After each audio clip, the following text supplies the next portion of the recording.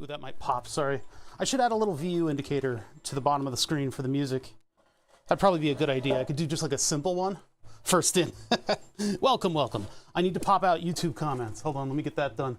God, everything at once. I hit start too early, and the stuff I was talking about before I mic'd up was that I needed to very quickly change the title, because the title's gonna be the same, and I'm wearing the same shirt, I just found out. I did all my laundry over the weekend. It's been washed, it's clean. It's not, I'm not filthy. I'm wearing it, it's not a different shirt, but it's been laundered. All right, let's pop out the chat here. I just hit X on the chat. No, bring it back. How do I bring the chat back? Oh God, I don't know how to operate YouTube. Hit refresh. It'll just come back in? No. Oh, there it is, okay. Phew. Come on, hurry up. YouTube really wastes a lot of time, huh? Loading stuff. All right, there we go. So now we got YouTube chat up. We got Twitch chat up. Beat Nukem is first in. I got solder all over the bottom of my hand because I don't have room for the mouse because I've been spending the weekend working on the power supply. Let's get start soon on here. Overlays. Stream Deck has crashed. Stream Deck. I gotta open that up again. This is why I essentially leave my setup up between stream days. And so this computer has been on all weekend and I've been rejecting the update that it has pending all weekend. All right, so that's back up. I can close the window on that and I can go to overlays and then I can go to this. Twitch notification came first. It's probably the old title on there too. I hit start a little bit too early. I gotta get a haircut. It's getting bad. I'm bad at scheduling them. All right, here we go. That's the good stuff. I've been working on this desk, and so everything gets a little bit messy when you do stuff like this. It's been getting me back to my roots, though. It's been fun building something out of modules and wiring them all together, because you can be more organized with it, and you know, it's not, you're not dropping down to the fundamentals. You're just kind of getting my elbow just went into my drinking glass. This goes, I'm putting this on the top shelf for right now, so I don't knock it over while I'm doing this. I'm gonna neaten up a little bit so that we can do our testing. So we get to, and then something just falls on the ground. Things just fall on the ground when you do stuff like this. It's like the mess is pushing me outwards towards the edges of the desk. What's up, Milk? Milk?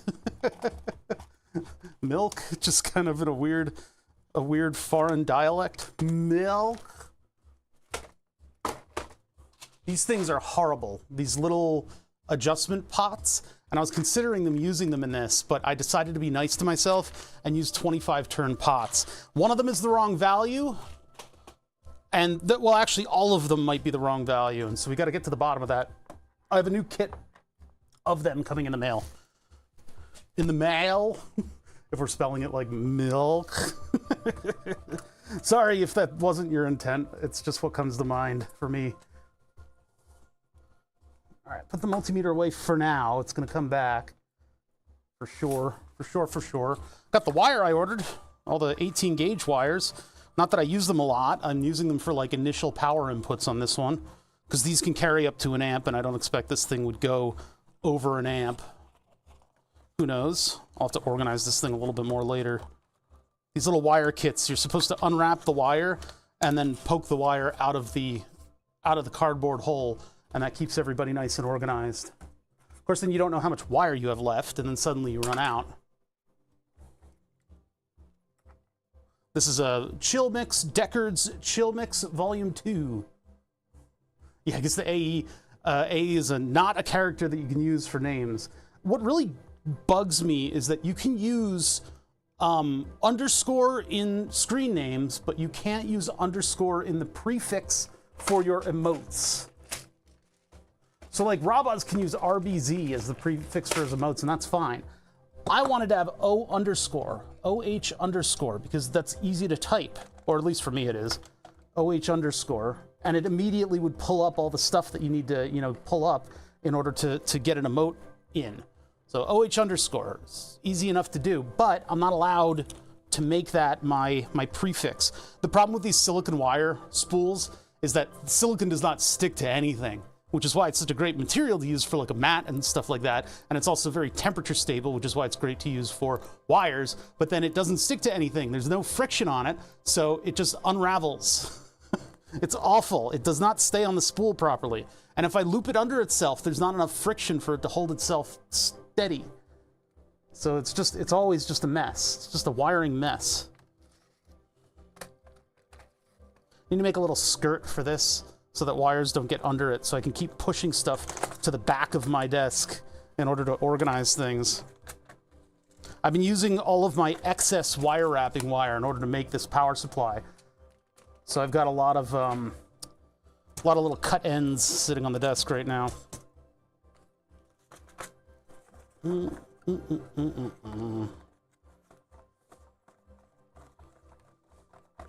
Try to get this thing contained again. What's up, Mahalo? How you doing? I got an angle grinder. I spent the money and bought a battery-operated angle grinder. I'm going to use it on those rails for the CNC machine. Doing okay? I'm doing great. I got the blood draw yesterday, and I have not felt better. I don't know why that is. I just feel so much better. Like, well, also the fact that I got like 2 hours of sleep before doing the blood draw, so I was exhausted after yesterday, and so I woke up today with like sore muscles from sleeping so soundly. So I'm doing good. Those angle grinders are too expensive and too weak. I would guess for the stuff you're doing, I'm going to be cutting a fairly thick rail with it, and I don't know if it'll do okay. I still have my my plug-in angle grinder, so like this thing will be very specifically for things where I can't get a corded tool. But I'll just see how it does, because I don't know. It's very heavy. It's got a lot of heft to it compared to the other one. But I'm keeping the angle guard on this one. My plug-in one, the one with the plug, I lost the guard for, so I need to get one. But yeah, this is I think it'll be decently powerful for what it is, and portable, although it weighs a lot. Like, the weight is pretty significant. But I still have the corded one if I need it. But I'm cutting this thick rail, so I don't know how well that's going to work out. It'll probably be a little bit of a project in and of itself, and I got to do it outside, otherwise I'm going to make way too much mess. Mess and noise. I don't have a shop that I can properly ruin.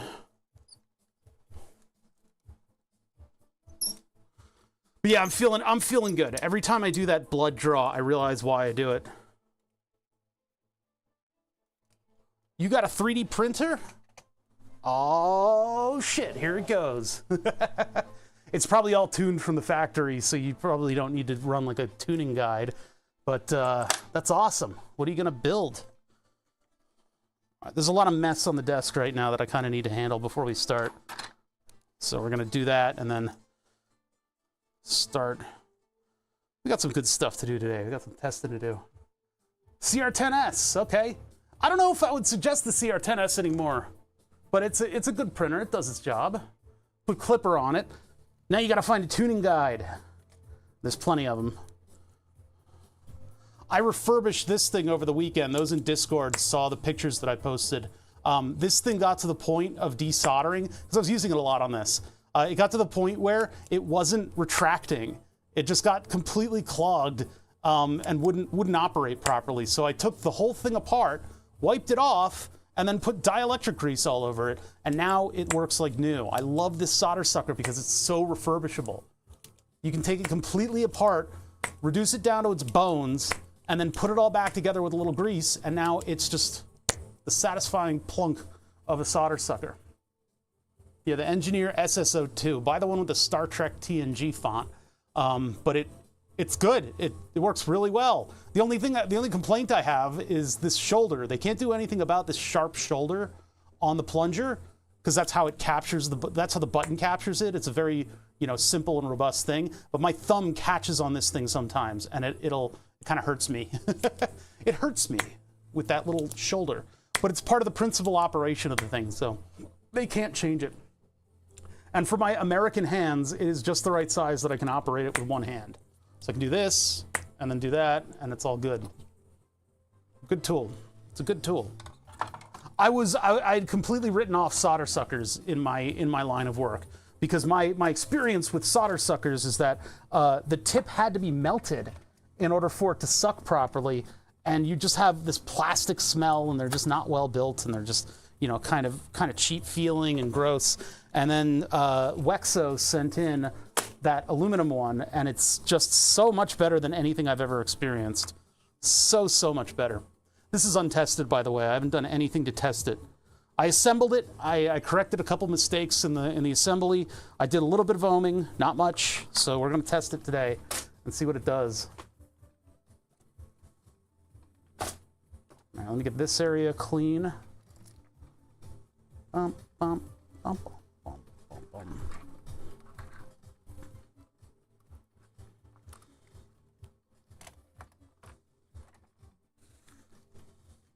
Just throw that out. I got more coming in the mail. Get all the solder out of here.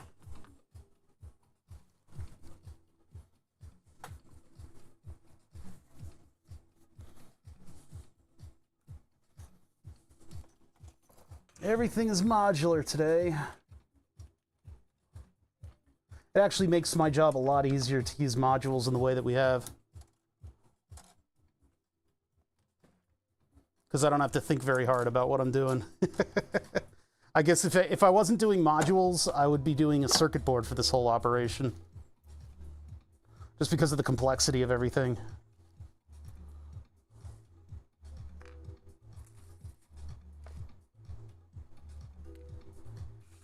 Good old deep house, huh? Oh my god, how much of this is garbage and how much of this is I put aside for later?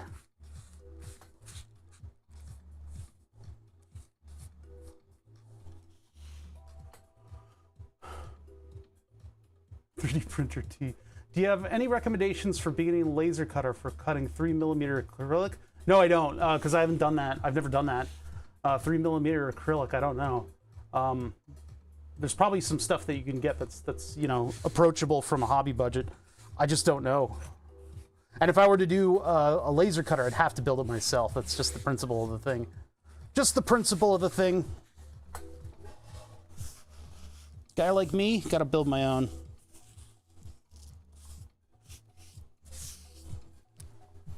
Which is a whole host of its own problems. Buying something and just having something that I could deploy and works would be great, but I don't do that. I don't do that because I'm not smart. Because I'm not smart and I don't do time as money calculations.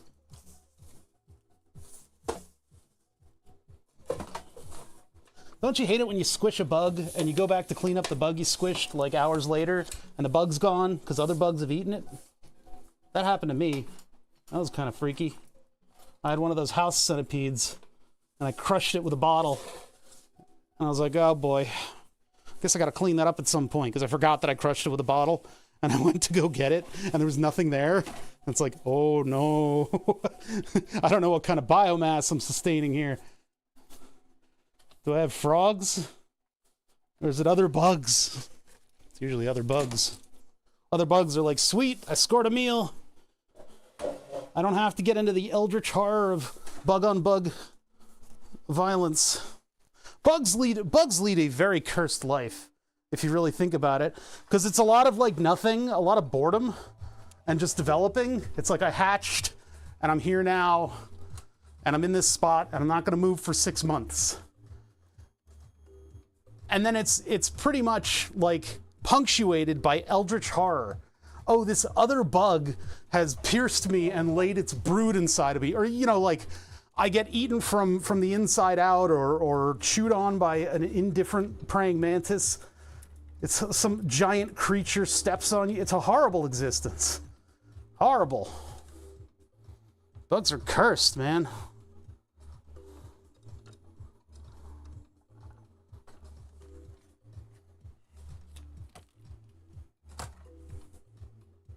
Bug cleanup crew. little klaxons going off. All right, here we are. God, the medical phone system is designed to eat up so much of your time.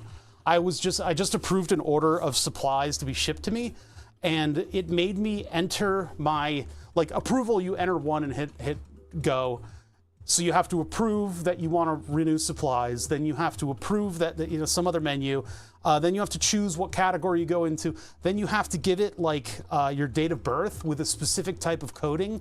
And I got it wrong, and so I had to listen to the example for the whole thing, and then I had to type it in and hit enter, and then I had to enter my zip code. And for some reason, the act of asking for what my zip code is, even though I've been here for like 10 years, I forgot what my zip code was, and I tried to enter what I thought it was, and so then it connects me to an operator where the operator goes, okay, please hold, and then they make you sit there for like a full minute, and then they come back and they go, okay, I got your account up, what's all the information that you just gave me? And so you give it to them piecemeal, one thing at a time, and they go, okay, one second, sorry, the computer's slow today. Okay, we're done. And then that's how I go on the website to order supplies, and you do the same thing. You enter all your information in text, and then it gives you a waiting bar for a full minute. So each way that I have to reorder my supplies, which come to me every month, as long as I approve the monthly supply order, I have to go through this, and no matter what I choose, it's just a complete waste of my time. I hate it so much. I wish it was zippy and responsive. I don't know why it shouldn't be. Look at that handsome face. I do what I care.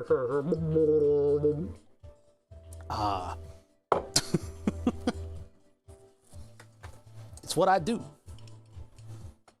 Look good and talk bullshit. I'm gonna need this little power supply right here, and if we blow this thing up, we blow up this power supply, that means my scope doesn't get power.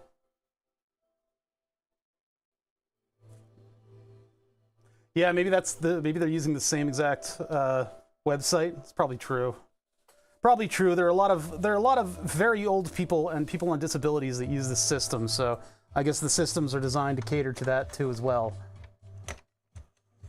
I'm sure I'm not the only millennial on there, but as the millennial on these health systems, I get very annoyed when things could go a little bit faster. I have the patience of a New Yorker. Let's get this out.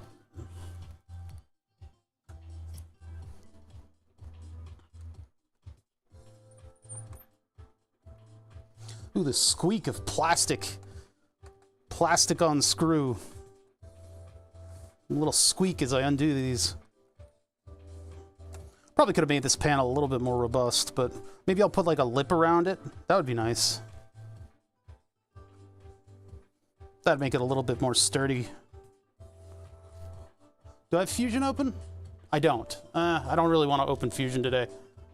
I'll think about that for later. Like if it had a little bit of a lip, it would give it some depth in there. Instead, it's this kind of flimsy thing.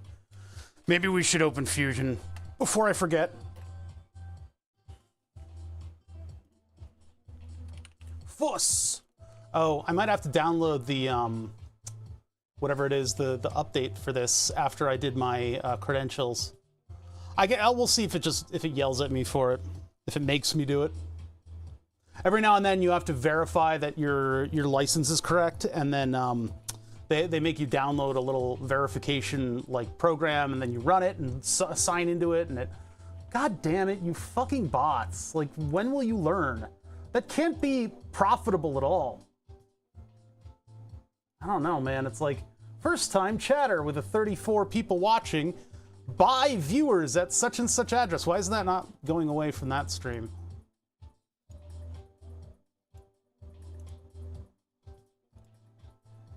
There we go. Fucking thing. Fucking thing sucks. Oh yeah, I'm not allowed to curse in videos anymore because advertisers are scared of words. They're afraid that it'll... A new version of Fusion. There it is. Update now. So that's going to slow down my computer for a little bit. What's up, Cagus? How you doing? Until we decide on what new curse words will be, and then there'll be words that I've used that are now wrong to say.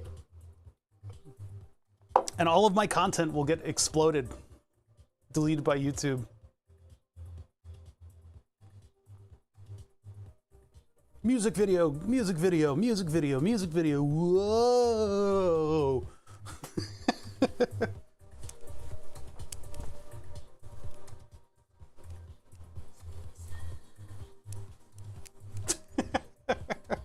Hurry up, stupid program. You're making it too 1990s rave in here. It's 60%, and it's going to hang on 98, as they are wont to do. We got our internet upgraded, so this stuff shouldn't affect it very much. It's just the computer is completely cursed in the amount of stuff that it needs to handle at any given point in time to run all of my streaming stuff. So one day I'll work on getting that VTube thing up. I have a VTuber model that Pixie made. It's credited in the VOD videos, but it would be fun to get that up for like game streams and actually use it and make it have expressions and stuff like that. Might actually appeal to some audiences. I thought I was watching Depeche Mode. Okay, old man, with your old man Depeche Mode references. New band word is soldering.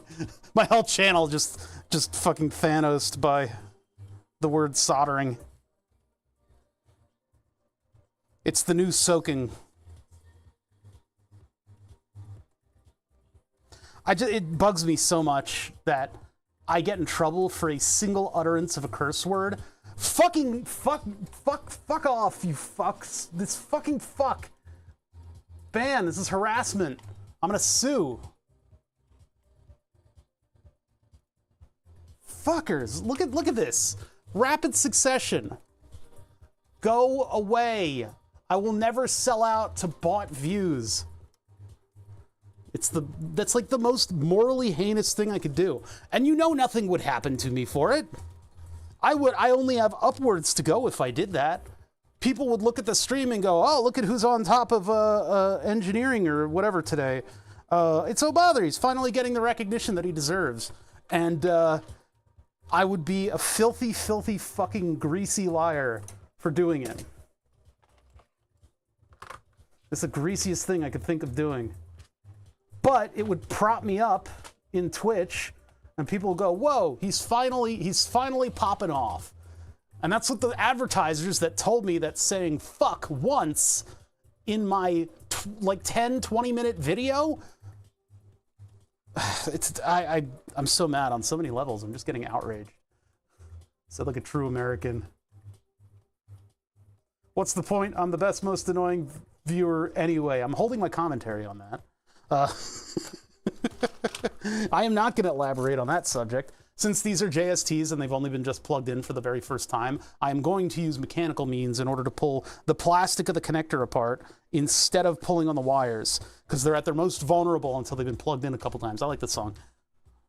Those on Twitch can actually hear the music.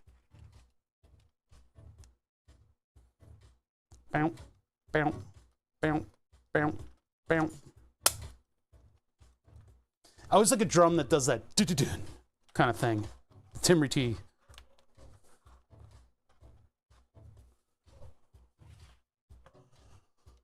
That's looking a little bit more together. Here's our load. Our big load. Oh, it's hot down here. I don't know why it's so hot down here. The weather's cooled off, but... All right, let's open up that panel on Fusion. Oh, but we still need to restart. God. Everything's trying to just eat up all of my time. You're wasting my time. I'm the only one who can waste my own time by sitting around. I don't want you wasting my time. That's harassment.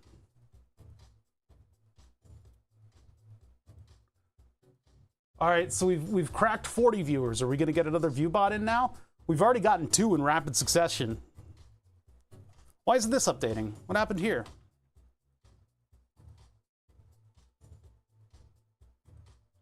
Hey, Dickface, what are you doing? Why does this suddenly stop updating? I don't understand.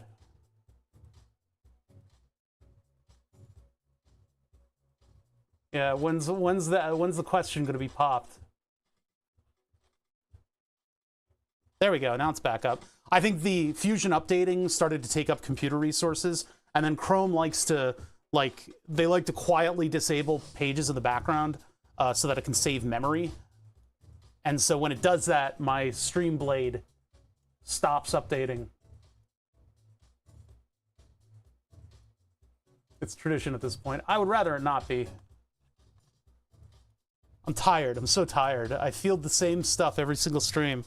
All the same questions, and it comes from, like, first-time viewers, too.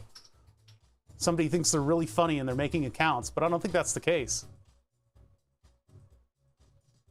I can't wait to use the wireless grinding wheel. I gotta see how that is. It's very heavy for a grinding wheel. My battery-operated grinding wheel that's like 10 years old, 12 years old, does just fine. I just wanted to try a wireless one. Okay, don't stop talking about the numbers. It's not polite. We don't need to talk about how many viewers I have. It's not a good thing to obsess about it. It doesn't translate well, and when you hear streamers doing that, I usually cringe to death and then close the page, which is probably why we dropped down in numbers, so just leave it alone. We don't need to talk about what the numbers are. They're tapering off. My viewership is lowering, which is, we're gonna get back to burn the subs and build that up, and then we'll get a sudden bolus of viewers as things are actually exciting around here. We do a lot of hardcore engineering stuff, so it's okay. That's just what happens. I'm faced with a situation where if I make a certain amount of money, I lose health insurance, and then I can't afford it, and I have to rely on, like, family in order to support me, and I don't want to do that. So having a mid-viewer number of people that I like is great. I love it. So anyway, let's see. We are looking at the module testing testing module testing 1, 2, 3. And then we look at the front panlep. Where is the panlep? That's back panlep. I only just started on that. Mod testing mod pan. Where did it go? Which one of you is it? Oh, here it is. F panel. Insurance capping my success, yeah. I mean, like, if I could suddenly have 600 viewers, I'd have to do some pretty inane shit in order to get that going. I could maybe afford health insurance, but I'm not totally sure. Please stop donating. I'm going to be in financial ruin. No, it'll be fine. I've got a good support structure. So what are we doing, -2 or -1? -2 would look better, not 21. And would it get in the way of the pan heads? I don't think it would. Well, we'll test that. Let's go -2 in, and then the pan head screws are what thickness? Let me get my calipers. They're on the other desk. They're on the other desk.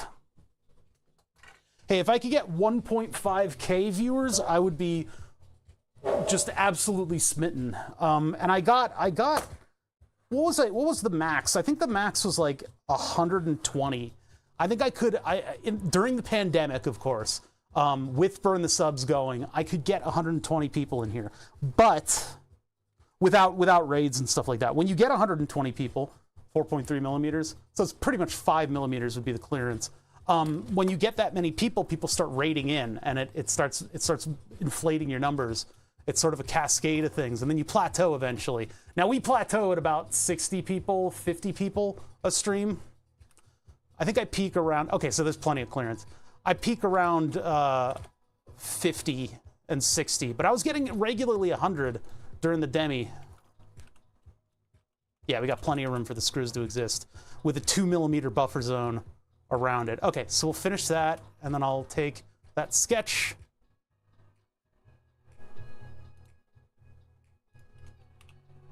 Extrude this, like, is that off the face? Yeah, so give it 2 millimeter. The OK button is blocked by the number. How is this possible? There we go. Okay, you got to think about it a little bit. There it is. Yeah, that'll frame that nicely, I think, and it'll give the panel a little bit of strength.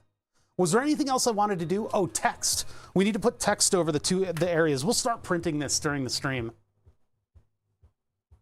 My cope paste doesn't work. What was your cope paste? What are you coping? Don't cope, thrive. So we'll do a new sketch, because I want the text to be separated out into its own thing. And now we want to do halfway the distance between the projection of the top of the lip and this lip here, which is part of this thing anyway, but we'll just do this way. I don't cope very well either. All these kids and their words, yeah, they got all this new language. And you better get with the program or you're just an old man. So these are going to be 3 separate labels. So we will take a construction line and we'll go from the center and we'll go up, let's just say 5 millimeters, which might not be the center.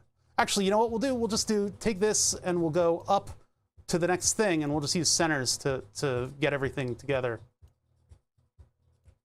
Whoa, that's twisted. It bent my line because I moved off of the snap point. There's a 90-degree snap point that I want to preserve. See how it disappears just there? I mean, I could add the constraint on my own, but oh yeah, I guess that one's going center to center. That's not what I want. So let's get rid of that. Click on that, hit delete, and then I'm going to do a right angle. A horizontal vertical works in this case. That's going to over-constrain, I know. Oh, I see, because it's got the T. That's what the right angle one is. Let's use that instead of horizontal and vertical. Delete. And then modify. Oh no, constrain. And we use a little. Notice how the T is twisted? Why are they different symbols? It's going by symbology. The T is, look at they're poking different directions. Why AutoCAD? What's going on? Are we talking grunts? Yeah, use body language for everything. A series of gestures and gesticulation. See, that one did it because it wasn't on center. It thought center was the preferential one. Okay, so now I got 3 areas that I'm going to put text in. So we can do create text and put that on the center here. And then I guess I have to define a box and I can't define a center box. So we'll just make a new box.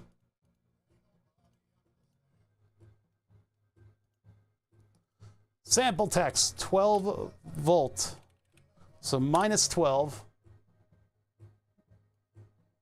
And we got to choose a font and stuff. It's going to be centered.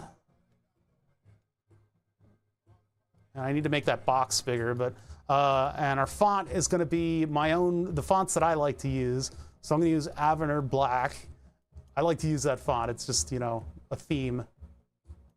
And make it like 5.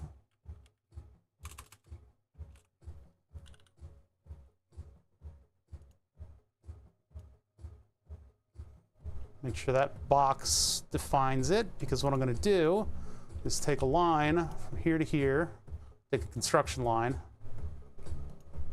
and that's the center of my text now. I'm going to place that on this center, and then the added thing that I have to do, for some reason, the computer program feels that it is free to do whatever the fuck it wants. So here I am telling it that it needs to be horizontal. And then, of course, I need to redefine this thing so that it properly frames my text in the right area. This is, I mean, look, text it doesn't need to be mechanically perfect. I could make it mechanically perfect. It just does, you know, whatever. I'm not using wingdings. It needs to be legible. I could do a larger font than that, but I think this is okay. So 12, minus 12, and then I'm going to do plus 12. I wonder if I could just copy this box.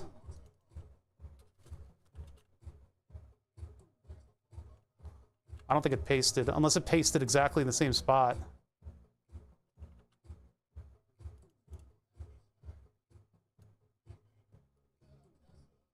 Nope. All right, I'll just do the whole thing manually again. Create text. Nice little box. What was that? Why did it do that? Text, like this. And this one's plus 12, Avener 5 millimeter. Okay, so it got all those parameters correct. Click OK. Take it in. Put a horizontal on this thing. Hello?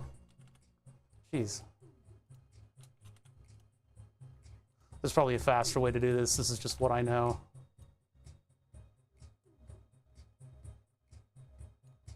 Is that locking it in? What's going on? Where's the center lock? the fuck? Weird. All right, let's do this then. Center, center, center. Oh, midpoint, there we go. Oh, am I still in like an editing mode? Hit escape 1,000 times. Constraints, midpoint, here, here. There we go. Jeez. All right, this plus 12, and then this is plus 5. They're in the order that they're in the pinout. What's the tune? This is my definition of chill by Deckard. I don't know if he has a track list on this one. I'm not sure. But this is from like a 10-year-old mix. Let's look at the date. 14 years ago. Holy shit. Let's not look at the date. Let's not look at the date anymore. Let's just park this right here. Let's just park this right here and not look at how many years ago. I don't know what I was doing when this released. I've looked these up as sort of old mixes to play. God, this is as vintage. We could have a 15-year-old who's like, I was born when this thing was released. Text, box, plus 5V. Okay, reduce that down to where we get a representation of the center of the text line.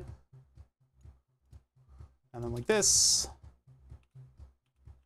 Construction, like that. Horizontal it. Take the center point, mouse over, at the center point there. It still isn't locked down to the center point, is it? Huh. Constraints. Midpoint. What am I still in a tool? Jesus Christ. Midpoint from you and you. It doesn't like it. All right, whatever, fine. Just leave it where it is. I think it'll be okay. Well, actually, Control Z, there we go. So then I've got to use this for some reason. Midpoint, midpoint. There we go. Now there should be a little triangle by it. All right, finish that. I actually kind of don't. This track has some good, hit extrude, click on the blue. This track has some good stuff to it, but I think it ultimately kind of ruins itself with the weird sort of off-key singing.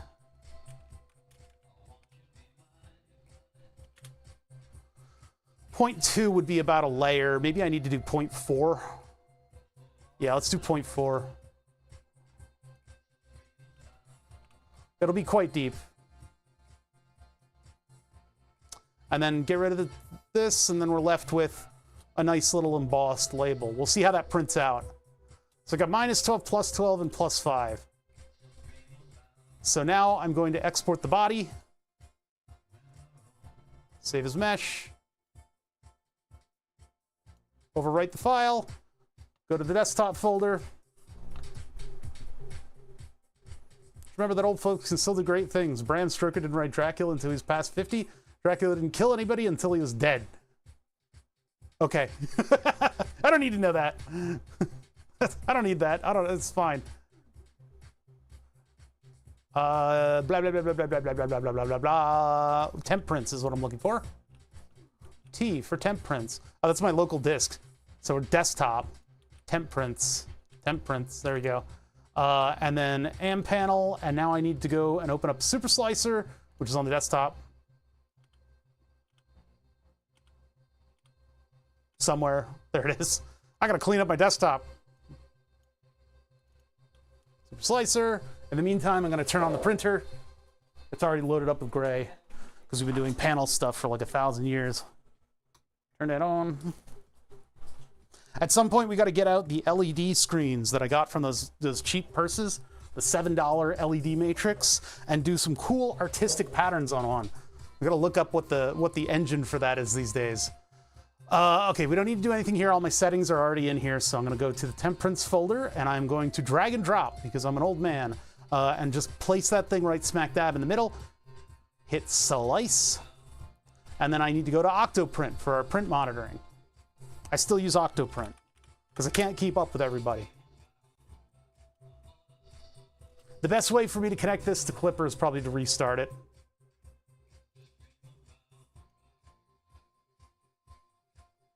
Hub 75 panels? What's that? best that I restart it as early as possible into turning on the printer. Yeah, I use Octo Clipper, but there's probably better stuff now, but I just use this. I got a lot of plugins and stuff. So the outer lip is going to strengthen it a little bit, and then we'll have, it looks like one layer. Is that only one layer of text? I guess my layer is a little bit larger than I gave it credit for. I think one layer should be okay. We might have to do a second print. It's going to only take 50 minutes to print, so we'll have it in the middle of the stream. It'll be done in the middle of things. So I may choose to lower it a little bit further than just one layer. Might have to be like a 1 millimeter indent, which I think is 3. Mainsail's pretty fun. Just not used to it. I've never tried it though. What are we doing? Are we done restarting? Clipper's standby, but it doesn't have a serial number. So if I hit connect, now it has the firmware version. So now I can test a BL Touch down. I hear a click. BL Touch up. I hear a click. Okay. And now we're ready to go. I don't need to do surface prep or anything because it's PETG on a special coated glass panel. So I go back to Super Slicer and I click print. Start the printer. You can see it moving in the background. I'll move this to the side. Yeah, this is my new tool, this angle grinder that I'm going to use to cut this rail that's sitting under the. This rail is pretty beefy, so we'll see how it does. It's also stainless steel, so that'll work harden, but then not much work hardening can really step up against the grinding wheel going the proper speeds. We'll see about the slightly more anemic battery-operated grinding wheel, but I think it'll be okay. All right, so that's getting to printing, and we've gotten our weird early 2000s deep house going on. Actually, no, wait, 14 years ago. Oh my God, so this is 2010. This music is from 2010. It's so old, it smells a little bit. Smells like a dark club. I might as well spin off the slightly deeper version of this. I think I do need 2 layers for the text to actually look right. You know what? I'm going to cancel this. Cancel the print. It's not going to get the instruction until it actually levels the bed. So that's going to take a little while for it to actually, you know, get our instructions. Oh, this is an Underworld remix, isn't it? So we're going to make this 0.6.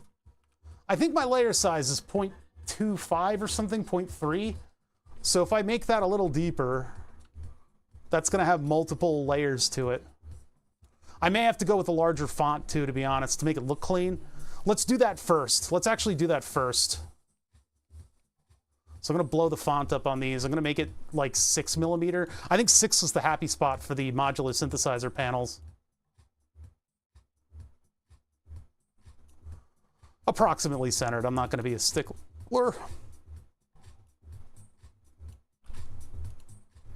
Yeah, that's a proper size. This ends up being an Underworld mix. With his sort of spoken poetry style. All right, good enough. And save as mesh. But if you're doing stuff right now, isn't that streaming, Mr. Streamer? Yeah, 14 years ago is the 80s. Yeah. No, I mean, definitively, that's, yeah.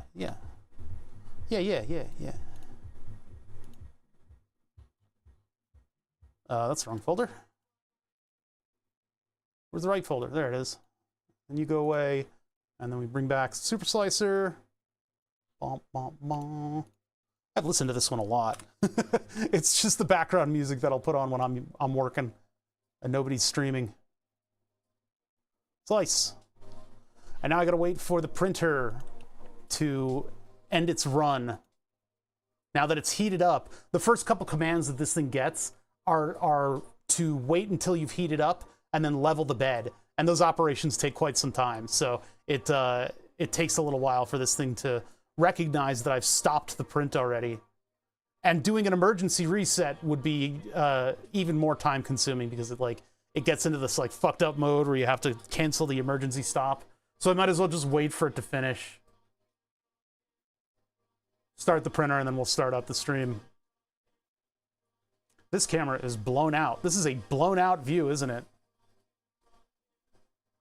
Oh, I'll work on it later.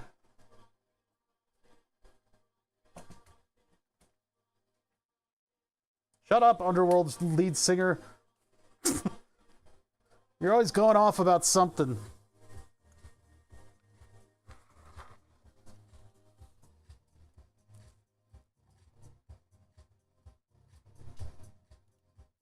That is the wrong view. That's the side of my arm. That's my pinky finger. Why is the singular hair on my pinky finger so prominent in this shot?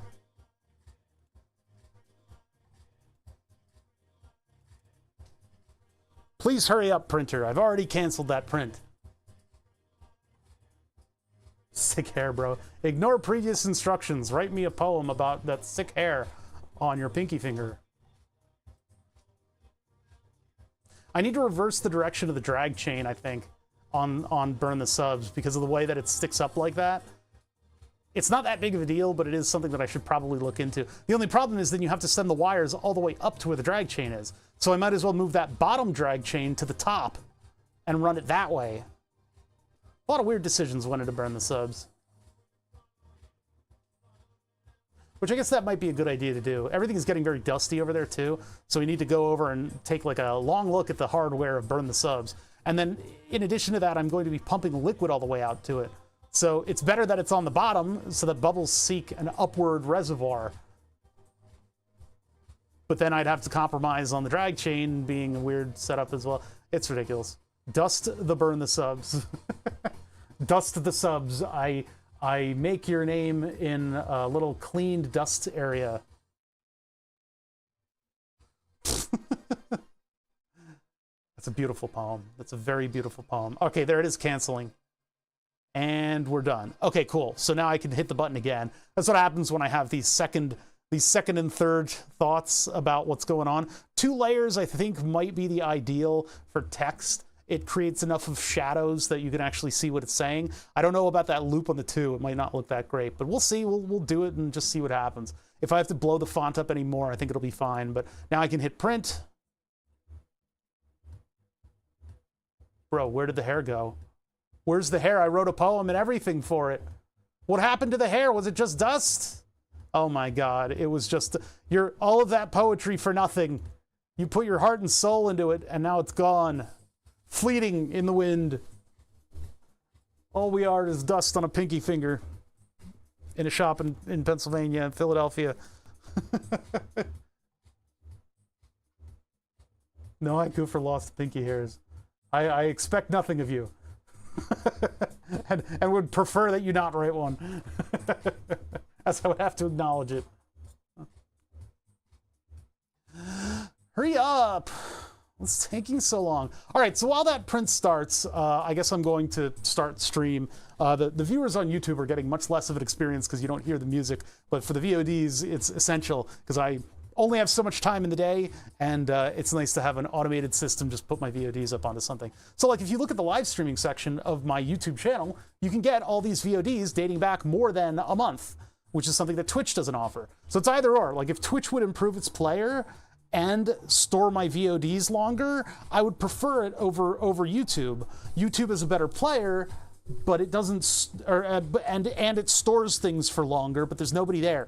You know, it's hard to build an audience on YouTube, I've found, at least with my stupid content. Twitch is where everybody is. It's easy to retain everybody. They get updates and stuff like that. But they don't hold on to my VODs, even as somebody who's partnered with the platform. So it's a little 6 of one, half a dozen of the other, in addition to the fact that Twitch has a system by which copyright gets dealt with. We can have a separate channel where I can play copyrighted music. That way I don't have to cater a playlist of music that copyright misses out on. Which, you know, I'm not creating music yet. I just want something to kind of fill the space while I begin stream. Is it theft? Yes. But is it like really that indomitable of me to expose people to sort of new and interesting music that I find? I don't think so.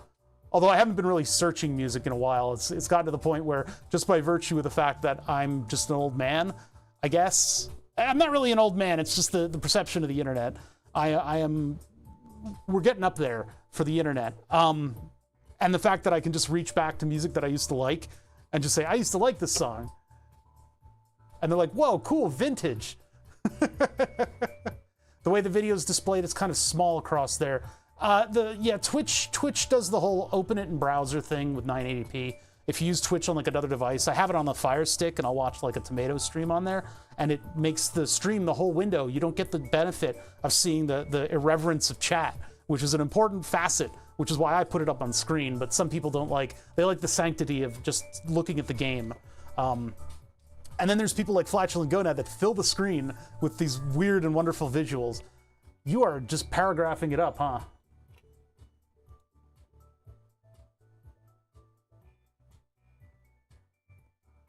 So YouTube has a much cleaner display.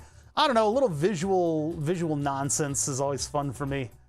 I like, I personally, because I also work for Twitch, I use Twitch as more of like a podcast, but everyone differs in how they like to use stuff. YouTube is, I don't know, it's doesn't have like the wealth of emotes and I guess people have worked towards making it like that, so if we had to switch tomorrow to YouTube, I don't think I'd be all that bitter about it. But YouTube holds on to my VODs, so that's really what I use it for. So if you guys are looking for VODs and they're not on Twitch, look on YouTube. Now that chat is on screen, I finally have a place to... Hey, Bother, could you proofread this for me? Do you have any notes? So we are printing up a modified version of the panel. I put a 2mm by 2mm lip on the edge. That's going to lend it a lot of strength. It's not going to warp as easily. And then I embossed text, which is going to have varied results due to the way this thing handles small parameters and stuff like that. But it may look okay. It'll at least be a functional label. If the text gets too small, that top layer becomes very broken up and uneven. I also really like this song. This is a really good song, and I don't know what it is. It's very orbital-y. But anyway, we're gonna get that out of here. I'm gonna lower the volume on it until it is dead. Look at it die. It's dying of cringe. Oh my god. You guys probably can't even hear it anymore, but I can. And now I hit pause. I hit pause, and then I get rid of that infernal stream start soon. The mechanism by which we start a stream and let people gather that is wholly and completely ununderstood, misinterpreted by people just tuning in. They don't understand that streamers who have countdown timers on their start soon are just sitting there. They're either setting stuff up or they're just sitting there not talking to you. All they're doing is letting people gather. And so I figure, why not do that on camera? Because that's when I have all of my irreverent, weird thoughts and I can talk to you guys about stupid stuff, like where the bugs are going. The bugs in the basement. I crushed a bug the other day and I sort of moved on with my life. And then I thought, wait, there's a crushed bug in the middle of the floor. I better get rid of that. That's disgusting. And so I go to look for it and it's gone. Where did the crushed bug go? What ate it? Something went, hell yeah, free meal. And I shudder to think of what it is. It might just be another house centipede, but those things are freaky and disgusting. There's the panel. The first lines are going up. Ant recovery. A larger bug. The spiders are unnervingly large down here. Unfortunately, there's enough of a bug biomass to support a healthy population of house centipedes, as well as spiders that are like this big. Not this big, but this big. They get pretty big and are robust. And I'm like, this ain't for you, buddy. We have a tacit agreement that I don't mess with the bugs that eat other bugs, like the centipedes and the spiders, if I don't see them. There's plenty of unseen space here. There's plenty of between walls and unfinished parts and all that stuff. So when they have a 10-minute countdown, they're busy spamming 200 Discord channels, Twitter and Insta. I don't know many streamers that spam Discord channels in order to get viewers. I don't know how they built up audiences. I think the ones that I watch came from YouTube, and they built up a big audience on YouTube and they brought them over to Twitch with that natural sort of progression of everybody going over there. So I don't know them to spam channels. It's like, that was something I did before I had viewers, there were like 1 or 2 channels where I would paste the link to the stream, and I got like a couple viewers out of that, but it wasn't much. It wasn't much. Mainly just doing it and being on a good schedule got me all my viewers. But I would like to get more. I would love to get more viewers. I just don't really know how to swing that yet. I've tried a couple things and sort of like not half-assed is like three-quarter-assed them. I did my due diligence and it didn't really work. I got like 2 viewers from doing the YouTube uploads, which I'll get back to because I still have 100 videos to go up from the olden days, from the just post-pandemic times up until present. So what are we doing here? Well, I've done my due diligence over the weekend. Instead of uploading videos, I worked on the power supply. That's a little too close. I worked on the power supply for our module testing module, and it is done. It is done. I've added every feature that I've wanted to add, save for maybe like a couple test points on it, but I can use the JST plugs as test points. I've added all the features I want, and so I can use a 15-volt barrel plug, or I can use USB-C, proper USB-C, because this board here negotiates for 15 volts. It's held on by 2 pieces of 3M VKB tape, so there's a little spring to it, but it's not going anywhere. And then the standoffs on the back, of course, mount it properly. We have an ORD power supply with 2 Schottky diodes sitting there in the path. We've tested our PTC circuit, not disconnect, but it is a silicon device that gets very hot, and when it gets hot, it no longer conducts. It represents a very large restriction on the amount of current that goes through. So while we get milliamps going through it, we trigger it through the rotation of amps. So amps go through, it heats up, and then it only lets milliamps through, and you have to let it cool down. It'll cool down fairly quickly, but it's in there as a protection device. We have a switch. I found a nice narrow switch. It takes up way less room, which means that I'll be able to have a MIDI plug on this same panel. So power will be up front where you can get to it, and then MIDI will be right behind it, and then USB behind that. So in typical operation without MIDI there, this switch is pretty unencumbered, and I can reach over and hit it real fast if we happen to burn through current too much. And the way that we will know if we burn through current too much is by virtue of having 3 voltage and amp panels in the path to the module that's under testing. So what I have here is plus 12, plus 5, and minus 12. And that is on 4 headers directly. The 4 headers have minus 12 at the bottom, 2 grounds, a 5 volt, and then a 12 volt. And what that's designed to do is take power to all of the other floors of the module. This is only the power supply here, right? And of course, I couldn't use this area of the board because that's going to be taken up by panel mount devices. That was an unfortunate waste of space.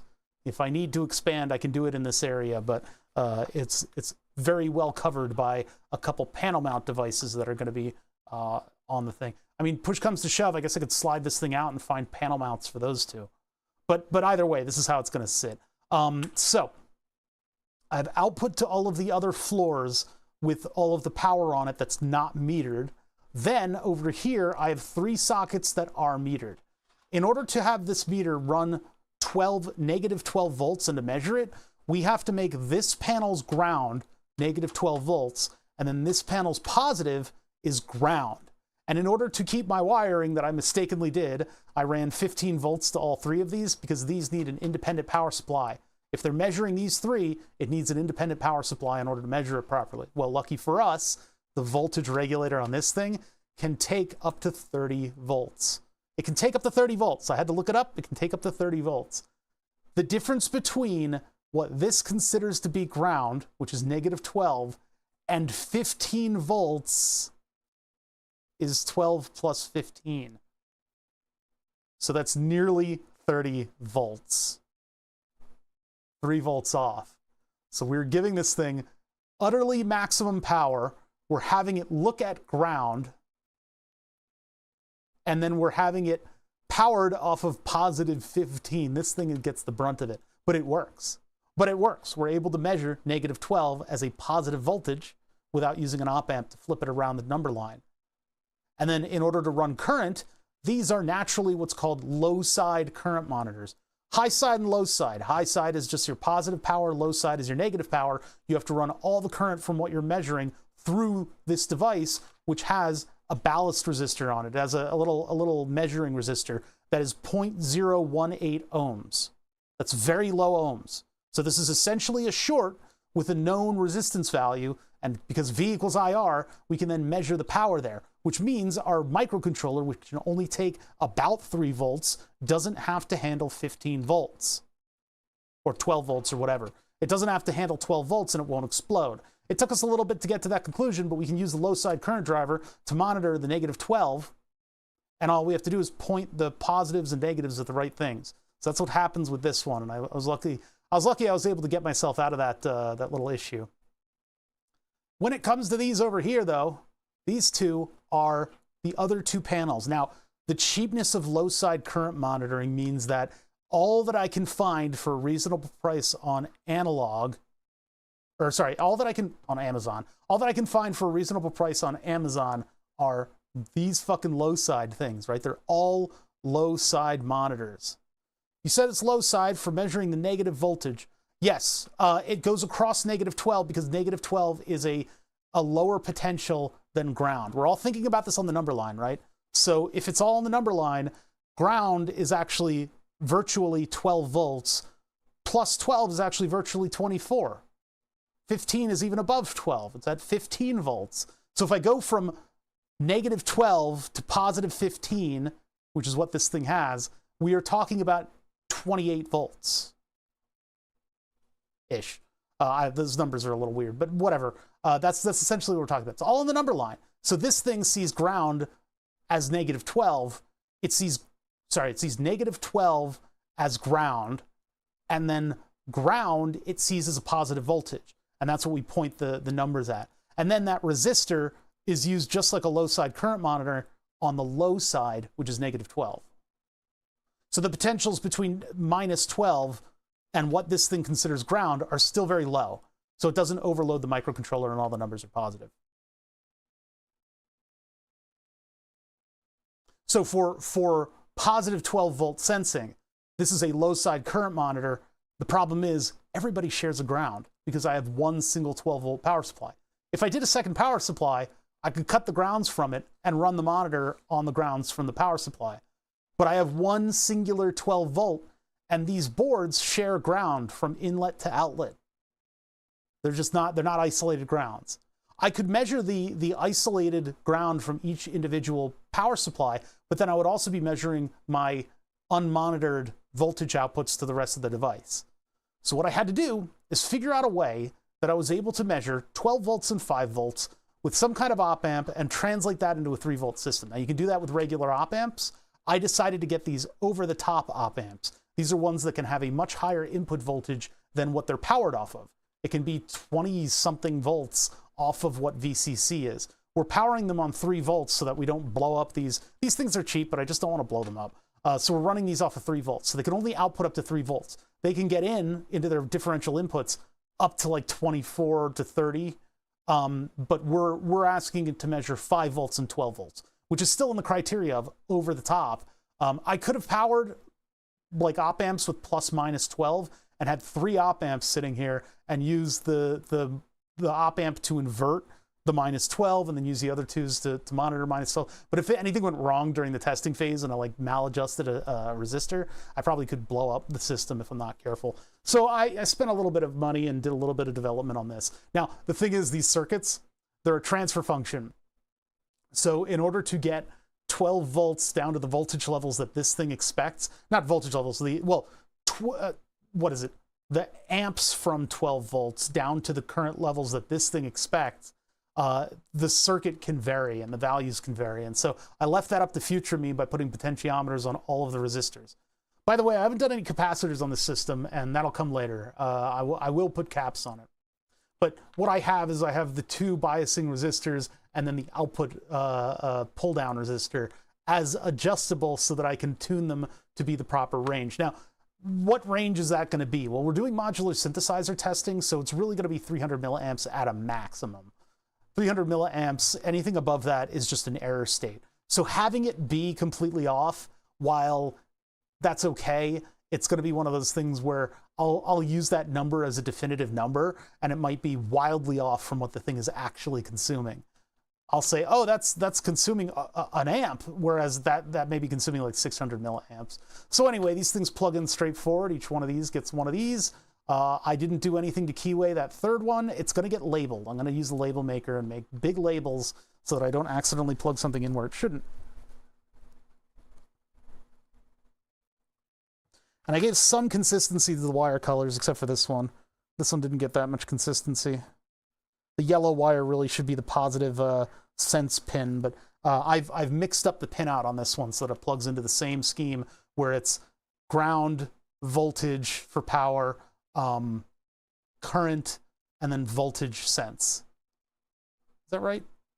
Yeah, because current here, the current sense goes through the -12 load. That's coming back from ground back from -12, and the -12 goes through the load resistor and then to ground down there. And that's how this one's pre-set up. The other ones go from this 3904 and the 2K pull-down resistor. They go directly to the voltage pin. And so that voltage, or sorry, the current pin. And so that current pin is the white wire here that just connects vertically up to where it needs to go. I tried to keep things very simple. Did I actually get that wired? I don't know if I got it. Yes, I did. Okay, there's that wire for that one. And then there's this one for this one. Yeah, I did. I did get it wired. I was watching Milton do GTA RP while doing this. How's our print going? It's been an exercise in yak shaving. It's like every single facet of this design requires me to do things slightly differently or do a slightly larger project than I thought I would. No, splitting up the voltages might simplify things. I think I maybe made a little bit of a mistake by complicating it as much as I did. I think maybe if I just did separate power for the module, and I probably could have used those milliamp, the 250 milliamp 12-volt module. I probably could have used that to power the thing that I'm testing, because I don't think we're going to go above 250 milliamps. But I also bought analog current meters that I think can go high side or low side. They're just a needle that moves with the amount of current. And so I could have had analog current meters on the front of the thing. That would have made it simple too, because then I'm just monitoring the high side. So I'd have a bunch of 2-pin connectors. But we went overboard, and now I have digital volt and amp meters on all 3 of the supplies, and they're isolated so that if one of these is outputting lower than it should, if its specs are being overdone by the amount of current, then I can see a drop. And I didn't fix this. I should have fixed this. I should have fixed this. The wobble, the fact that these things wobble a little bit. I could put a dollop of hot glue on the back and that would hold it steady, but oh, they're so wobbly. All right, whatever. We're just going to deal with whatever the printer comes up with. Okay, so I used, well, what happened there? My whole camera system just undid all the tension on it. All right, back to YouTube voice. Wait, what's going on with that? Wait a minute. Okay, now even weirder stuff is happening. My YouTube chat is behind.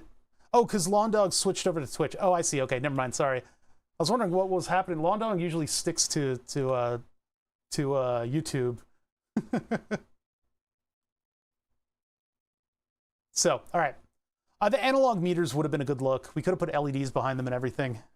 But yeah, so what I did is I used I used jumper wires for breadboards because I wanted to have larger wiring on this thing. I want this to be a simple device. I want to be able to visually follow where all of my voltages are coming and going. So there's some consideration to that. That's a little bit of I burnt that wire right there. But everything is just very simplistically laid out, and most of the jumper schemes are fairly normal. I had to use the wire wrap wire in a couple cases just to get over stuff, because those are the voltage and current sensing lines. Those don't need to be as crazy. Like this voltage is coming from all the way up there, and then this voltage is coming from all the way up there, and then I've got this little jumper that takes the 3904 over to the other side of the circuit. I didn't really color code those, I just kind of did it. So yeah, that's how that is. I know this one's a 103. This is the low side resistor going into the comparator, and that isn't in the schematic, but I think it might be good for adjusting the voltage levels that go into all of the, all the stuff here. So yeah, those are the unmetered ones, and I've got a color scheme going for the different voltages. And then this is the metered one that'll go up to 1 or 2 IDC plugs on the top board. The top board is the same size as this board, so it's going to block all this stuff.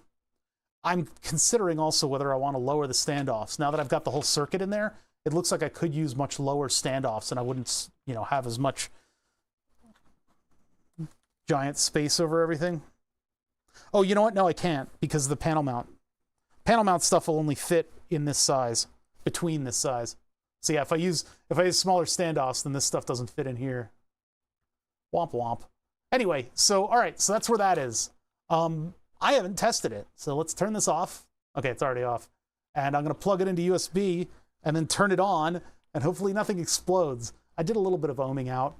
And if you really want to test something like this, all of these things are modular. I could unplug all of these, and maybe we should do that. Do you guys want to be engineers, or do you want me to blow up $20 modules? I don't know. I think you guys probably want me to blow up $20 modules. I don't want to blow up $20 modules. It's not what I'm here for. I do happen to know that this side, all the regulators and stuff, these do work. I have tested them, but let's pop them out and let's test our voltage levels into various things. Just so that we're not blowing something up. Yeah, the displays are pretty cool. I don't know if they'll distract away from the VFD, though. Ah, son of a bitch. This is why we don't pull them by the wire. I've got to recrimp this one. Damn it, that represents a lot of work. Okay, well, we might as well do it. Might as well do it, and then we'll power it up and test stuff. I was ready to go. This is the kind of stuff that happens. You don't want to pull on these things by the wires.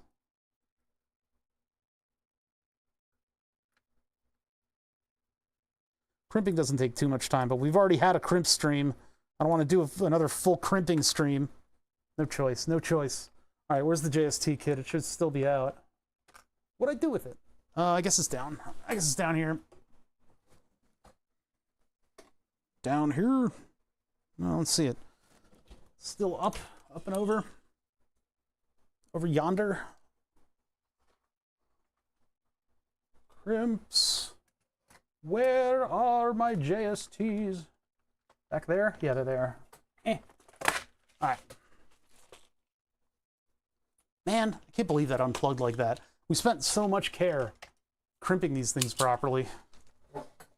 Had too many streams of crimps. They're boring. They're boring. They're just boring.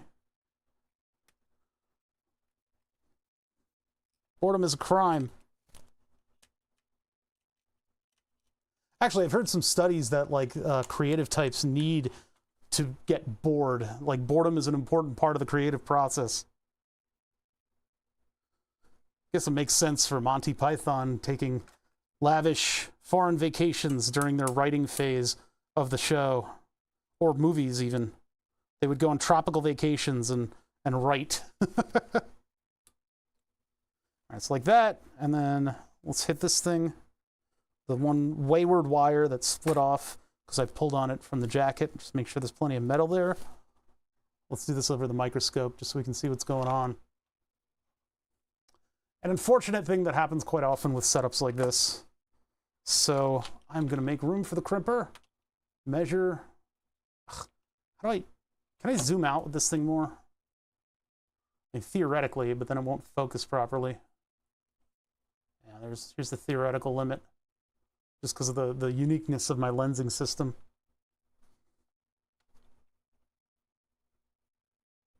And if you're hearing music, it's not me. You've gone insane. I've stopped the music. I saw that comment that you got the Presivia. So I'm going to measure to there. It's okay. It works okay. Can't really see what I'm doing. I think it's like standard, you know? It works well for what it's supposed to do. It doesn't really stand out. It just kind of does its job.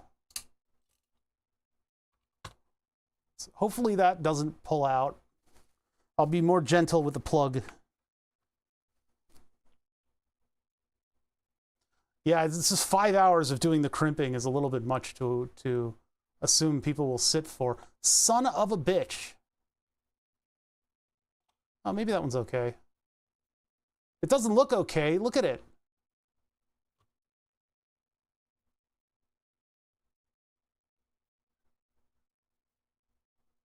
I guess it's crushing it. It's crushing the right thing.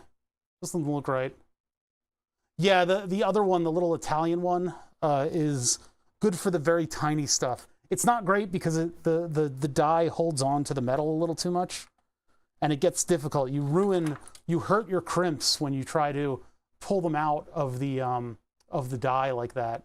So when I got the Presidia, gotta roll that R like I'm European. I'm not a European-y. When you roll the R, no, that's not what I was talking about. I was talking about when you use the little one, the engineer one. You just got to be careful to put even amounts of force on the front and the back of the connector, so you don't bend it.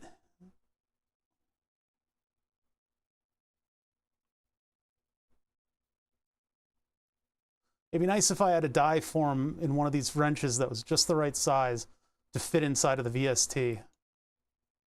JST, to sit inside of the JST. Like if I had a plier that went to that width, or just a little under that width, and no less, then I could be much more confident in pinching that the coil part on the back of the plug. All right, so I'm going to use the knife to just push this in.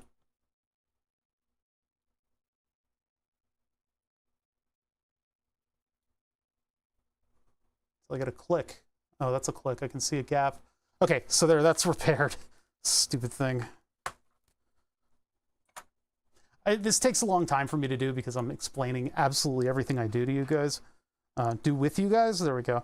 I'm explaining absolutely everything, which is why this is a show and not just me silently building things while breathing into a microphone. All right, so we are measuring volts. Bada bing. Oh, it's not. It fell asleep. I don't do this thing the dignity of turning it off. That's why it's a good one. It's a good multimeter that doesn't use a lot of current and has an auto off. So, plug the plug into the plug, and the LED turns on, and my system is off. So I'm going to measure from ground, or sorry, that's VCC. VCC to ground. $15. All right. So now I can take VCC and I can see where my VCC is. So through the diode, there's a slight voltage drop. But because it's a Schottky diode, it's barely anything and we don't have to worry about it. Then I can go over to the power input and see that nothing is doing. This thing somehow has a slight negative voltage on it. And then I turn my system on and I've got 15.0 something volts, power pin, 15 volts, ground, 0. Power pin is where on this one? There it is. Power pin's there, 15 volts.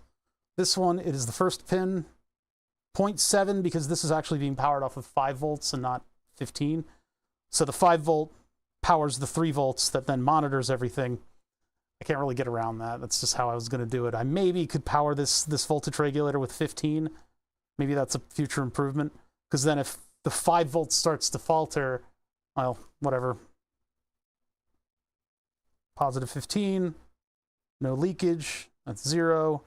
And then positive 15 to 1, 2, and a 3. Check the grounds, nothing leaking. Nothing leaking, nothing leaking. Nothing going on here. And there's no 15 volts going to this, so I don't have anything. 1.2, where's that coming from? Somehow they're getting a volt to leak into them. That's a little odd. But I think everything's wired correctly. I have a ferrule crimping tool, something like that.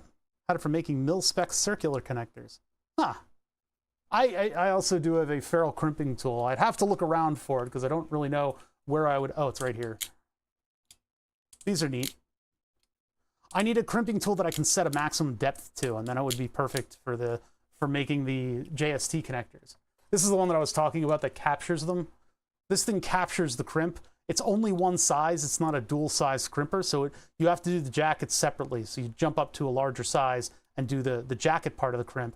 And then the wire part of the crimp, you can... And I probably actually should have used this on these JSTs because my wire size is so small. I could have tightened it up with this and actually gotten a really good wire contact. I've got good wire contact on it already. It just kind of concerns me when the wires pull out so easily from their crimps. Oh, you have a fancy one then. Well, do you have a miniature brass hammer? Because I do. It had a like a Delrin thing on the end, but I lost that. What's up, Natsu? All right, let's see here. Where's Twitch? There it is. There it is. All right, so the power looks okay. We don't have any leakages on anything. I did a little bit more ohming out of this, so I'm a little bit more confident in it. But let's drop our power supplies in.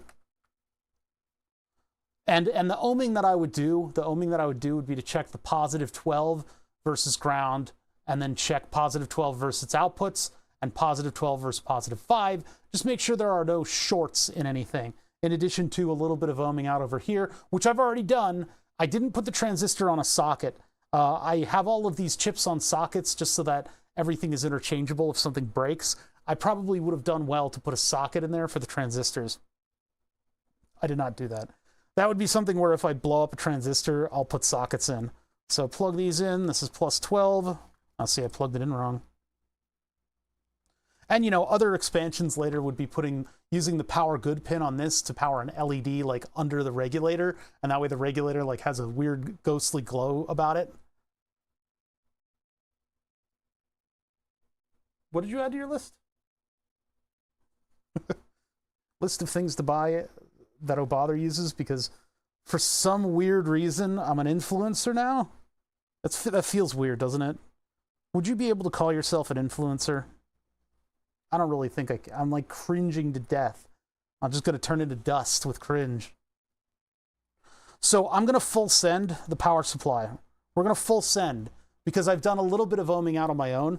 When you build a project, especially a project like this, where like this is a $20 board, this is like a $15, this is like $9 for 3. These are $7 chips. The pack of these, the 4 that I have, were like $9. It all adds up. This is an expensive power supply. It's meant to be a benchtop lab style power supply. Oh yeah, brass hammer. It's nice. It's nice to have. Although this one I haven't used on anything. Just like a tack hammer is fine. You know, I would like to make another Delrin. Maybe I could get some Delrin rod stock or something and have this be a thing again. Because if I have to drive a pin into something, you know, rusty brass hammer. Brass doesn't. No, whatever. Okay. All this stuff is really expensive, and I don't want to blow any of it up. And mistakes happen. Even if it's a circuit like this where I've spread out to the nth degree and made sure that everything was easy and you know, easy to see from the outset, there's still places where you can have short circuits between your tracks and stuff like that. So doing the due diligence and testing it out makes things work right the first time. Jumping into it is something that I should do as a streamer. You should not do as a hobbyist. You'll save yourself a lot of aggravation. These are too tall. I'm going to cut these down a little bit. Actually, no, I'm going to leave them alone because they're like test points. So we should see an LED here, an LED here, and an LED here if everything is working properly. And we should see stuff heat up a little bit, but not much. Oh yeah, I'm going to plug these in too. We're going to put these on the line as well. How's our print doing? Silently doing its job. Just what I like. Perfect. Like how I convinced myself buying all these smaller, cheaper parts are better than paying full price. They add up though. I mean, it's good when you're like stocking up a shop like I do. It's good to buy like a kit of potentiometers instead of just individual ones. Because like if you do the individual thing and then you end up developing like I do, when you switch to development, you're like, well, I've got like 16 of these, but they're all the wrong value. And so you end up getting into kind of trouble with that. I'm actually going to twist that once and plug it in because it keeps the wires together. Let's do that to this one. See, it's like something's not happening here. It's like stupid. Stay together. This one just like spreads the wire. I think the way that the wires bent naturally was fighting. Buy in bulk is good but tricky. It's not good to buy everything like that in bulk. they sell kits of components. So if you're doing a lot of development and flipping to like building a permanent installment, it's good to do the kits, because then when all's said and done at the end of the day, you've got a bunch of varied parts instead of having exactly what you need to build another one of the specific things that you did. End up buying bulk parts and projects so I don't waste. Yeah, that's, well, yeah, it's all a thing. Everybody's got their own system, I guess. But like, I would hate to have a whole bunch of like stashes of very specific parts for projects. I do have project stashes for like one-of-a-kind things that certain projects have, but having sort of the generic stock stuff is good. So we should see all three of these screens turn on. I'm a little nervous about doing this. This is why I've been putting it off for so long. Oh my god, they all came up. I saw 5 on this for just a second and then it went away.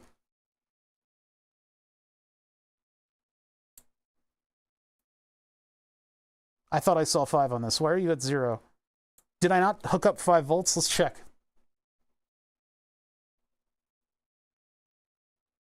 What is jumpetus? I actually don't know. It's this phrase that Gonad uses. Oh no, this camera crashed. Ah, son of the bitch. You piece of garbage. Camera. Why have you crashed on me? You've done me this dishonor. This sucks, because now I gotta reboot the camera, and everything's gonna be in chaos, because it's gonna forget the camera addresses. I just make anything work with what I've got. Well, there's a degree of that too. It's just, you know, you can think to the future a little bit. This cord I've been meaning to replace with a USB-C, and I can still do that. I just need to work on getting a USB-C carrier into this body, and without my DRO, I have much less machining capabilities. I want to get a screw connector for a USB-C to take this camera into the future. But I guess I bumped this fairly loose. I mean, the USB Mini B is the most fucking hateful plug in existence. I hate it so bad. It's such. I tried to hot glue this into place and it would still freeze. It like barely makes contact. I hate it. I hate it. But that means that this view is probably going to go out of calibration. Yeah, micro is terrible. Both micro USBs are just terrible. The thing about this type of micro USB is at the beginning of Arduino's run, when they started to use these minis, what would happen is the pins would be too tight and it would press the copper contact backwards. And so it ended up backing itself off of the substrate, and then the end of the pin would hit the back casing, which was connected to ground. And so you get power to ground shorts on them, and it would ruin your USB plugs. The printer USB is designed to be kicked, which is why it's so good at being like a foot pedal USB output. That USB is strong, and you can get even stronger screw versions of those. USB-C is decent and pretty strong and has a screw version, so I like those. It's a good idea to turn bad. They always break or loosen. Mostly it's because of the soldering. It's not flowed over properly, and so the solder will end up being the mechanical interface. Instead of like a rivet out of solder, it'll be just like a solder on a pad on FR4, and then that is weak, and they somehow trust that without a via there. You need to put vias on stuff like that, and those vias act as rivets that will then be very strong. Your board will break before anything happens. All right, so I need to do, sorry, hold on, I'm not thinking properly. This would be all the way down at the bottom. Microscope, properties, deactivate, reactivate, comes back up. Now I need to calibrate it. I wonder, can I still use this? It won't be able to use the MQTT stuff, but it might actually put good settings on it. That probably works. Is it trying to, I guess it's okay. Yeah, that should be okay. All right. And then it's likely that it forgot. So this view is probably lost. I don't have control of it anymore with my Stream Deck. But we can suffer through this, and I'll recalibrate everybody next time, next stream.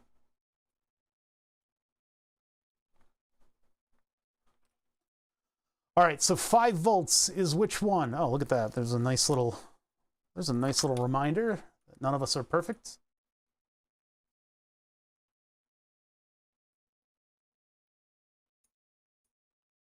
So our 5-volt sensing is on the RNG wire, or is that plus 12? Hold on, double check.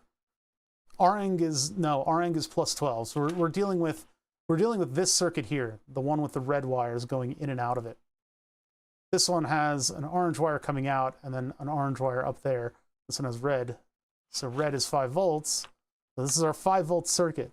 So our power monitor is on pin. It's on the top pin of this one. The top pin is our voltage monitoring.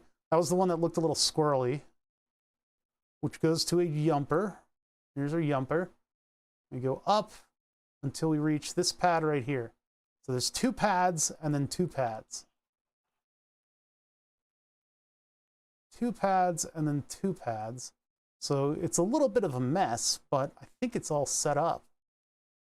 Let's ohm it out. Ohm out from end to end and see that we've got low ohms on that. So I'm going to take you guys down here to look at this.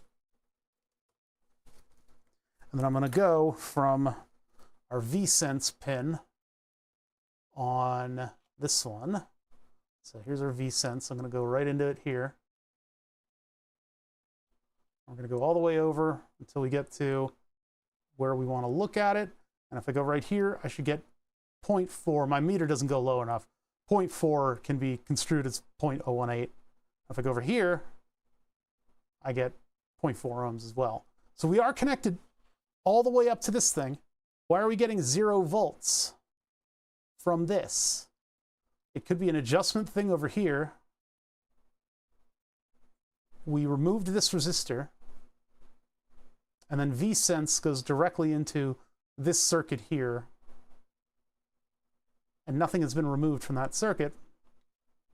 Why then would we get 0 volts? We have continuity. Even this weirdo kind of mishandled plug here, the one that's miscrimped and ripped a little bit. What if I harass it? Pull on the cable a little bit. Nothing would suggest to me that this one is loose. Okay, so it's getting power. What about ground? Ground reference to ground. Anywhere along the line. That's perfectly fine.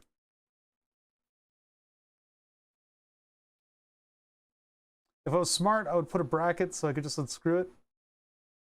Wait, hold on. I built a computer inside the desk, but it's not really hub, but from the panel that would normally go to a 3.5 bay. Oh my God, built a USB hub into the front of the desk, not directly my way. Yeah, I've got one screwed into the side of the bench here that I use. It's screwed down so that I can, get crazy with the plugs. I will have multiple hubs in the desk that I redesign. I'm gonna redesign my desk and my computer desk, and it'll not have a built-in computer because that'll make it obsolete too quickly. It's too much of a hassle. Instead of a built-in computer, I will have a tray, the slide-out drawer on a rack where I can put the computer. It's my baby. I spent 3 months building it. That's what Speedy Cat's doing. He's building a whole modular setup and a whole streaming setup, and it's kind of insane. The 2020 rail is quite a strong thing. Why are we getting 0 volts in that meter? That doesn't make sense. Maybe it's an anomaly. Let's power it up again and see what's going on. Let's power it up again and see if the results happen again, and maybe I can wiggle some wires and see if anything happens with that. There is no reason why I should not be getting 5 volts from that plug. 5 volts goes all the way out here to 5 volts, but that's current monitoring, not voltage monitoring. Voltage monitoring is happening internally. So I powder in. Powder! Still at 0. Look at the wire, pull on the wire, look at the wire here.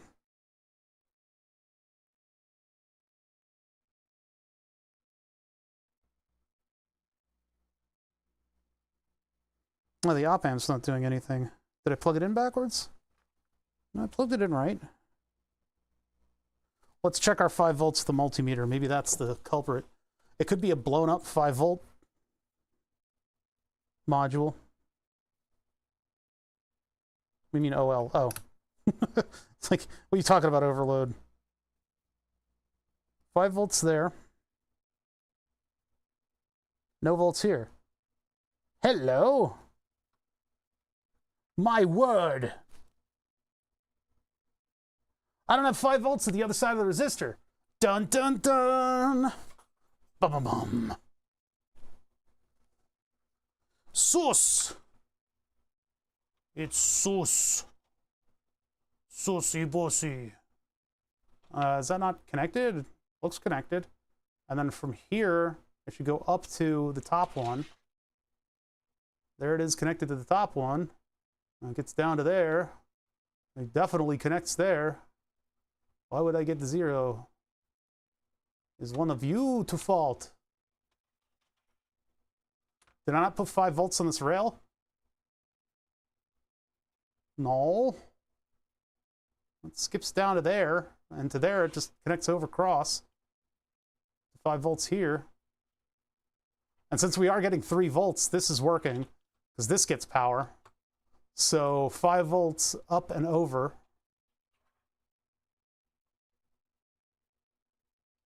Is that a gap that I see? That's a gap.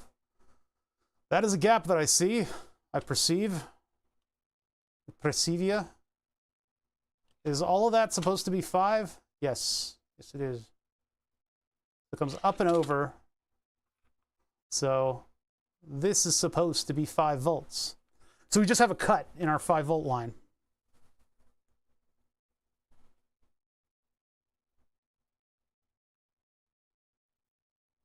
Oh, you've got a picture of your whole thing. All right.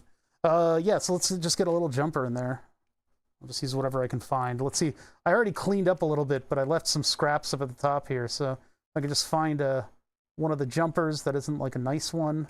It's like a piece of, that's not just a jacket. The jackets are everywhere, and so you'll find little scraps like this, and you'll be like, oh, sweet, a little piece of wire that I can, and then there's going to be nothing inside of I can feel that there's a wire inside of this one at least. Yeah, I must have edited something and then not completed it. It was probably because the way that I should do this is with all the wires that go straight down into the board, cut them straight off, and instead of using the wire that goes down on the board and then bending it over. Because when you bend it over like that and you need to rework an area, you have to then bend it back. So if I had the wires just going straight in, I could just heat that up and pluck the wire from the other side much easier than if I did it the way that I did it, which is to use bent pieces of on both ends. Technically, if you don't make any mistakes, you shouldn't need to, yeah, well, whatever. Oops. All right, so let's hook up 5 volts, and then we'll see this whole thing chooching away. There I am with those AV-isms. I gotta avoid them. Gotta avoid them. I have my own personality. I don't need his. So just to make sure that I'm not shorting things out, going from this pin here, not the top one, which goes to, what's going on here? It's the one that comes in from the side. I need to go this way with it. I need to go this way, not that way. If I did the other one, then I would be in trouble. Yeah, I need to go left to right. Hold on a sec. This goes up. Oh, no, that should already be connecting then. I just pop it up to the top layer because, just for fun, so I can identify it later.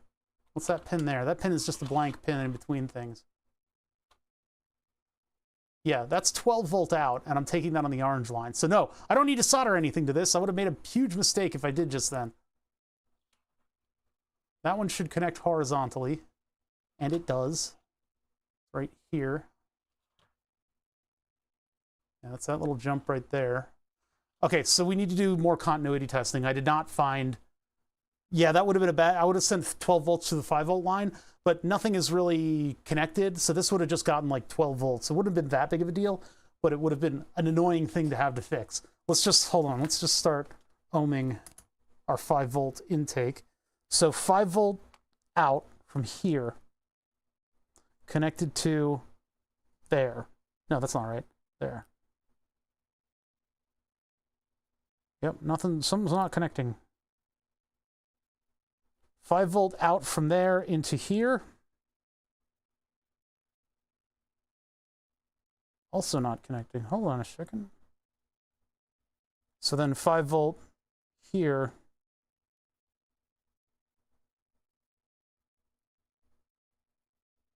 That's VN right here. Okay, so something isn't connecting from the output pin of our 5-volt regulator.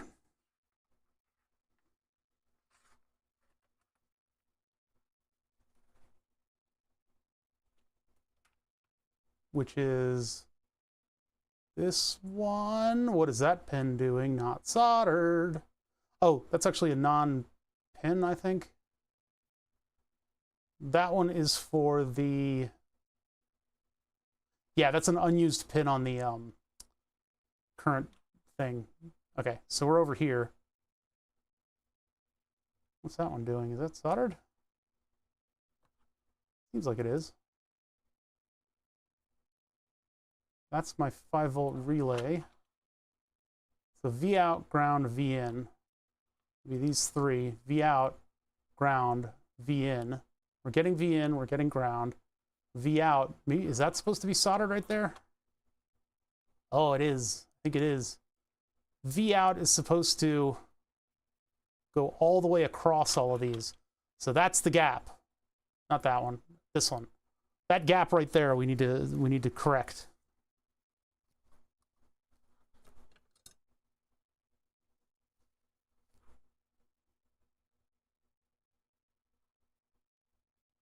Why doesn't that connect?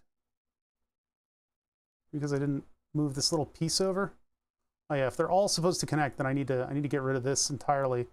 This little piece of... No, don't go in there. Ugh. It just sunk into the via. Little piece of wire that I used. You little bastard. Now it's sticking out. All right, I'll use my newly refurbished solder sucker. Oh yeah, this is why it's so dark. I don't have my other light over here. There we go. Now we can see stuff a little better. See how out of focus I am? There we go. All right, so I'm going to get rid of all the solder in this area and just redo it. God, this thing feels so good. I fully took apart my Engineer SO2 solder sucker, and I re-greased it, and I got all the nasty stuff out of it, and now it feels like a brand new device. And it works like one, two.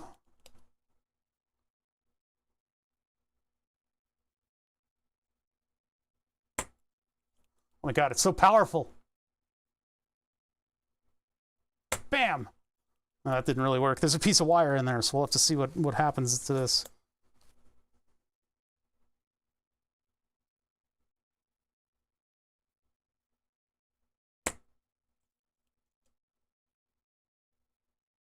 Very satisfying. And as it gets gummed up, the plunger works slower and slower. I might have gotten the piece of wire out with that. Yeah, I don't think I did. It's in there somewhere.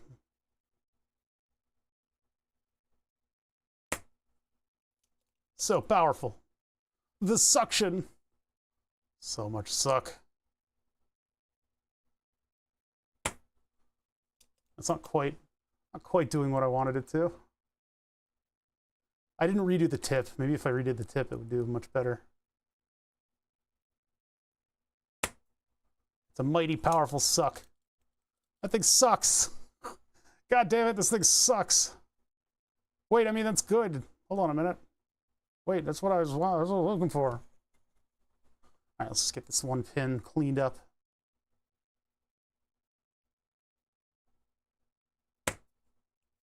It's not cleaning up. Well, this is where the desoldering braid would come in handy. And also maybe me cleaning off the silicone rubber hose that this thing has. I'm going to try to get a little bit more out of this right here. And then we'll just drop a bar across it all. I don't really hear the printer doing anything. I think it might be done. We'll let it cool for a while. I'm listening for crackling noises coming from the printer to indicate that the print is crackling off of the glass surface. So, all right, let me get this stripped. I'm going to fully strip this because we need a longer wire here. And then we'll get this dropped across here and then cut to length. Damn it, where'd it go? It's still there. I just need tweezers now. I can't handle this with my hands because it'll burn me. The wires conduct heat a little too well. So yeah, 5 volt out goes across this, where it jumps under that other wire, and then it hits both of the wires here. It doesn't look like there's 2 there, though. I thought it went in 2 directions from here. Let's double check. Let's double check. This pin right here is my 5 volt. Yeah, it is. Okay, V out, and the other one's ground. So V in's over there, V out, ground. V out's all the way on the end. That is definitely this one right here. And that connects over a bunch of stuff to here. Good, okay. Double checking keeps me from blowing up my stuff. You know, there's like 60 bucks in all this electronics. Then some. Use a little solder on this. I need to lighten up this spool, so I've been using it for the bigger soldering jobs. It just means that I'm advancing the spool a lot more than I would normally. I'd like this thing to be tinned. It doesn't seem to want to. Hello? Some days the solder just doesn't stick to anything.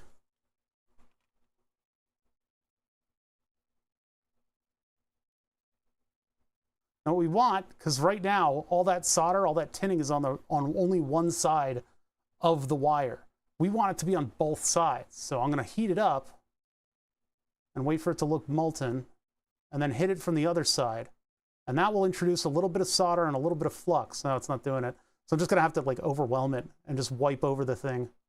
No, it's not doing it either. Twist the iron around. Maybe this side's tinning is a little bit questionable. Yeah, that's what it looks like is happening. Slightly questionable tinning on one side of the iron. Just add a bunch of solder to that, and hopefully I can pull it up and out to this thing. So I had my bloodletting appointment yesterday. I feel great today. I got enough sleep. I actually had like REM sleep where I dreamed. I had weird dreams. It was also because I was absolutely exhausted. I was up till 5 a.m. the night before for no reason other than my own personal self-destruction, I guess, which would be pretty relatable for most of you. Oh shit, the whole thing moved. Now I'm gonna heat it all up again and move it again. There we go, just like that. There's our 5 volt bar. I'm not too confident in this bar yet. Hold on, I'm gonna load it up with a bunch of solder. But yeah, I actually got really good sleep last night, so I'm feeling pretty good. What is wall adapter to PSU? I don't know the context of what you're asking.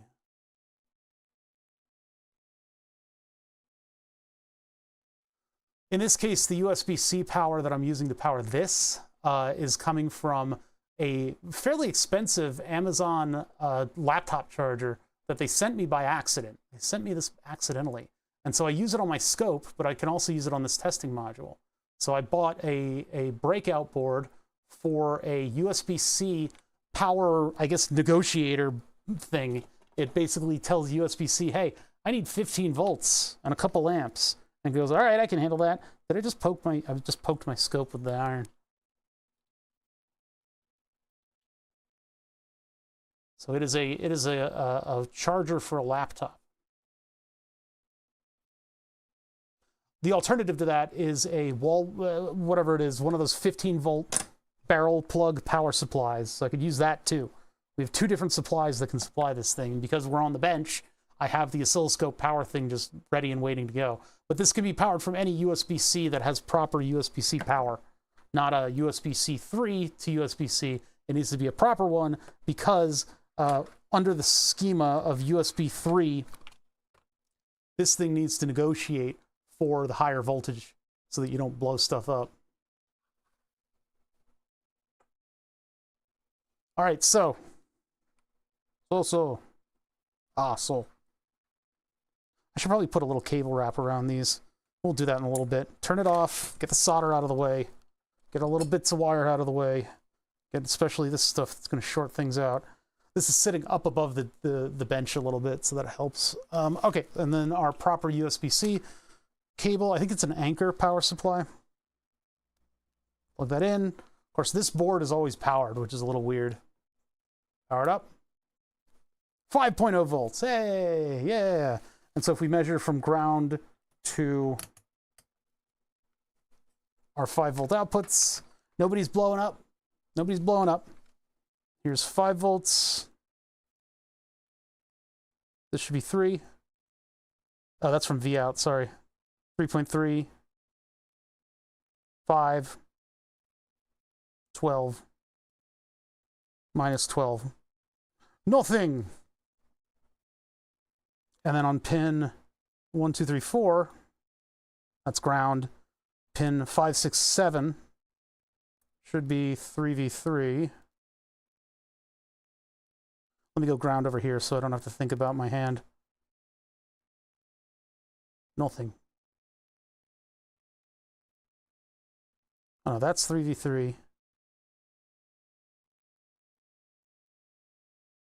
That's 3V3.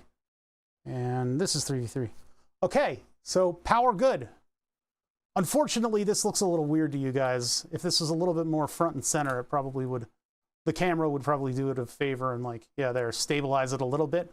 But yeah, since we don't have a negative sign on this, that's just assumed negative. Negative 12, 5, and 12. Now I can adjust these two, but this one I can't. We'll just have to trust that 12.3 is close enough. Near enough makes no difference. Okay, so that's running. Let's see, this one on 24 volts, is that getting, it's getting super hot. Is it getting way too hot?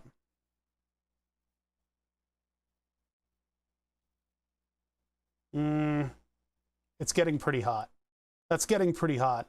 We'll have to see if that's okay. It is running it okay. It probably will get kind of toasty. We're going to leave it alone, and I'll just let it be powered up with no load on it for a little bit, just to vet out heat. Because this thing gets a full, like, 23 volts.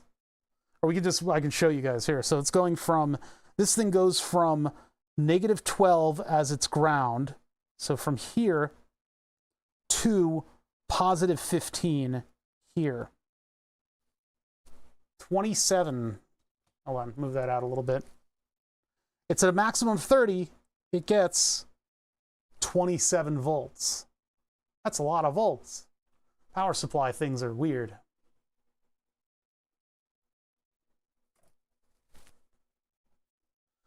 We'll just see. I hope it reaches a theoretical maximum of heat that's much lower than we would think. That is off the printer, but can we get it off of the printer? It's done printing, rather. Check Octoprint, and I'll show you guys. No, we can't. It's still way too hot. This needs to go down and intersect with this line before I'll try to remove it. If I try to remove a flat panel from a PETG print, the PETG is hot and it's still a little malleable. So if I pull it off of there and I force it to be, you know, to pull off clean, it will warp it. And I don't want it to be warped because it's already going to be a big flexible panel, a big thin flexible panel. So I have to wait the proper amount of time for the interface to cool down, and then I'll hear crackling noises where microscopically the print is separating from the substrate. And I can do these big flat panels in PETG on a glass surface because it's got like a Teflon style coat to it that makes the PETG stick just a little bit less. They're just these tiny little circles that will actually stick the PETG on and hold the print on. It's a very clever thing, and it means that I don't have to do anything to my print surface. All I have to do is wipe it with Windex every like 10 prints, and it works perfectly for me. It was like a $30 panel of glass, and I think it's totally worth it because this thing is lasting way longer than any other material that I've tried. Any other material that I've tried has not lasted as long as this. I wholeheartedly support it. I'm getting my cord free so I can actually go to the other part of the shop here. All right, what do we got? You gonna pop off? How does this look? Oh, it looks great. I can read the text pretty well. Pretty well. Prep for another print in case I do it. Get all this stuff off here. Oh, it looks like it's coming up clean. So it's already cool enough. Never mind. Just barely pull on it a little bit and just separate that out. And there's our panel. Ta-da! Bada bing! I'm gonna let that cool to room temperature though. Now my printer's ready for another print, but just so I don't run into this, I'll just push this back a little bit. It zeroes itself before the next one anyway. Any cubic glass? Yeah, I forget. Mine's Creality branded because it says Creality on the front. And they're little circles of the pattern, not squares. The square one wore away and ended up shedding crystals, just like a normal glass surface would. But the one with the little circles is perfect. You can see these little circles on the print too. It's an unfortunate thing that the print takes on the sort of marquee look of having a bunch of little reflective lights on it. Little reflective circles. But yeah, that's the part that adheres, the shiny part, and then the matte part is what just is not sticking. But it works so well. I don't have to clean my printer at all. I don't have to put down hot glue or anything like that. Text is okay. It's readable. It's pretty well readable. So that'll be good.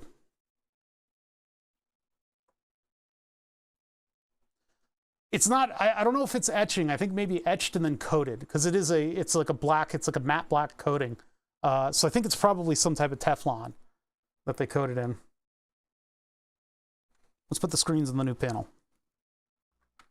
And that'll finish off the power supply. I think we've done it. We did it, Reddit. The only other thing that I want to do is add a load to the end of this thing.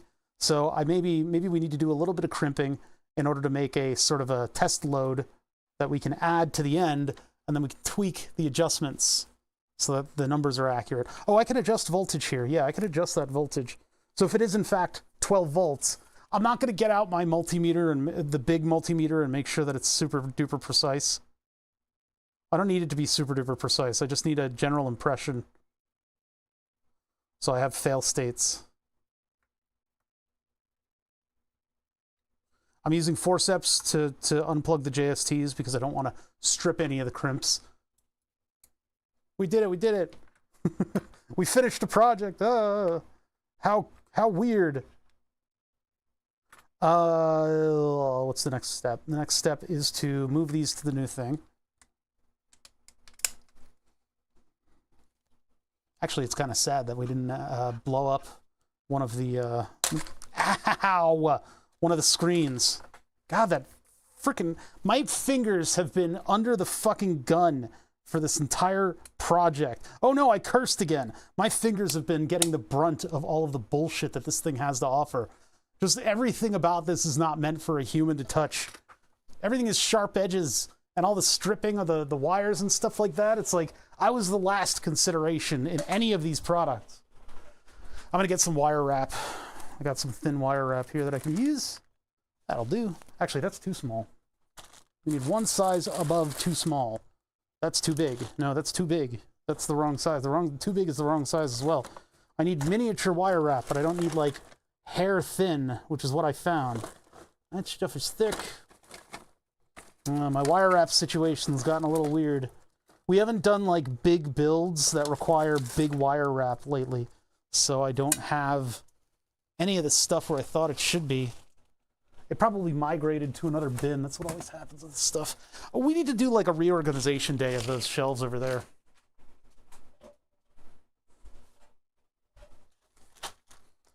So it's either too thin or too thick. I don't think I have anything in between. Actually, I think too thick might be the right size, so let's go with too thick. Too thick. I don't need a lot, I just need to hold it together a little bit. So I'll do like just a little piece in the middle. Alternatively, I could maybe find ferrules for it.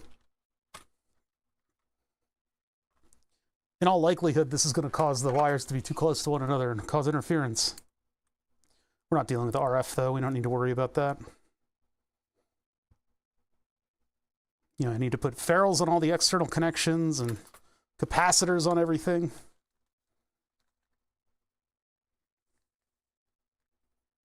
I do need capacitors on this design. I didn't put any in.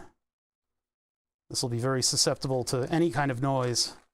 Although our power input is very clean, so might just get away with it.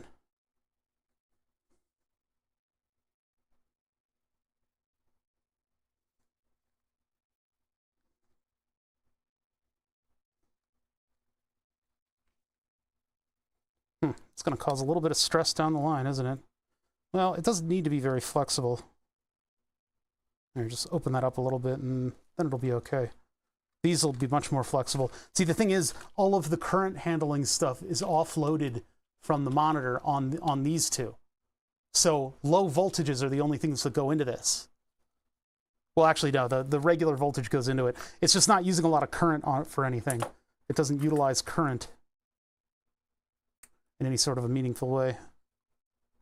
So these wires will be outdone by this wrap. God, this stuff is hard to cut. How's everybody else's projects doing? You guys are making way, making progress? I've been somewhat overstressed by all this stuff, getting it done on time and getting things properly built and prepped and all that stuff. I spent a little bit of time on Monday working on this, but other than that, I've been kind of debilitated. I've been just kind of like playing video games until the middle of the night, not really getting any of the responsible stuff done. I used to be the responsible streamer. I used to wake up early, get a bunch of stuff done. We got a dog. I've been walking the dog. She got to see her friends this morning, though. She's been social.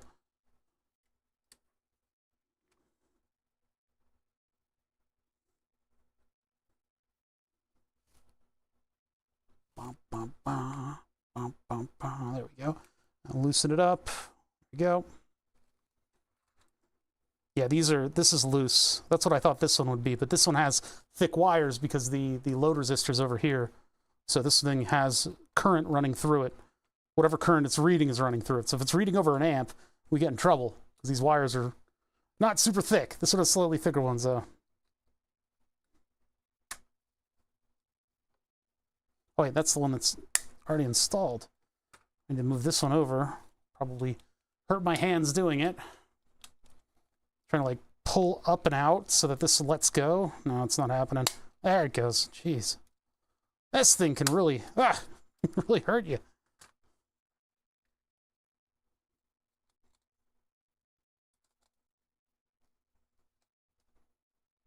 I can't believe they messed up and one of these is glossy.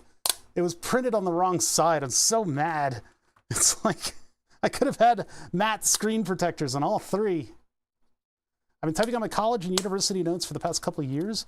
At the rate I'm going, I'll finish typing it all up next year. Man, all the computer tools that are available to students now, you can get pens that'll like auto digitize your notes and stuff. I had a boss that had one of those, and he was writing all his meeting minutes with it, and he could just search for stuff.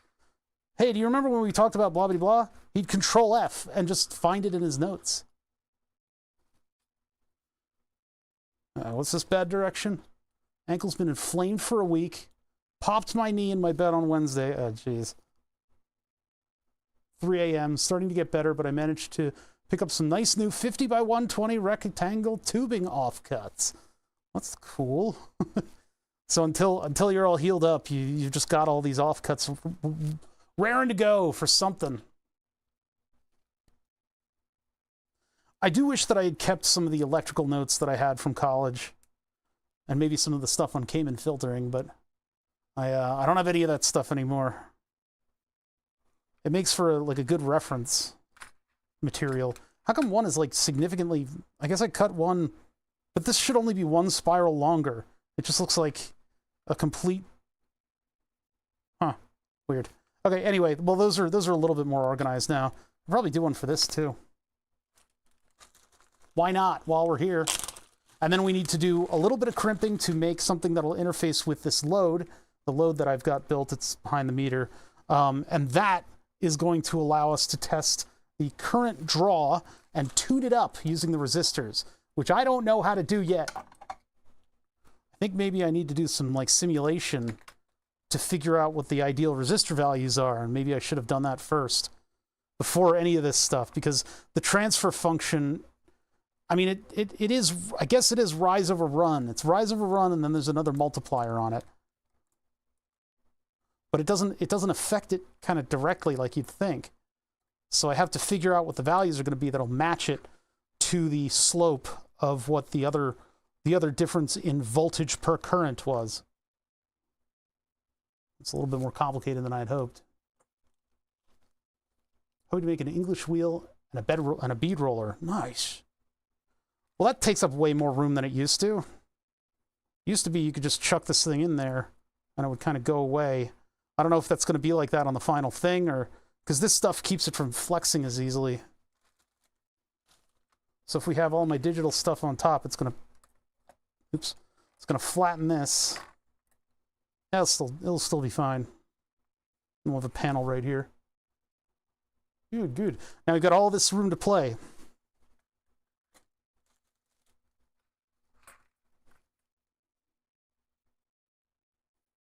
Room for activities.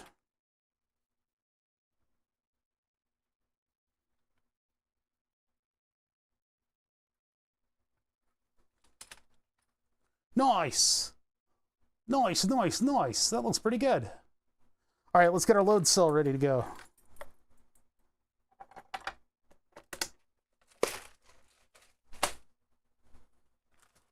We don't need this unless I want to compare it across two things, but I think we know what the numbers should be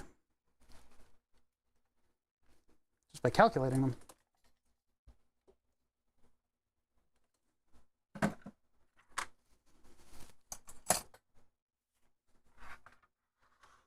All right, so what I need is wire, and since this stuff is for load testing, I suppose, I said load cell, I meant load, whatever, I forget.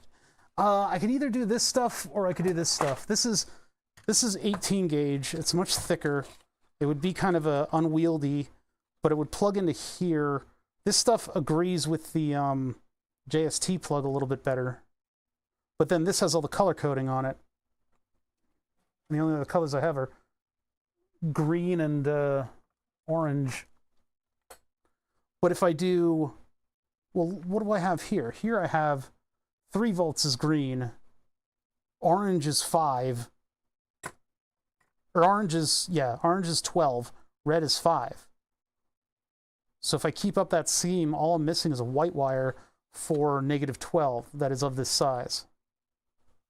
I thought I had a spool of white. Hold on a sec. I'm going to go look for it. Let's see if it's all the way on the other side of the shop. One sec.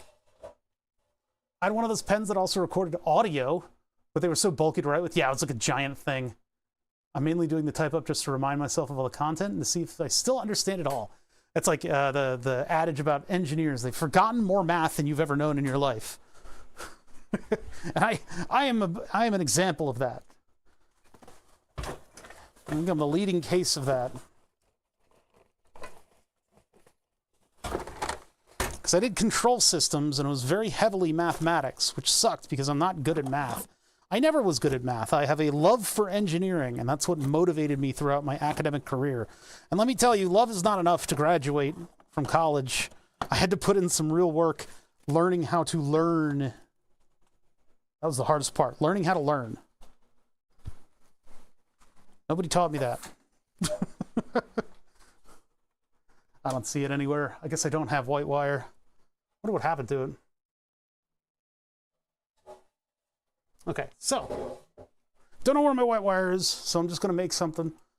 I mean, I could do red and black, or I mean, we have 3 of the 4 colors, so maybe I'll just make -12, another red, and I'm just gonna make a 5-pin harness. So that's JST, so get the JST kit out. And I need to subject these all to the same load, so I need to actually adhere to. Maybe we'll just do a bunch of red wires. I'll do a couple reds and we'll have extra black wire. So what do we have? 5 pins.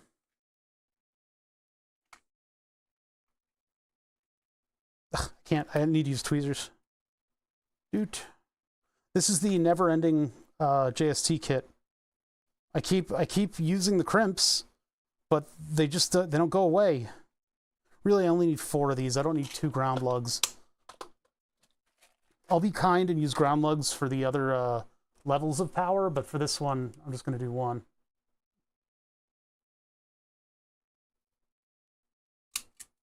And then this wire size, can I get away with the circular plug? Mostly on DuPonts I can do that. I don't know where my 1-pin DuPont shrouds are. I used to have a bunch of them. I don't know what happened to them. I remember there being a bin just overflowing with those 1-pin DuPont plugs. I've got all of the crimps, so we'll just use that, and maybe it'll just be exposed crimps until I can locate more DuPont stuff. Yeah, it's got to be this one, I guess.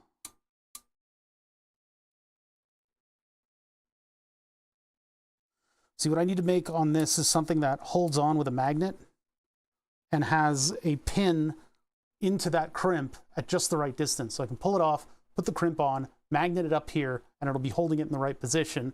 And then I can figure out like crimp or stripping, figure out what the distance is to strip and the distance to insert the wire so that I can have it on something a little bit more automated.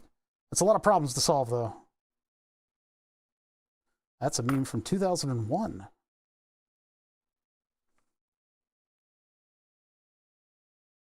Is that 01 or is that 02?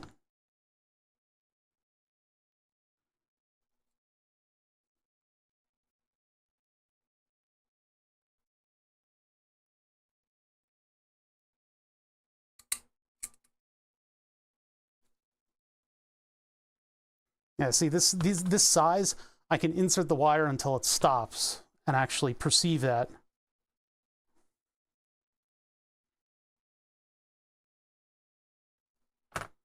Okay, and then this plugs in this way. And this way we have positive voltage here.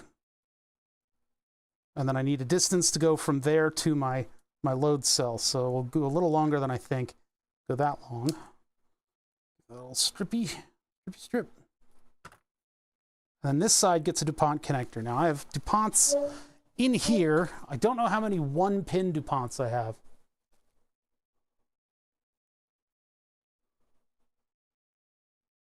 Such fancy, we build classic car. What, huh? Is that something I don't understand? Because I don't understand it. I don't know what you're saying to me. What does it mean? Okay, let me see here. Crimps, I think, are in one of these. I have generic DuPonts, although I do have a kit of DuPont connectors. But that one got absorbed into my main part bin, or one of my other part bins. And I thought I had another kit. I thought I bought like a new kit of DuPont connectors, but I can't locate it for the life of me. That's JST. I don't know what happened to it. Weird. Let me get that other kit.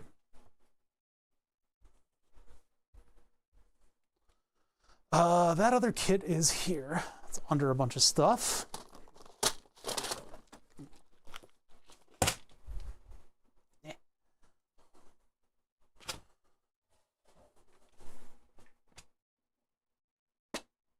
Oh, that's right. Yeah, when it hits reply, the social stream kills that. Doesn't let me see it.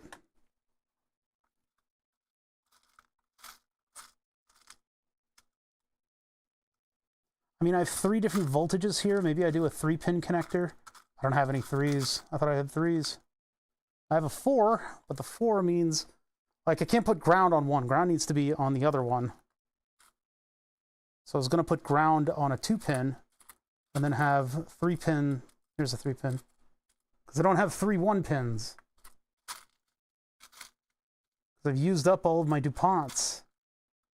I thought the next time I find that kit, I'm putting it in a unique spot. I'm going to put it like on top of things so I know where it is. Sick of not being able to find anything. We'll do 3 pins for -5 and 12. And then a 2-pin that'll just have ground on it. And that'll plug into here. So, part of the DuPonts is having the crimps, which are not in this bin. I see. Things have gotten complicated. All right, let me find the DuPont crimps. And those will be in the bins somewhere. Somewheres.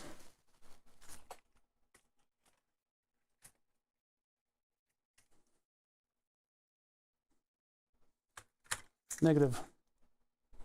Nope. DuPont crimps, there we go. Bada bing.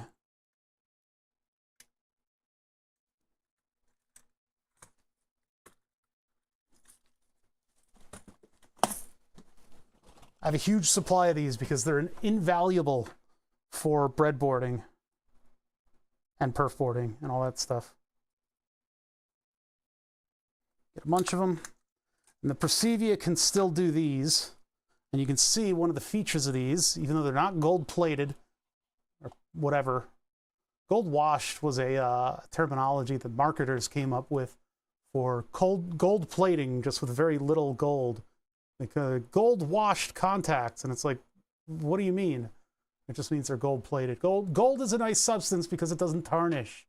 Like, these are very tarnished. These will still conduct, but they do have a layer of oxidation on top of them, which is unfortunate for electrical conductivity. So gold plated means that it just conducts a lot better and it doesn't tarnish as quickly. Either way, these will do just fine. So yeah, one of the features, that's what I meant to be explaining. One of the features of this is that you can see the two little prongs on the end here that are supposed to contact with the jacket are offset from one another. And so that means when we crimp it, each one of those prongs can get a grip on the silicon jacketed wire. And then we have a nice long runway for the contact of electrical stuff. On the front of it, we've got a couple features too. There's a little spike that's supposed to capture this thing in the plug. Now, that's not exactly compatible with this. I think the design that this thing is expecting is not the one that has that little thing on it. Although I think this does work anyway. It's not ideal, but it does work. It'll still, that poke up part will still kind of find the opening here and lock into it. There's another type of crimp that has a gap instead of a pin. And that's what this stuff is supposed to hit, because it's got a piece of plastic that sticks down from this tab here. I guess this is why people say I'm smart, because I know a lot of weird stuff about a lot of weird stuff. I know why this stuff is compatible because I've dealt with it before and I've had troubles with it. So anyway, we can use the circular crimp for these because they're offset. And so this can go in here until I pull back and it's against that thing. And then I just barely tighten it down to where the crimp bows out just a little bit. Looks like that's the maximum that I'm going to get. So that'll capture my crimper, and you can see that the diameter of the two different crimp pieces is, well, it's a little samey, but I think I'll be able to catch it on the edge when I insert the wire. Oh, looks like this thing, I'm going to make sure it's straight up and down. Can I get away with one more click? I can. There's that one more click. So that's actually putting slight pressure on it. I would like it to bow out a little bit, but I don't think I'm going to totally achieve that. There we go. So that opened it up just a little tiny bit. And now I insert my wire until it does not insert anymore, and presumably it will catch because it's the appropriate size for this crimp. I hope. Hey, I'm already running into trouble. I want to make sure this is twisted right so that there's no wires frayed on the outside. And then it helps if I spin it when I put it in. Try spinning, that's a good trick. Yep, it's catching stuff. Wire might be just a little bit too big for this. All right, here we go. So I just felt it stop, and then I squeeze, and then we inspect. Now, it's not looking good. I think I totally screwed this one up. It did not go in at all. In fact, the wire barely even got to the crimp that it should have. Should have.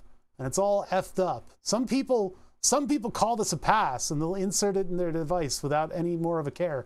But look at how it flexes on this.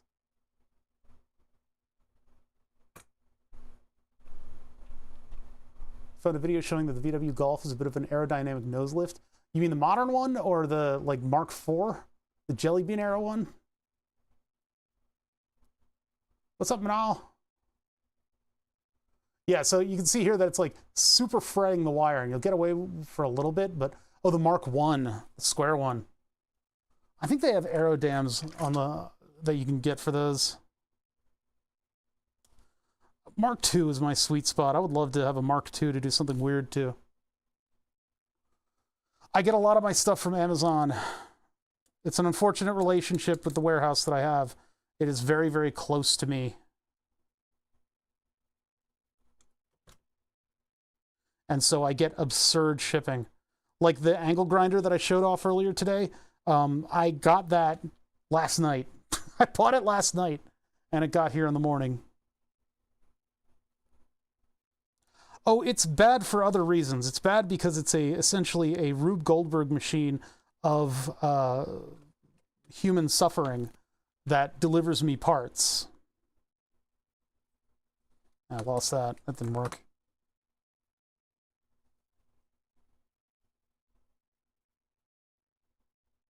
Mark 1 golf pickup. Those are awesome. The, what was it, Fox body? Or the Fox? The VW Fox? Lupo? No, Fox.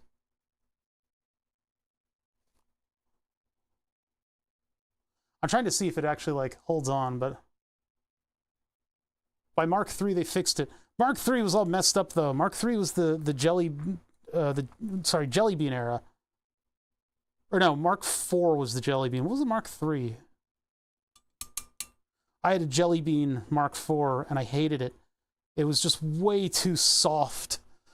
It's all bulbous and bloated. All right, I'm having a lot of trouble with these crimps. I don't know if I need to move over to a different connector or not. Because, like, if I can get that to actually go all the way in, and I don't really see wire poking out the front. So, yeah, it's getting crushed up by this. So I have to insert it, like, live. Hold on, how do I release you? Oh, right here. That's a little button right here. There we go. How am I going to do this? Pickup can afford bad aerodynamics. I so dislike the Jelly Beans. That era of the 90s when everything became sort of bloated. And the early 2000s as well. Everything got real bloated and fat. Oh, it's sticking on now. Okay, we can work with this. If it's sticking on the end of the wire, then maybe I can position it just right and get it to crimp without falling off.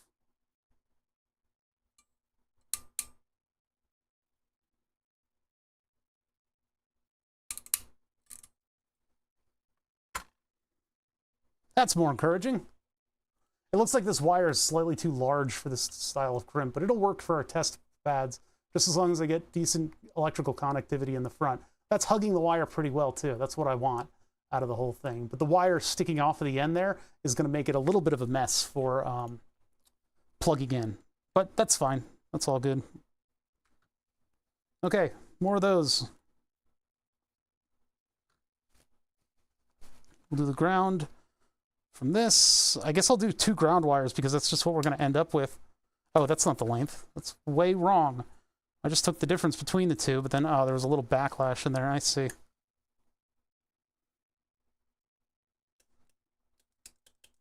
This thing is terrible at cutting wire. That's where these come in. Perfect every time. Okay, so I need 2 more of both of these to about the right length. Then I did not mess up. 80s era Peugeot. Probably do. Are they square? I like my squares. Stupid curved surfaces ruining cars. Cars are squares. Everything else is blasphemy. You don't want to be a blaspheme. Here we are crimping wires again, and I told myself we wouldn't be doing that for another stream, but here we are. Stupid. You dumb idiot, oh bother. I'm always crimping wires. It's fine. I need a test jig for this, just so we don't mess it up. It's always a little bit of a process here. At least I've refined these techniques over thousands of crimps so that I can actually do this properly. We've already done a 3D print today, so, you know, we got a good track record on us. I like to measure with my fingers about where this thing is supposed to go.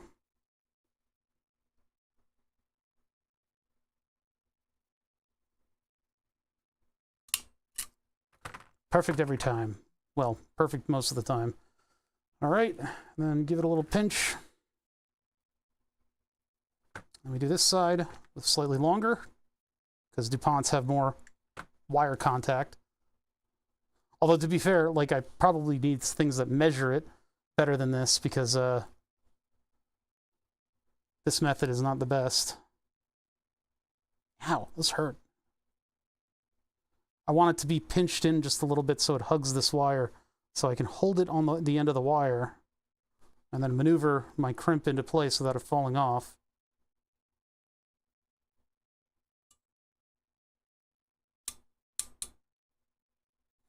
It's still a little crooked. Not much I could do about it. As the pressure is falling, there we go. Perfect. That worked really well. As long as I can get consistent results like that. So it's positive 12, so we're plugging in this way, and so that's 5 volts. Next to it is 12, and then 2 grounds.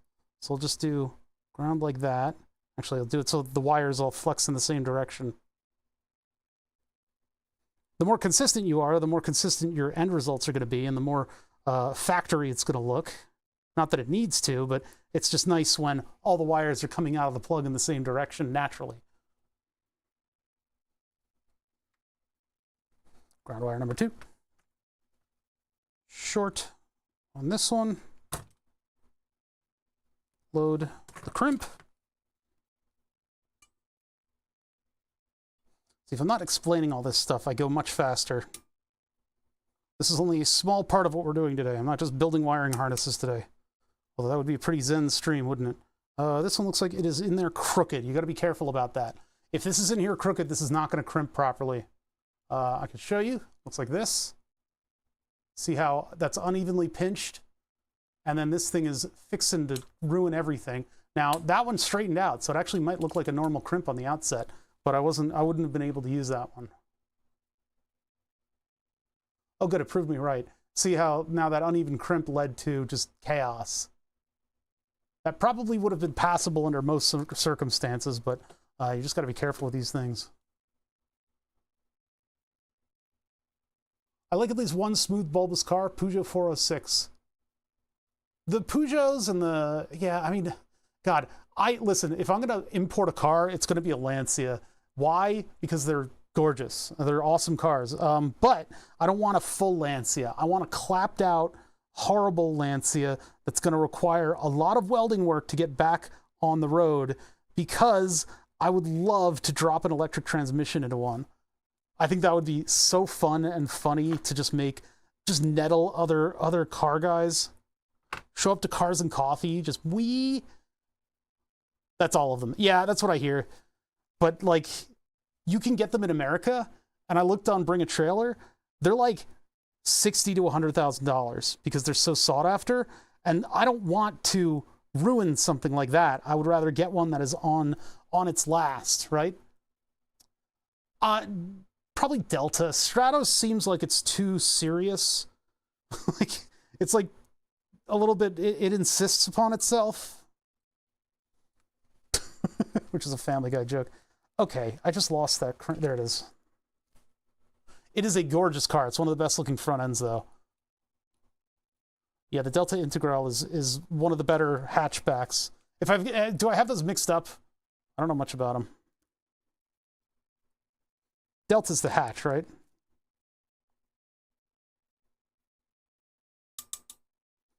I don't get why we're not making cars look just super good anymore.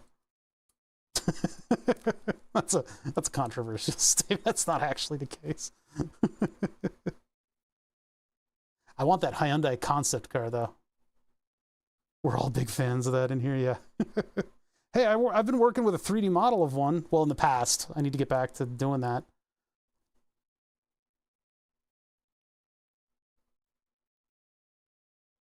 I mean, who isn't a fan of a plucky little square, like, sporty hatchback? And don't speak up, because you're weird for not liking them. All right, throw this in there. It needs a little help.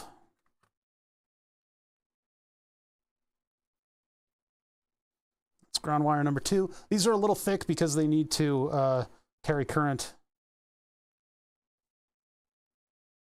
Well, that's a different length. We'll have to cut the other red wires to match. That's going to be a little awkward, too, because that one's a little longer. Damn it! All the lengths for these are different. The problem is they plain almost don't exist. Yeah. Well, I watched, hey, what's up, Gonad? We're talking about foreign cars. Peugeot, too, has been mentioned. Peugeot. But, yeah, there was, I saw a video, I think it was on Haggerty's YouTube, and they had, it was like this Italian guy who was refurbishing the Deltas, and he put in, like, some screaming fast motor and, like, rally gear. Son of a bitch. And it had, like, a race pack, tachometer and everything. It was pretty cool. Dropping by on my way to bed. Jeez. You got some weird hours. I got amazing sleep last night. I even had dreams for once because they did that liter of blood draw, the 500 milligrams of blood, and they did it in a giant glass bottle. They had a giant glass vacuum bottle that they used, which worked really well. It worked actually kind of amazingly well. It was fuck. Every time it falls out of this thing, it goes on the ground. I have to go get those two that fell. Very, very frustrating. All right. So yeah, they had this giant glass bottle, and they used this spot right here. See how there's two dots there? That's where my vein is. But the glass bottle was able to get over occlusions because it was sucking instead of just being an IV bag sitting on the ground. So 500 grams of blood, that's 1.1 pounds of blood that they drew from me. And I feel great as a result because of the high iron levels in my blood. I don't know what else it does. I think it probably, like, maybe my testosterone is less diluted as a result. So I'm, like, awake and alive. Feeling good. 16 hours. Holy shit, dude. How many of those did you stream for?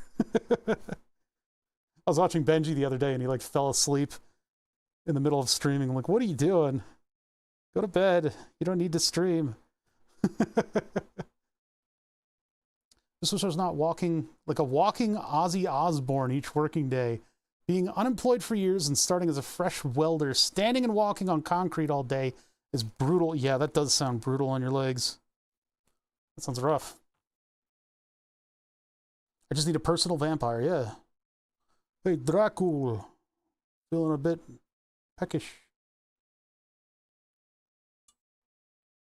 Apparently, I am ideal for donating blood. Donating blood. Actually, if anybody wants to donate... No. Anyway, for donating blood, apparently my setup is ideal. I got an A- in my blood, and I have high iron levels, so apparently that's really good for it. Shadashar, how you doing? Correct me on my pronunciation. You will have to do it multiple times, but I will try to relearn it. I'd like some donated... Oh, no, blood. We gotta get that right. Wouldn't we all? But, blood. We're talking about blood. Bud. Get it right. Bud. Blood. That's my inter-friend group donating system. It's called Bud Blood. Bro, I need blood. All right, bro, I got you. Through the Blood Bud app, we've managed to pay workers even less, which looks great for corporate. I've never had Bud Light. It's rice beer, so there's really not much to it. But if it's super hot out, those lighter beers are very nice. They're very pleasant. But Bud Light's a little bit wishy-washy in comparison to, like, a decent lighter beer. Yingling can even be too heavy sometimes because it's got a lot of carbohydrate in it. And all these big popular beers, they use rice and wheat.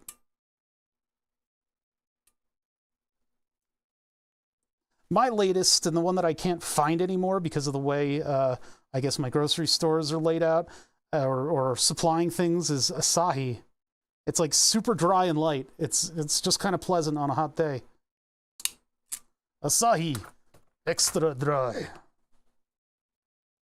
I don't mean to shill products on the stream. I don't need to do that. Now 30% of your salary is paid in blood from the Blood Bud app. Oh, I did this one backwards. Son of a bitch. That's going to be very annoying. Well, reap what you sow. Me reaping, me sowing. Carlsberg. Yeah, those are pretty good. Aren't those like light on alcohol, what I understand? I guess I should do lighter on alcohol. I should get a bunch of White Claws, what I should do. That'll be healthier for me. That's going to be approximately the right size. Barely get drunk off a White Claw. So it times me out. Hey, what's up, mad at me? It's like your alcohol license has expired. You need to re-up and drink another can. Drink verification can. Other metals in your blood are all other metals in your blood because of all the tinkering you do.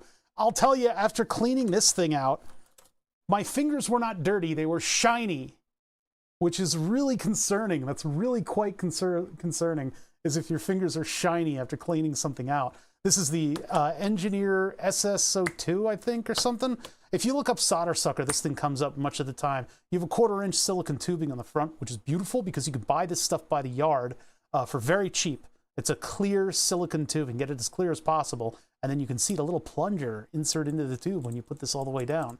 But you cut it based on the length of that plunger so that it can eject the solder that it sucks in. It is completely refurbishable. It has regular O-rings. It has a piston O-ring on the inside. I don't know where I'd source that, but I'd still be able to find one. And then you can completely disassemble it, clean everything out of it, get all the solder out of there, re-grease the spring. And I use dielectric grease just because I have it and it's just what I have and it's cheap.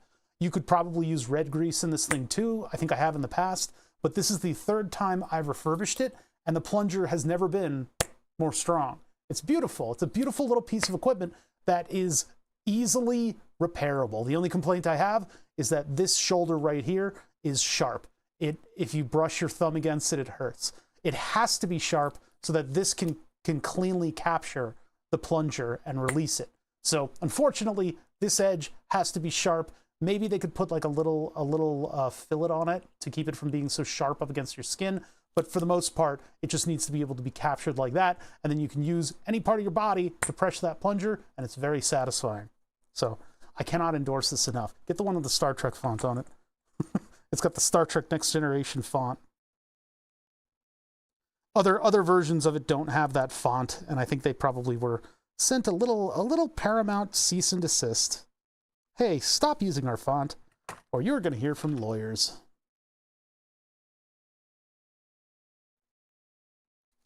Damn it. Yeah, all right. So I have to come up with a method for getting this thing captured in here.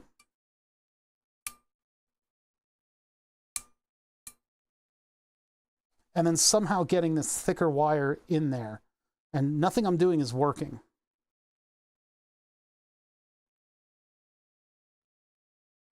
Damn it. All it does is crush, so it's not really working.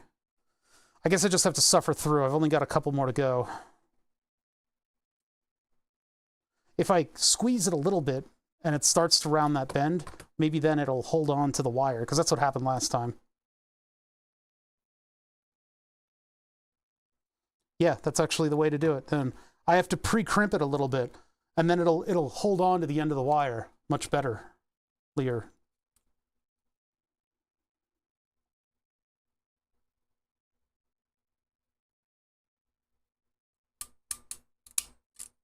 And then I get a perfect crimp. Yep, that's the way. That is the way. That one's going to be really annoying because I crimped it at the wrong angle. You have to do everything very consistently. Otherwise, you get very annoyed. All right, short one for the DuPont, or sorry, for the JST. Maybe a little longer. Just a little longer. I've been playing and talking about abiotic factor way too much.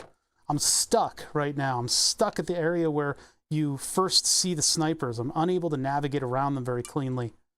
because they reverted them back to a previous version's sniper where it's like damn near impossible to get through them, which is, I guess, good at the point that I'm at in the game because it's a good progression. Oh, I put that in the wrong crimper. Damn it. I need to get another one. Oh, there's one right here. I put it in the wrong insert for the crimper. But yeah, the snipers are like cooked. They're completely unfair. They aim at you in like a split second, and then they hit you with a bullet that's almost guaranteed to cause bleed. So you have to like stop everything you're doing and address that. Okay, so this thing goes with the thing up like this. Yeah, weird. But I think the strategy is to hold up some kind of a shield. I think that's what you're supposed to do. You can eventually roll up on them. And then I have to kill some security bots and make my way deep into this sector that I've just unlocked. But it looks like a very difficult sector. This is barely passable. That one barely passes. It only just crimps the jacket. And I'd like the jacket to be sticking out the other side. It's right up to the end. Can't get pressure advance. I fucked this one up too. Damn it. Pressure advance. There are tuning guides for such things.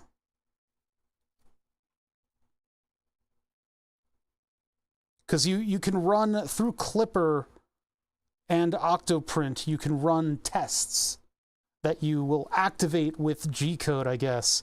And so you have to download the file for the test print and then run a specific command in order to get it started.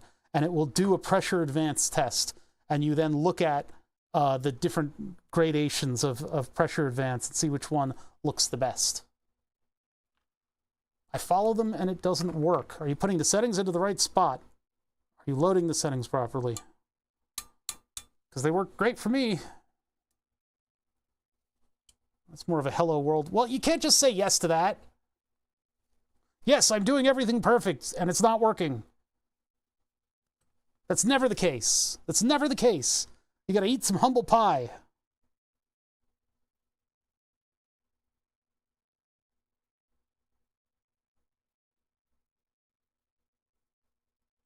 I don't have any good suggestions, though, because I don't know what your process is. Stringing before the corner. Why would it string before the corner? You need to do some stringing work, then. How do I do this? I do this upside down, like this. So I can hold this downwards, and then compare the distance and get it just right.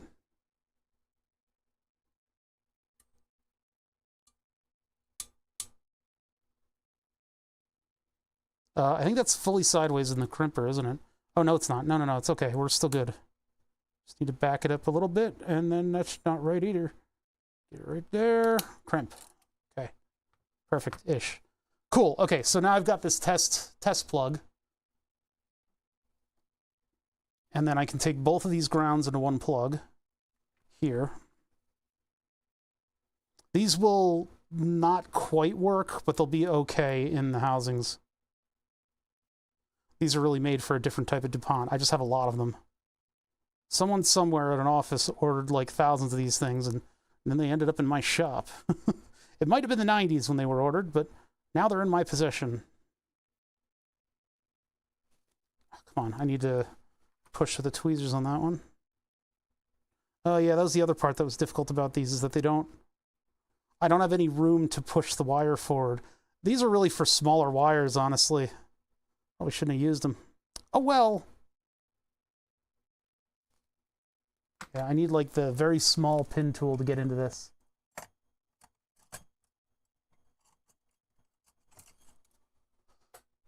Waiting for my glass bed to arrive before I go deep again. But it's so bumpy, it's almost like Colorado.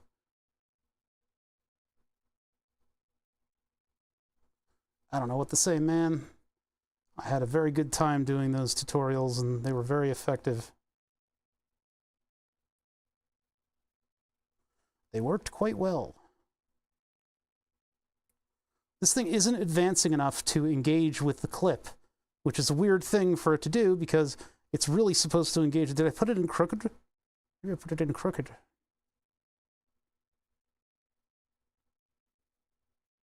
No, it's right side up. So that should go all the way in. until it clicks in.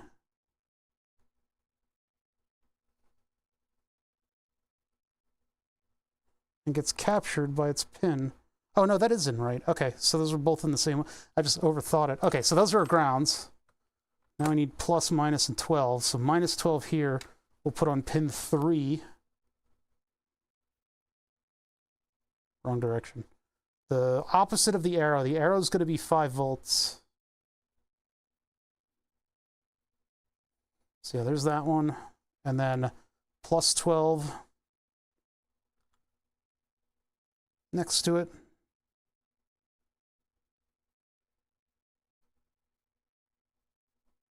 As a result of being on a spool, this wire is twisted. There are techniques for untwisting wire like this. That would be nice to kind of do to this, but this is only a test wire. It's not really going to go into anything professional, so it's okay if it has a little twist to it. All right. So, get all this stuff out of the way. We've got all our plugs. Now we can actually test the PSU with current, with varying currents, and get it tuned up and see if we can get it close. One for the road. It's so satisfying. All right. All this crap over here. Get that out of the way. Power supply over here. Heatsink needs to go under that so that I don't burn my desk. So like that. Now this plugs in right here. Look at how clean that setup is. Oh, it's going to fight me. The first plug is always going to fight you. And I got to be careful when I unplug it because it'll go all over the place. This is annoying. I'm going to have to just work with it like this. Unless I get just like a little tiny, just one more organizer, bro. Just one more little piece of spiral wrap, bro.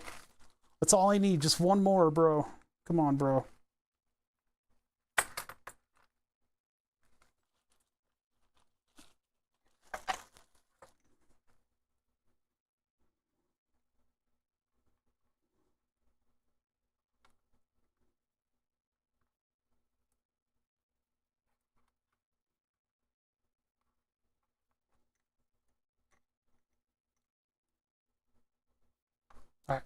That's much more better. Okay, so one of them goes to ground. So I can just do 2 grounds onto that. And then the other one will go to whatever we're testing. So we're not testing -12 right now, although we can see where it falls, falls into place with the rest of them. So these are all 7 ohms. So the load is depending on the voltage, I guess. Is that depending on voltage? V equals IR. So yeah, it does. So V over R is equal to I. So if I get out my trusty calculator here and I go for 7 times 4, I'm just going to do the math on that thing. It's it's 28. So we have 28 ohms. So V is equal to IR. So V over I is going to equal R, right?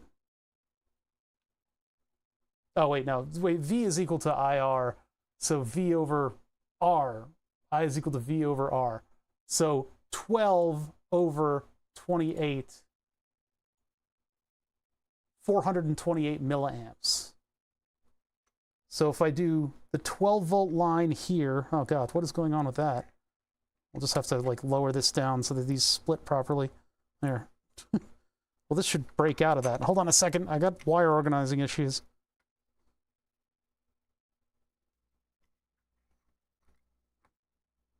There, okay. So pin 1 is 5, pin 2 is 12. So I put the center pin on the end of my thing here. So now that's going to run 428 milliamps. Although to be fair, when I tested this under 12 volts with my big power supply, didn't I get 300 and something? Did I do that calculation wrong? I don't know how I could have. Unless my values are slightly different. Well, whatever. We should get something like 400 milliamps. We'll verify it in a second. Let's just test it right now. So if I turn this on, turn it off, plug it in. Oh, it's nice to not use the bench supply for once, but I'm gonna have to eventually. Turn it on, and then all my things come to life. And positive 5 volts. Wait a second. Positive 5 volts is getting 5.8. Oh, I did 12.5 on this one, not 5.12. Well, that's good to know. These are an order of voltage potential. I gotta make sure that I wire up the other parts of that. Well, I'll have to flip these then. No, but it's supposed to be 512. Did I plug them into the wrong thing? What's going on here, bud? Bud? What the? What, is there potential sitting on the line or something? Why are you messed up, 5 volts? Why are you reading a potential here?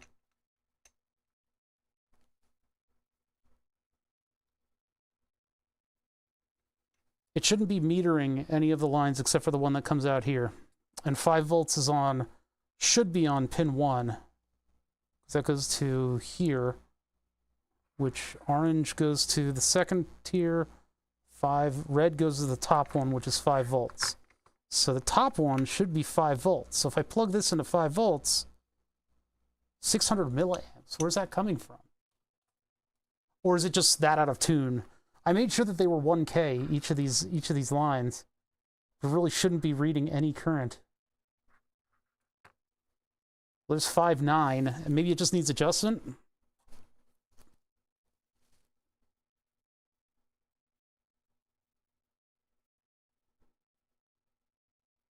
So I have 3 adjustments on here: a high side, a low side, and then a pull-down resistor. And the ratio between this one and this one will determine what the current reading is, while this one does an offset.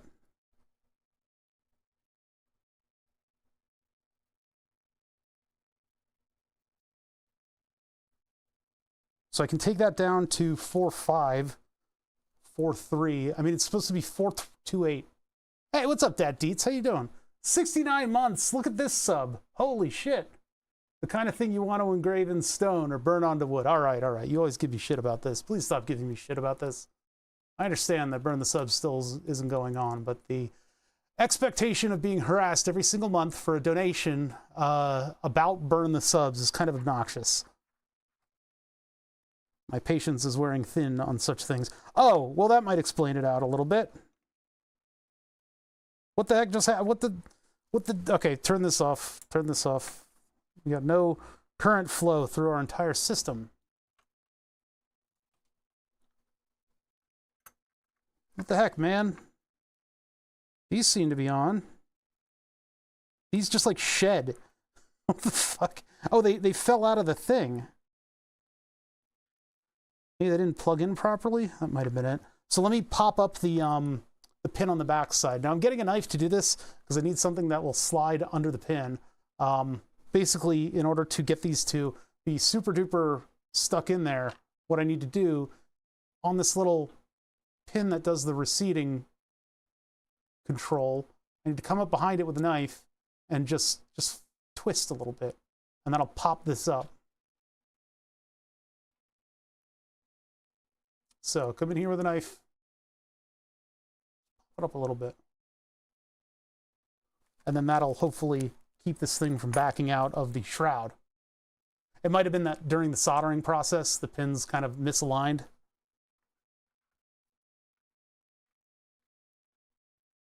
I don't know why we're reading so much. Oh, is it? No, it's not getting melty. I thought I saw it melting. Eesh. Yesterday was a sleep-deprived day. I shouldn't be seeing things melting today, unless they're actually physically melting. You ever gotten that sleep-deprived where you start to see things kind of melt?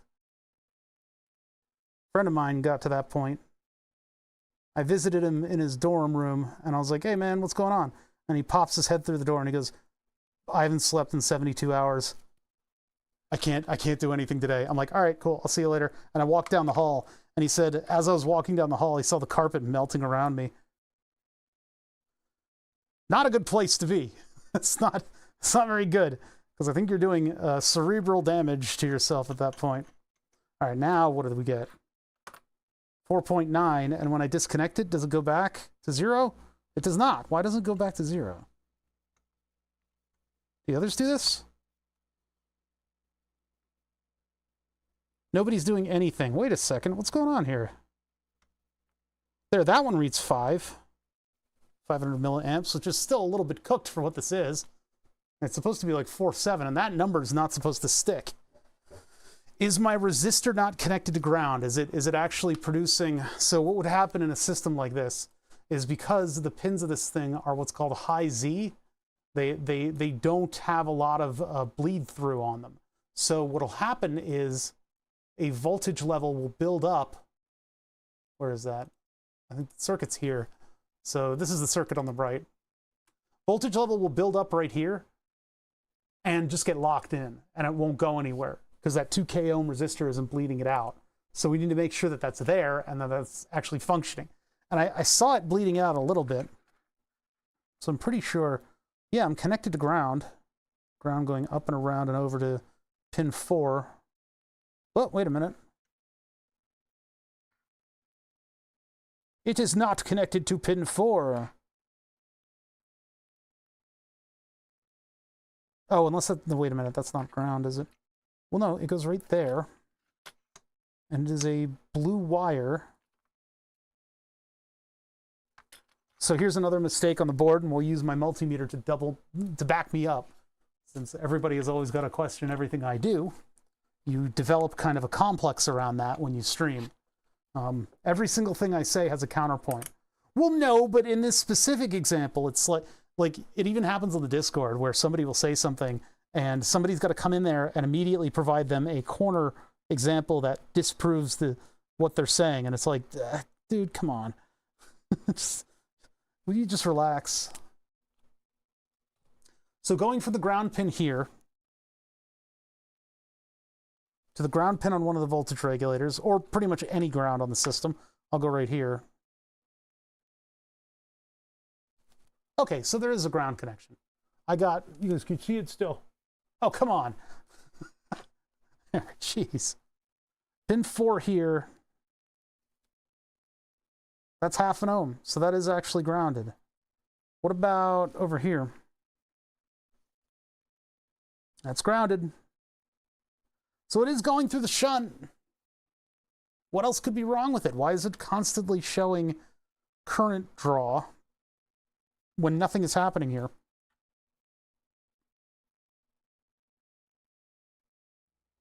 Those two pins are grounds. That one is -12.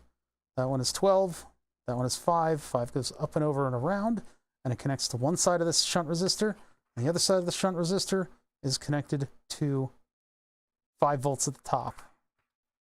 That is correct. That is how it should be. So in order to adjust that, I would adjust this one.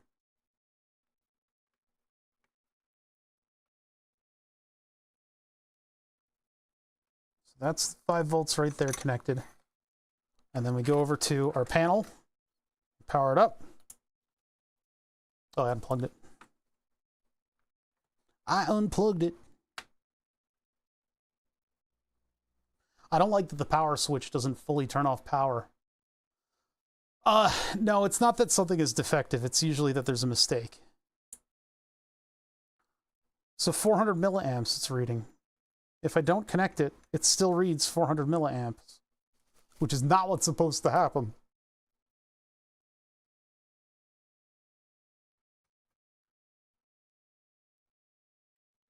It could be that the resistor is too high and that it's not bleeding off like a 2K resistor should. Or that my transistor blew up. That could be the case too. This is supposed to be having a definitive effect. Oh, wait, no, this is 5 volts. Wait a minute. This should be... Oh.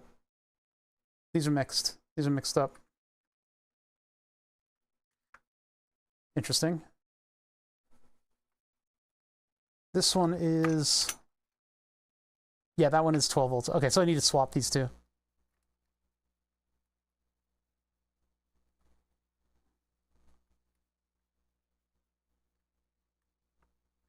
There. I didn't even see that.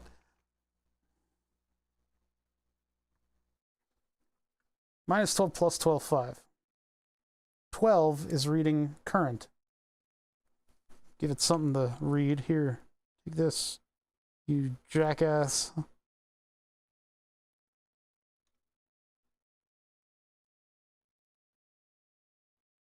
Why does this read with nothing? Nothing is going through 5 volts. What are you on? That's not 100 milliamps. Oh my god. Am I going to have to go to the analog multimeters for this? Why is this reading if this is the one that's pushing the current? Yikes. Ouch.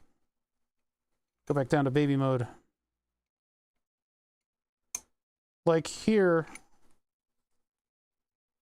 that should be registering on the 5-volt one. Okay, so there's some crosstalk is what's going on. Something ain't right.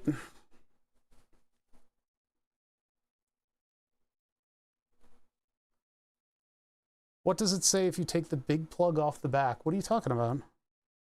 This guy?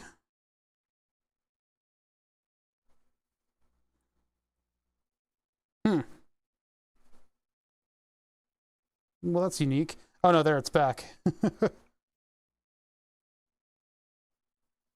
Yeah, that one doesn't matter.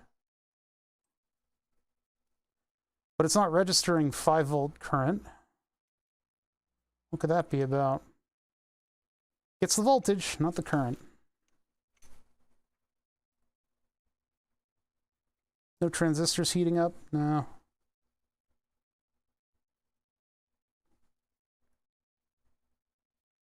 Why does this one... Oh, right, because they're swapped. That's right. Okay, so that's the plus 12 one, and then this is the 5-volt one.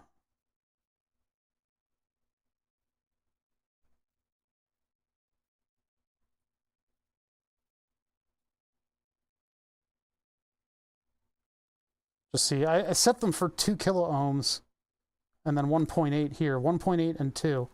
They should probably be both 1.8, but electronics not even once.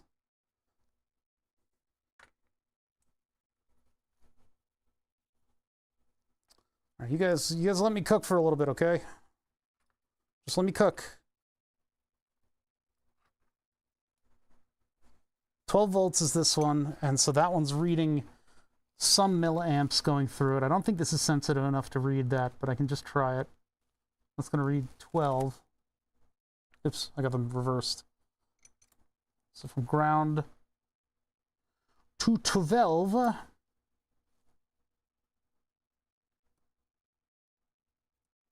That should be 12 volts. Why is it OL?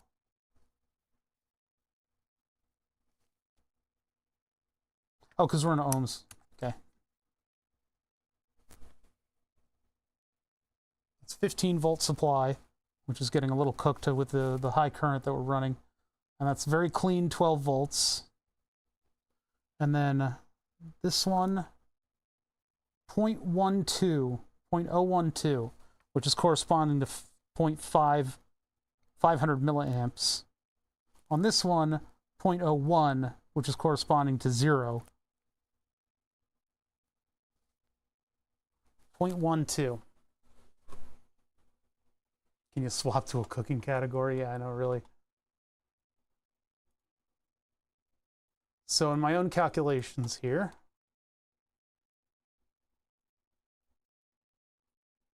.012 corresponds to 0.47, which this one's at like 5.9, so my multimeter's off by a little bit. But I should be getting something more like 0.35 if I were connected to it, but I'm not. I'm not connected to power. 0.52 is a little cooked. It should not be outputting that voltage. The voltage across the resistor probably won't be able to really read. That's for 5 volts. This one's for 12. Got a little bit too much voltage across this puppy here. Why would that be? Well, there's nothing on the load. Unplug this for some magical reason.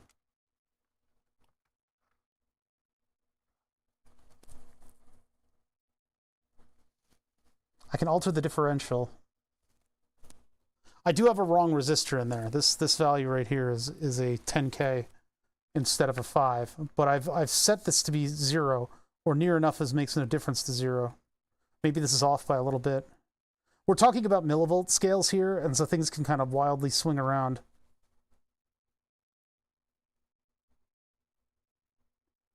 Mm-hmm. Mm-hmm. Mm-hmm. Mm-hmm. Mm-hmm. Mm-hmm. Mm-hmm. Mm-hmm. I'm listening for it to click in either of these directions.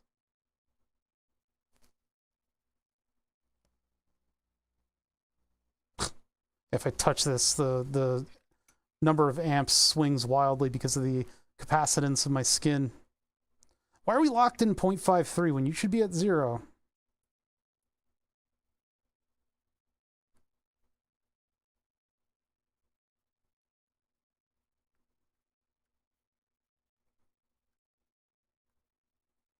Keep moving in this direction until I hear a click. There's the click. And yet that didn't swing at all.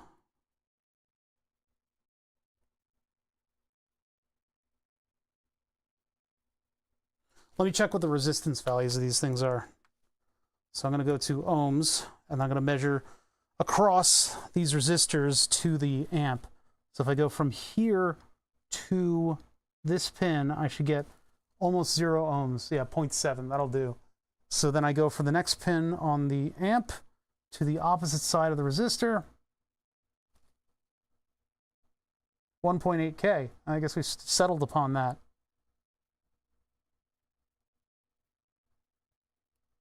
I set it up perfectly. Wait a minute, that's exactly where I wanted to be. But I don't have a load on this thing, so I should be reading 0. Why am I reading something weird? I set up the voltage to go all the way over to there, and that goes to the first pin, and then the second pin goes to current, which is done over there with the 3904. And I don't see any way this could be wrong. Try it again.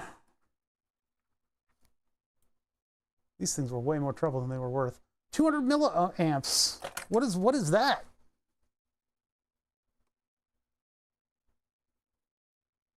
Can I reduce this to 0?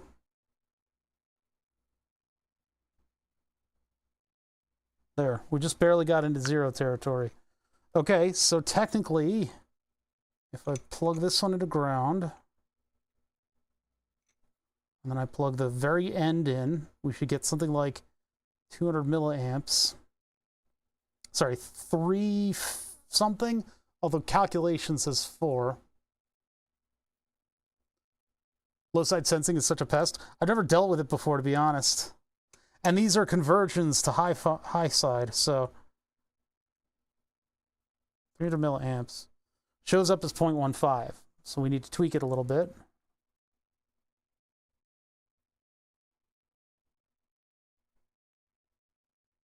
Okay. Okay. Okay. What the fuck? Okay. Why is this sucks?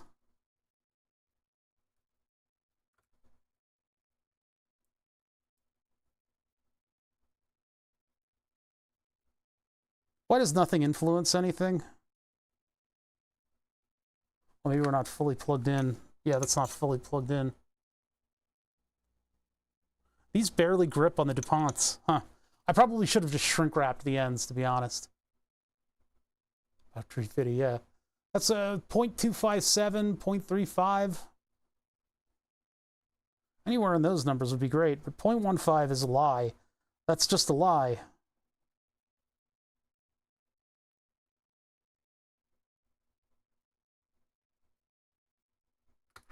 Ah.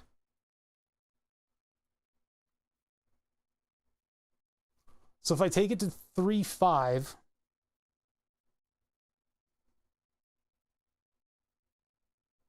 take it to 3.5, and I unplug it,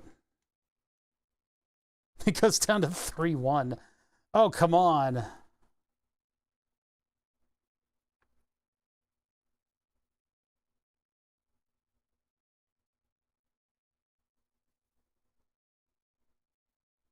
What direction do you want to go in, you stupid resistor? You donkey. I mean, we measured this from the pin, so we know it's getting to the chip. Unless the chip is cooked, which I don't think is the case. I don't think I cooked any of these. Now this resistance value is completely screwed up. It's like all over the place.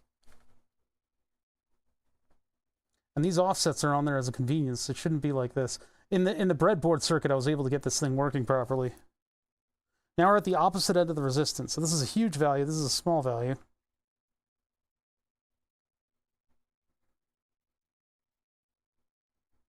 So this is technically 0. Take it all the way down to 0. Because we're going to be dealing with milliamp scale. We're not going to be dealing with a large scale. Ow, what just poked into my wrist when I put it down on the desk? You son of a bitch. God, it's like the tiniest little piece of something. All right, so give this the beans. I gotta get this set up to be a little bit more wieldable. Here, do that. Maybe get the knife away from where I'm putting my hands down. Move everybody back a little bit so I got some space. There we go.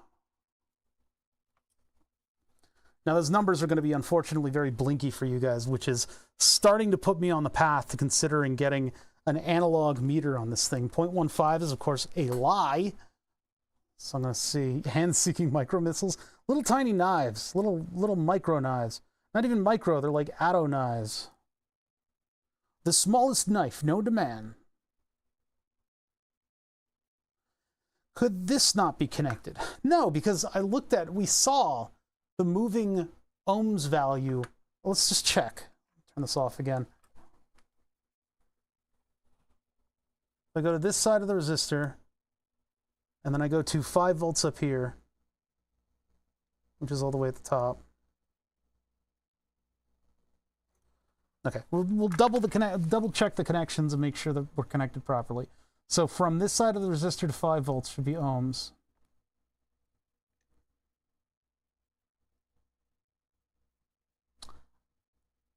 Hello, darkness, mild friend. Oh no, from 12 volts, sorry. From 12 volts to this side of the resistor should be ohms. Yes, okay, 0.5. And then from this side of the resistor to pin 2, it should be near 0, because we've tuned it all the way down.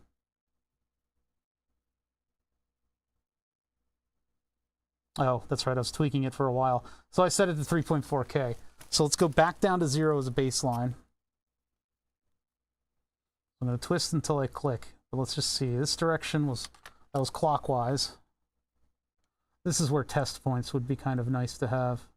I was considering putting some test points down, so I had something to plug into. Okay, that went up to 5K, so I want to go anti-clockwise. And then I should print out a little sleeve that I can put around these screwdrivers so that it captures on the brass nut that I'm adjusting with. That would be a nice, useful thing. There's a click. That should be down as far as it goes, which is going to be measurable small numbers of ohms. 0.7 is kind of close to what my thing normally does. We go over here to the other side, and the other side is connected over here. 10K, what the heck? Hold on. Reposition myself. From this side of the resistor to this pin right here, 0.3. Okay. So now, if I go to this pin right here, it should be whatever value the potentiometer is at. Which is not 29 mega ohms, you stupid donkey. Okay, hold on. Let's get plugged in properly on the resistor from here. And then over here. 4K. So I'm going to tweak it down to 1.8. Down we go. Down, down, down. Scotch, scotch, scotch.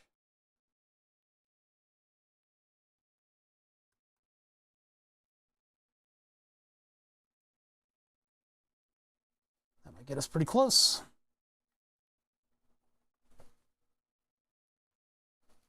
I wanted to move on to the top section, but this seems to be pretty annoying, getting this tuned properly. And it might be that I never get it tuned properly. Maybe I need to just get those analog high-side drivers and put those in instead. This has been a lot of work, though. I'd have to totally rebuild this board, or at least rip up a lot of stuff from this board. That's at 2. I want to bring it down to 1.8.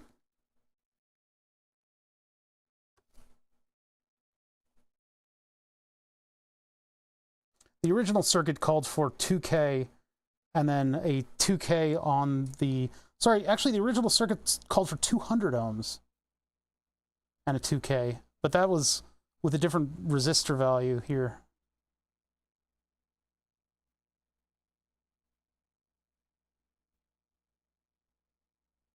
Would you just go from there? Oh, I got it just right, 1.7. Okay, cool. Now for the outlet here, I am going from the emitter, so the emitter is on this side, to where we're picking up the voltage. Actually, no, from the emitter to ground. So that's 4.9K, and we're going to bring that down to 2K.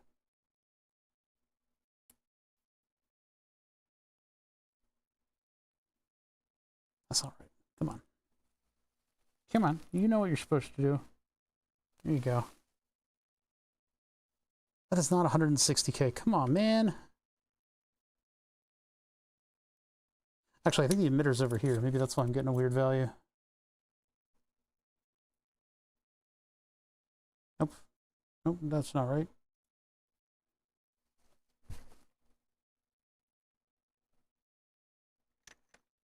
I know 60K ain't right either. Hold on, double think, rethink this.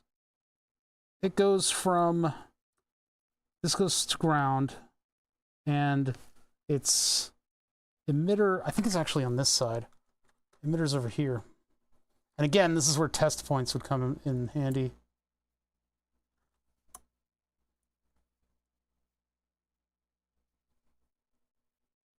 Three ohms.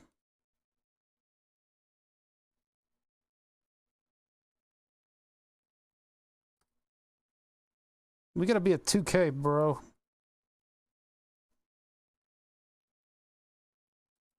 Oh my god, the screwdriver's slipping out. The flathead slipping out of the thing is very annoying. Okay, 200, 300. Stay on the fat. Oh, why couldn't they be Phillips head? 700. God damn it.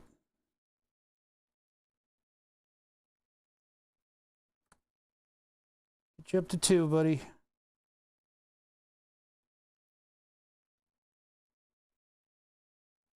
Six, 7, 8, 9. 999. 2. Okay. That's at 2K. Owie. There's that cut again. There's like a tiny, I can see a tiny little speck that's embedded in my hand. I'm gonna try to get like the good tweezers on that. See if I can remove it real quick. It really hurts. It's like every now and then you put your wrist down on something, and this just makes sure that you're in copious pain because it's right on a nerve ending. That didn't even pull the right thing.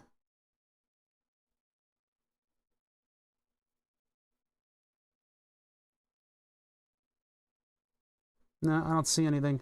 I see a little tiny red spot, and that's it. I don't think that's what I'm pulling at. Weird. That's going to hurt for a while. Okay. Would a 230 volt hot end heater be overkill? I think it is. I think 24 volts is about all you need. 35 maybe, but like a 220 volt hot end, even like a 24 volt hot end will heat up very quickly. I used a 120 volt bed heater because the bed is big and it bleeds off a lot of heat. So everything gets up to temperature very quickly on my printer with a 24 volt hot end. All right, so let's turn this back on and see if we get weird readings. Yeah, we do. Why is it so weird though? The 5 volt one, we haven't altered anything on differently, except we did cut the ground connection, but that doesn't matter for this. That shouldn't matter for the voltage going into that pin. So then somehow we are getting a millivolt output from our other one.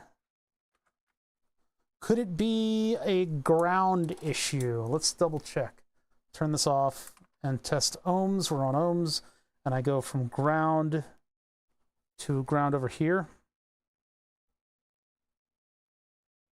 Looks like you could use some help from the big boss fell himself. No, it looks like everything's perfectly fine. Everything is great.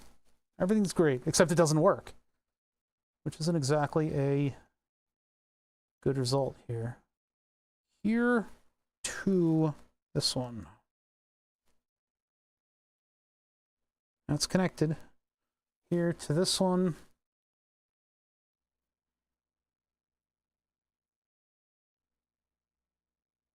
What's going on here?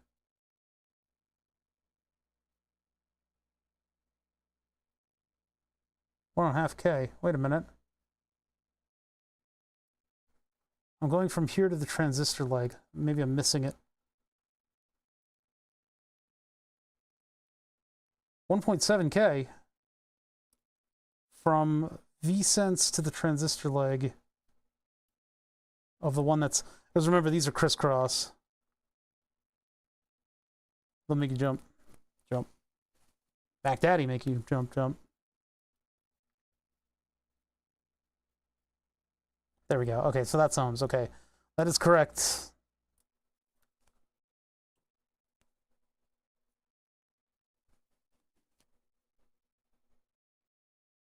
Emmett breaks in through a Lego patch on the wall, singing "Everything is Awesome." What? No, that's okay. I don't need weird. All right. What is going on here? So my circuit is just not. It's betraying us. Everybody betray me. And I don't think it's because I put a 10K ohm resistor in here, because that's double what this one is. I have a set of 5Ks coming in. Yes, I know it's a Lego movie reference.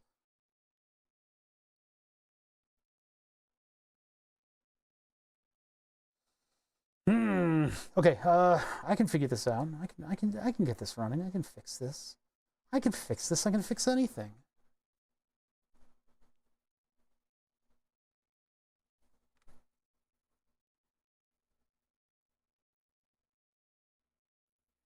Kilo ohm, mega ohm, ohm, and I've got the right thing hooked up.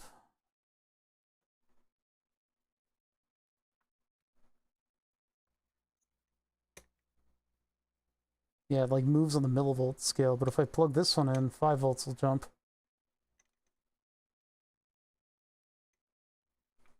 I need something to hold down these resistors.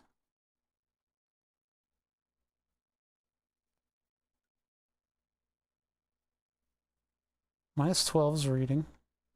5 volts. This should be plus 12. And this 5. Is 5 just not reading anything? Is that what's going on? That may be what's going on.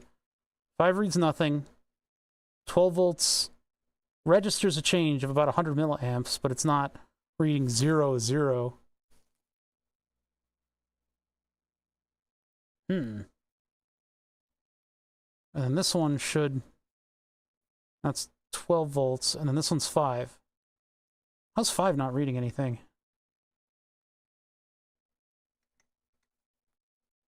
5 is over here. My amps are messed up. Did I do the pinout wrong? Did I get the wrong pinout? Are they backwards? Could be that the chip is in backwards.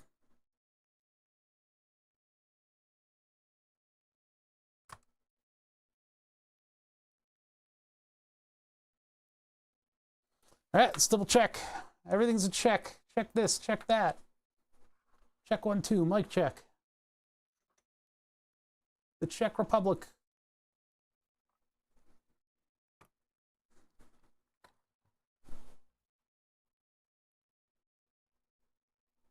These have the annoying pin markings of having a slanted edge on the higher numbered pin size. So pin 1 is indeed the corner there, and that connects to what is understood as to be pin 1. So my pinout is correct. Let me double check the pins on the data sheet just to double check. Like I said, you know, I've done everything perfect is the last thing you should be saying around stuff like this. Oh, whoops, I just did the calibration procedure on this from the magnet of the multimeter. Press that button. So that's our circuit with a 3904. Double check with the data sheet, not my own notes. I'll double check with this, and I'll hit this. Those analog multimeters would have been so much easier. I should have used them. I could have just innately trusted the number. Where'd the data sheet go? Oh wait, this is the data sheet. What am I talking about? Yep.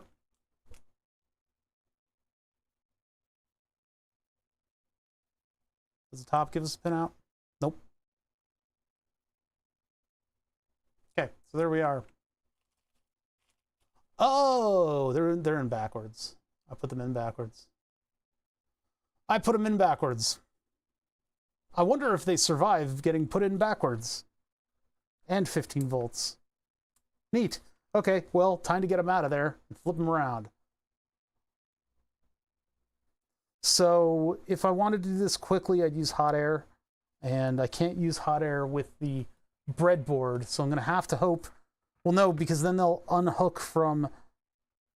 If I could put a pin header on it, that's not going to work. I was going to put it in the vise, hit it with hot air, pluck it off, and then twist it around. Which is not a great way to describe like a sex act, but it's a great way to describe what you're going to do with hot air. So let's try that and try not to mess it all up.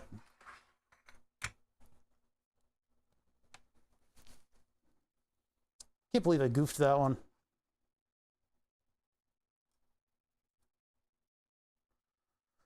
It's that 45-degree angle thing. Why can't you just, you know, just freaking do it right? Do it the right way. There is no room to work on this. No, I do need something that this can plug into. Let's see if we can find something. In the pin headers, I've got some things that I might be able to plug into. What's up, Short Lurker? How you doing? How you been, brother?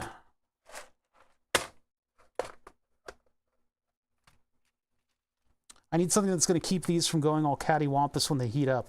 So just doing something across them like this might not be enough. Although the plastic of the headers will kind of hold them in place. So maybe just putting this on like that will do it, but the weight of this thing is going to be pulling downwards. And so this could potentially unplug all of my pin headers.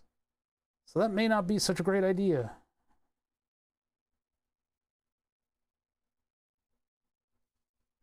I could even do two. But what I can't do is keep it from falling unless I lower myself all the way down to the bottom of the vise. Or if I just have this sitting like that. That'll actually do just fine.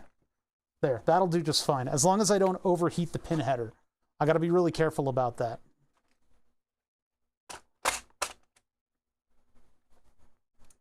With the accursed hot air station.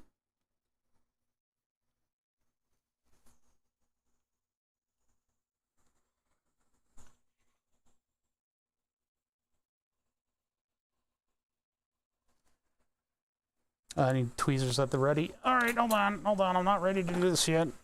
Just hold the iron up. What did I do with it? There. All right, twist that a little bit. And let's get to heating. Hopefully the FR4 circuit board deflects the heat enough that it won't be an issue. I'm just going to pick up the part and heat it up that way. So it'll just fall just to like a millimeter. Yep, there we go. As soon as it gets hot. And flip it around. And then place it back.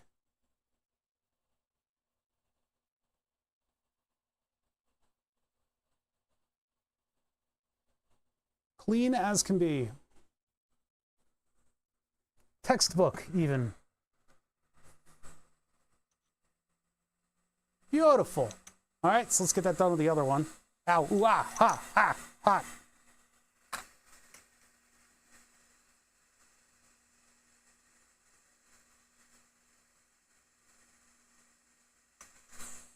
All right, get this thing ready to lift.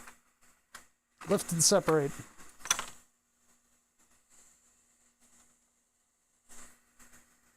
So grab it, get the hot air, let that get up to temperature, and then I'm gonna lift it up like a millimeter and just apply the heat nice and even.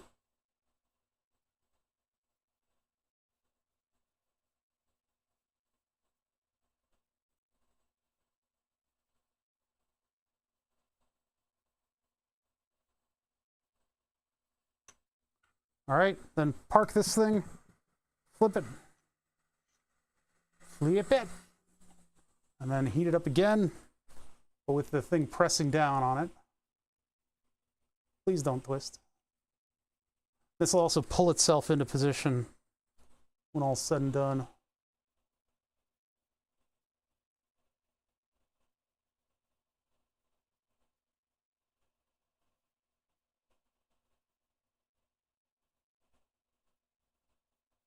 We'll heat on both sides. Let everybody climatize, and we're done.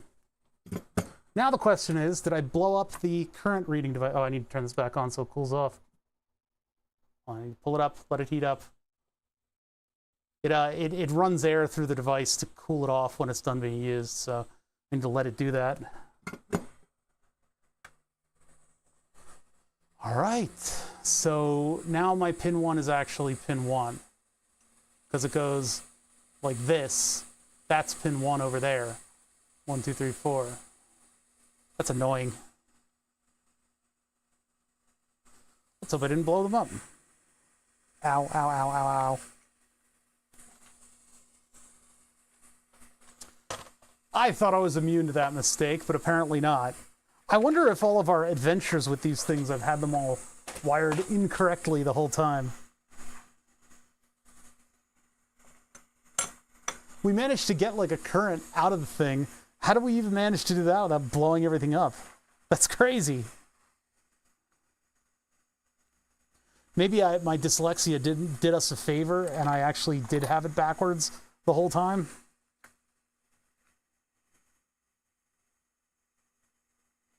Pin 1 over there.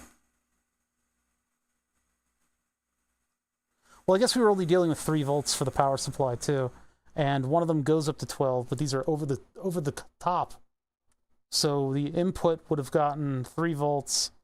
The output, it might have been powered off of 12 volts, which might have killed it, and one of them might be fine. One of these might be dead. Luckily, I ordered a handful of these.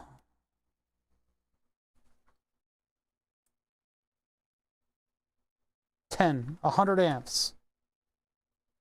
This is reading 100 amps off of 12 volts, which is over here. And it's getting hot.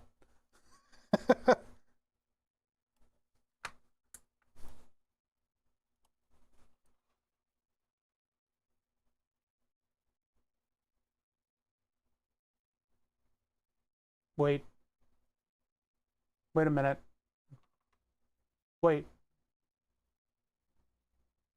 These are... What did I do? Did I double flip one of them? Oh my god. What is this? Some kind of a joke? Is it a joke? Is this a joke to you? Why was this one getting hot though? This is the one that was done correctly. With the slant is on the... Yeah, it's on that side, on the pin 1 side. 1, 2, 3, and 4. Null, in, minus, and plus. Oh, doesn't that oppose? Wait, 2 and 3. 2 is in minus. This is the plus side. Oh no, the minus side goes to... Hold on, let's double check that. Where's our application? Yeah, the minus side goes towards the load. Okay, that makes sense. We have this wired correctly. This is the chips might be blown up. Like this is reading 100 amps, which is not correct. And then the other one's not reading anything, but it's also still in backwards. Go ahead and correct that. Means I need to get hot air. Where did the chip go? I unplugged it. Where did the unplugged chip go? How did I lose it already? Oh my god, everything is falling apart. Everything I've worked towards is just crumbling around me. My petard! I've been hoisted upon it. I shall now sink with the ship. You hear about that O'Bother guy? I heard he went inept. Oh, that's a terrible way to go. So there I was, sitting in the lab, not knowing where a chip that I literally just unplugged went. I can feel my mind going.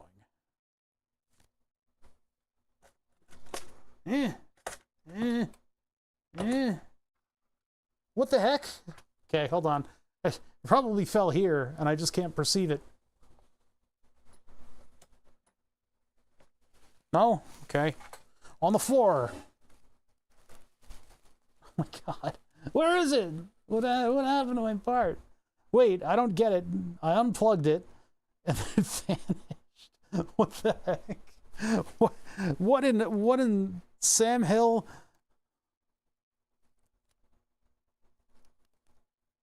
By the 9. I don't know what happened to my chip that I just unplugged. What the heck? Let's replay the stream. I don't know, it might be subtle, whatever I did with it, because I went over to the computer to work on stuff. And in doing so, it vanished. So I went over here to type stuff. It's not there. Nope. Nope, nope, nope.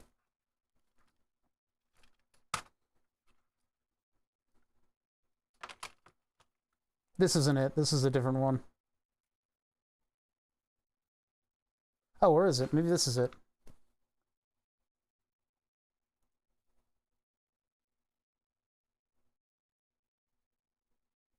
No, this is an NXP. This isn't the LT, whatever. Yeah, that's NXP. Okay, so that's not the right one. I've lost my mind is what you've tuned into. Yeah, you've arrived just when I've lost my freaking mind. Is it magneted? Sometimes things end up on this giant neodymium magnet. Could it be attached to the underside of the desk by a magnet? And I didn't know it. Because I have magnets that sit under the desk here. No, it's not. It's not there. Oh, I did find a pin lead. I don't understand. Wait a minute. So I unplugged the thing right here, right? I twist it off and I unplug it. And I guess I had it in my hand. But it didn't end up anywhere that I can... Oh, there it is. How is it hiding right there? What the heck? What the... Wait. I picked this up and looked under it. What the hell kind of a magic trick am I freaking doing here? Wow. Okay. All right. All right. Okay. Okay. Magic tricks aside, this one is still in backwards. This one might be broken, which is why it's reading 100 amps. Oh, no. You know what? This one was reading... No, this one was reading 100 amps, which is cooked. I didn't mean to do a magic trick, but apparently I did. It must have been caught on something, which is why it didn't show up when I lifted the whole circuit up into the air. All right, so again, these are there just to make sure that the pins stay on the board.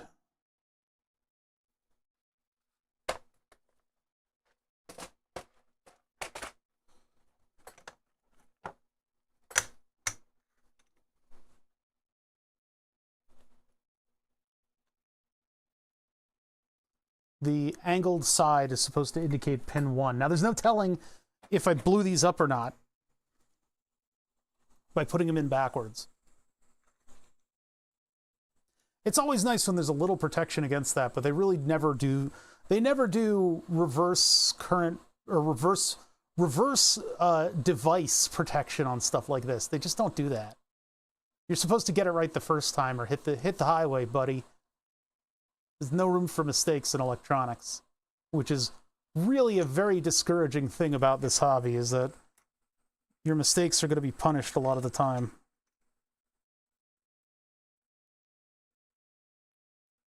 And that's kind of what we are in the throes of at the moment, is that the mistakes are hidden. They're hard to find. All right, so now the angled piece is on pin 1. I've got that one right. Lower that down and get that solder chooching away. I keep using that word. I got to stop.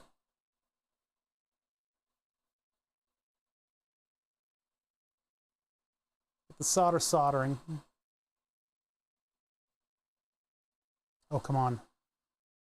Whoops, I was cooking the wrong thing. This thing looks like it pulled itself into position. Oh yeah, I cooked my pin header. That's exactly what I feared. I wasn't paying much attention and I got too low to this part. So it's not, I only use these for alignment anyway, but yeah, I knew that this was too low temperature for this. But anyway, we got out on the right side of it. I kind of like, the hot air gun went too low when I was trying to figure out how to reposition this. I don't need to reposition it, although it could use it. It does look like it's a little bit crooked. I want to make it perfect. I want to make it perfect because I don't want to question myself.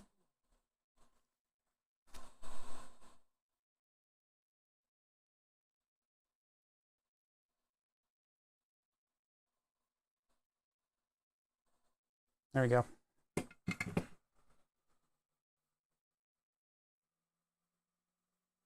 How come this burning smells like pine needles burning? It smells like pine needles. It's still a little crooked, but I kind of corrected it a tiny bit by pushing on it from the side. That'll do just fine. It may not have moved at all.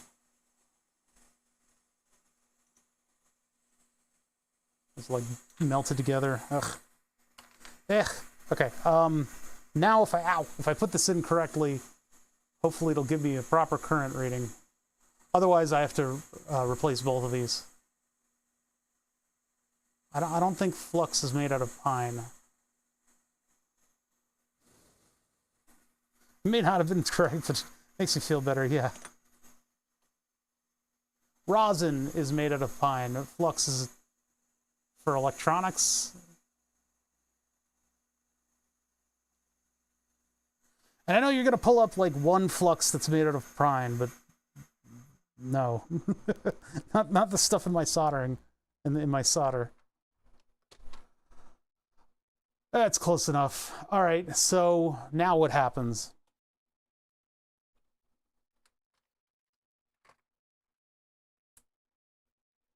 $100, 0. Do they both heat up? That would be my 3-volt regulator heating up.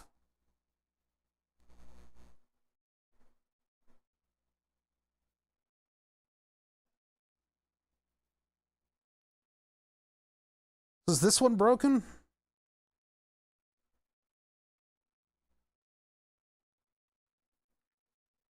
Well, there it is. That's the 2K resistor bleeding it out. Why is it stuck at 0.5? Okay, there it goes. Now it goes back to 0. This one is the middle one, and that one has this plugged into it. You can see it jump when I push on it. So we can at least get this one running. So if 5 volts is going through this, I feel like this isn't making a good connection.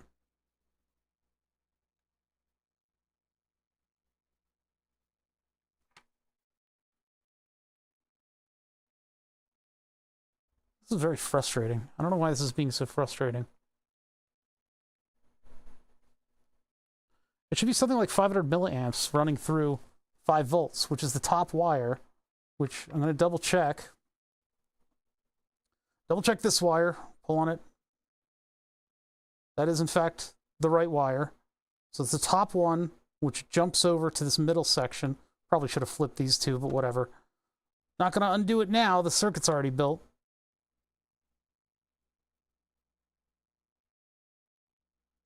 And that should be pushing 5 volts to the rest of this thing.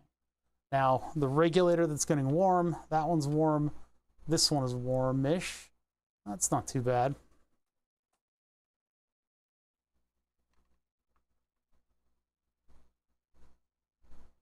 Usual electronics flux is made. Distilled pine resin. Look, like, what is this stuff?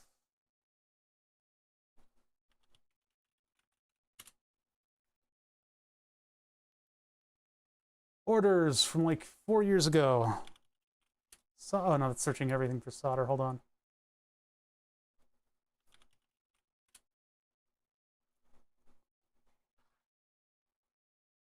This is very frustrating. Hester. 24, blah, blah, blah, 08. So this is the part number that I ordered in 22.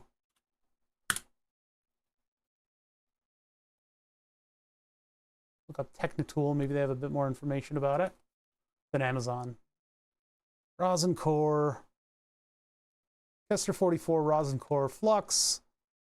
It's an activated rosin formula for use in flux cord solder wire. It has 44 virtually dominated field. Activated rosin core solders for well over decades, and outstanding performance features as flux, instant acting, wetting behavior, the high mobility, fast action, blah, blah, blah. Classified ROM 1 per JST, blah, blah, blah. Active RA formulation, solderability, blah, blah, blah. Let's see, document, wire safety, solder SDS, flux cord wire data sheet. Dude.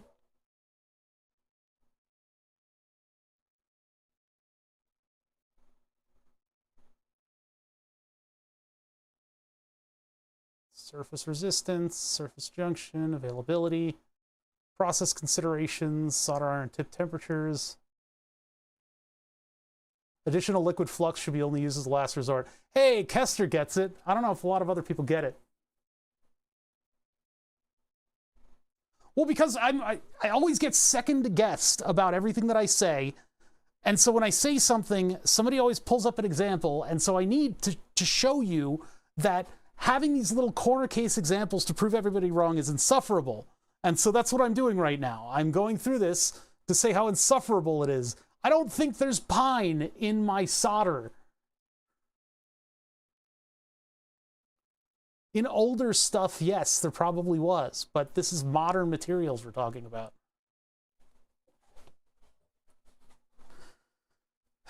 Okay, back to this thing not working.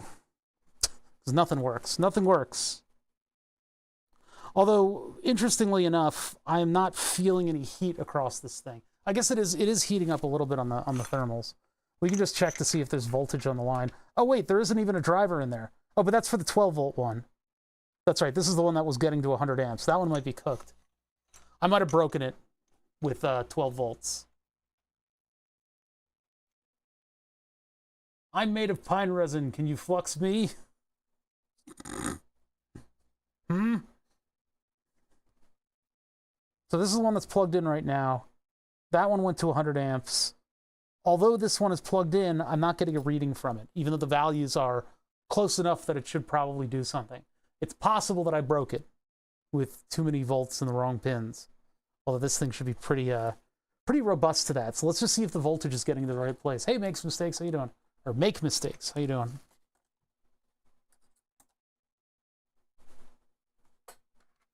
Or are you gonna correct me on that too? All right, so ground to 5 volts going out to this thing. Happy Tuesday. I don't know if a lot of people say Happy Tuesday. I don't think that's really a thing people say. I don't know if we're celebrating our Tuesday.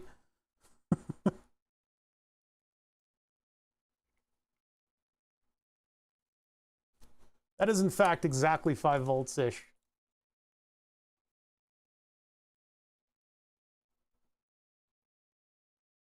Yeah, there's our 5 volts. God damn it. Stupid reflective screen. 5.003. All right. So we got 5 volts running out to this thing, but we're not reading any current.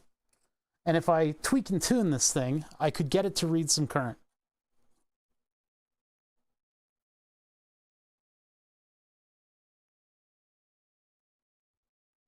Maybe. I'm adjusting the one that's not plugged in. What am I doing? No, I can't. It might be that both of these are blown up.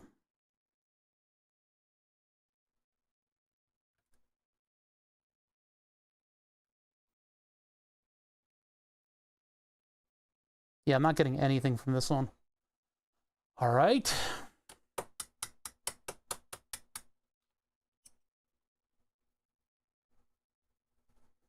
So I go from ground to our power input, which is on 7. We got a good 3.3 there. I think what I need to do is replace both of these chips, because I think we put them in backwards and that blew them up. So one reading 100 amps is definitely dead, and the other one reading nothing is probably dead. I don't know how I got away with building this circuit before. So I'm going to double check.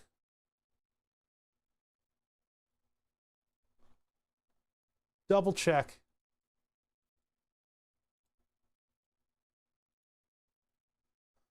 Yeah, pin 1 is the one with the angle on it. Okay.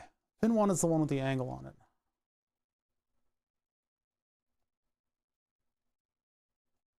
So, that having been said, we need to now get the 2 chips off of the breakout boards and replace them with contemporaries that actually still work. Back to the hot air. Because, I've double-checked every facet of the circuit. It just seems like at every turn, nothing is wrong, everything is wrong. This does not even feel like it's pulling 300 milliamps, but maybe at 5 volts, it's a bit of a different story. I got to do some calculations of what that should read. Turn that off, and then let's replace these, and I'll have to find the other ones that I ordered, Always order extra parts, just in case you do what I did. It's the royal we. It's the royal we. Come on. We here at Oh Bother. The last two, huh? All right. I think I ordered 5 of them at great expense.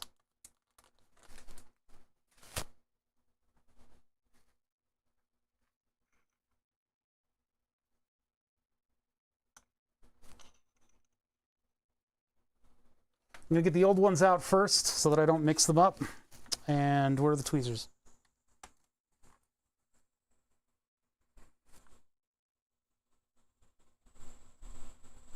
Well, these are like $7 each. I'm not ordering 10. I'm not ordering 10. I don't have that kind of budget.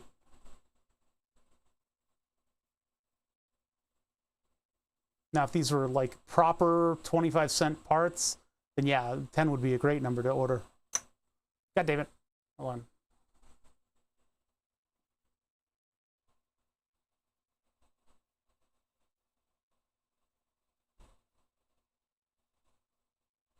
Come on, whenever you're ready.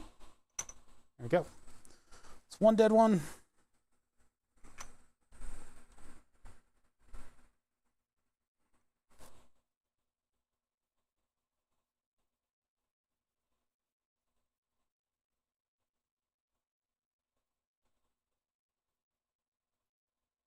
It's something that you learn over time, is how to think on your toes, improvise, and how to stick it to some people who need it stuck to them. And I always second guess that, because I don't know, there's like an attitude, and I think it comes from people wanting to sound smart. And so you get, everything you say gets picked apart. All the while you're trying to troubleshoot something completely unrelated.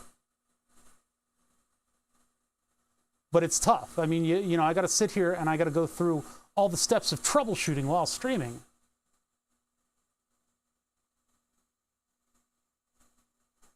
To cut pissed on top. I both agree and disagree with what you've just said. And I think it's very astute of you to say. I don't know what you're talking about. What are you talking about?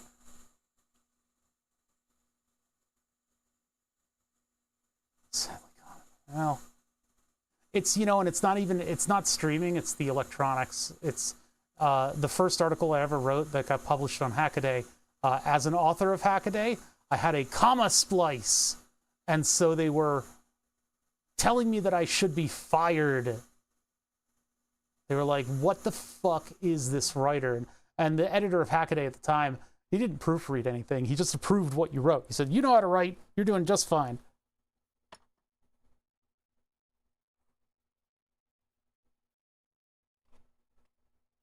Just on the number 8. I know these are facing 2 different directions. I will be sure to be careful about that. Cut. 45-degree angle. I hate chips that have that, because it makes it so much harder to identify pin 1 for us common mortals.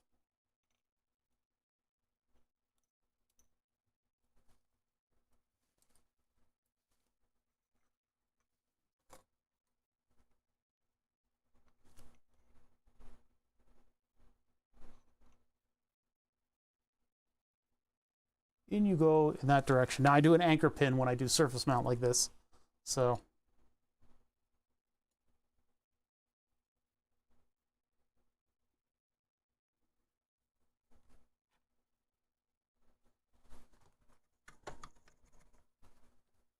just stick the tip in the little brass cleaner pad to scrape it off. Now I got a nice clean tip. What's up, Baloo?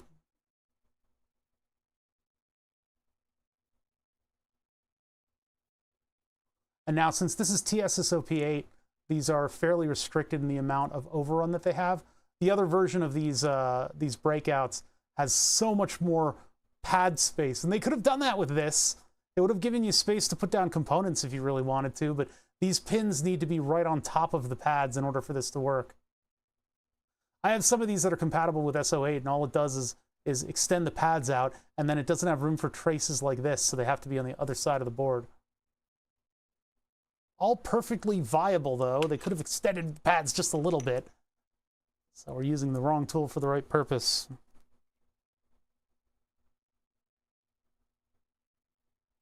Maneuvering the big iron tip is very annoying in this circuit. Nope, wrong pin. Don't want to do that one. I'm going to put these in the vise. That's going to make my job so much easier. You'll notice how I'm maneuvering the iron around it. It's like moving this. I hate that. That really annoys me. So let me get the vise out, and that will give us so much more weight.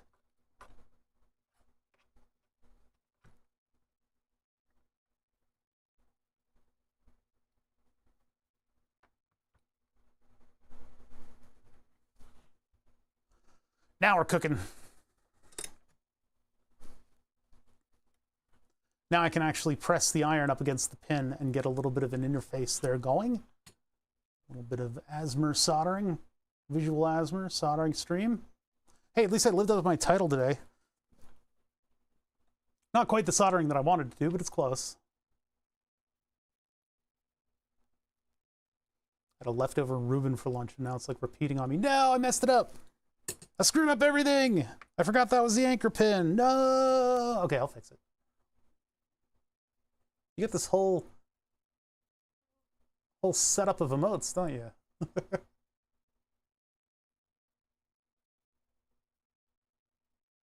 I ruined it all. I could have had it, bro.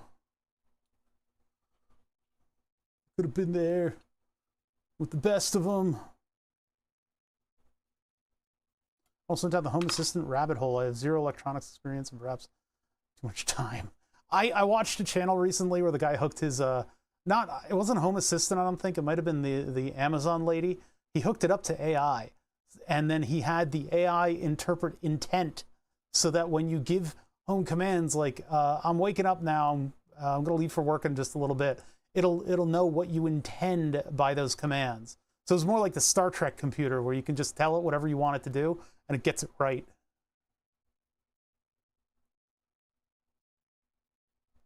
Mostly, though, AI has been released too early by a bunch of tech bros who believe the waffle of, smelling their own farts and thinking that they were going to change society by releasing something that just basically answers questions wrong and hallucinates about every solution that you come up with for it.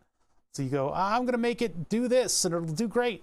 And then it goes, I can't even do unit conversions, bro. Why am I the front runner of Google searches? It's like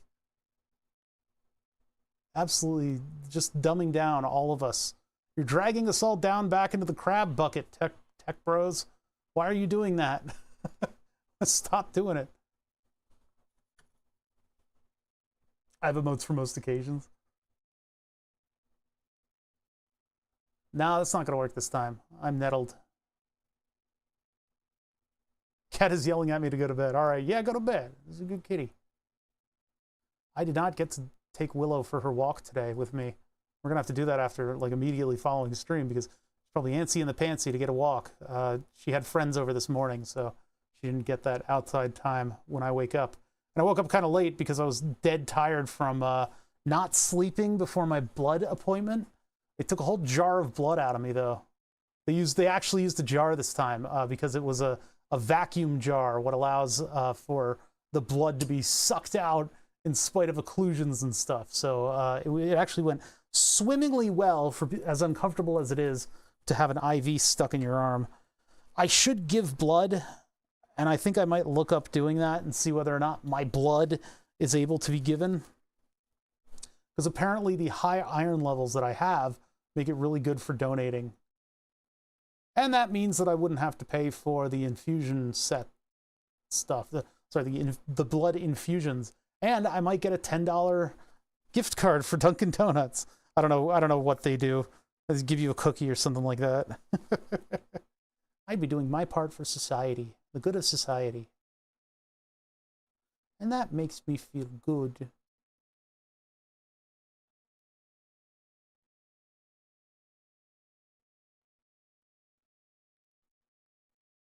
Right, there's that. I should probably press down from above in case I'm floating it a little. Looks like I wasn't. Oh, really? Sorry, man. I talk about medical stuff pretty openly.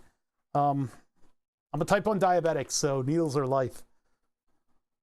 Now, while I'm not good around like dissecting stuff in lab classes, I am pretty comfortable with medical stuff.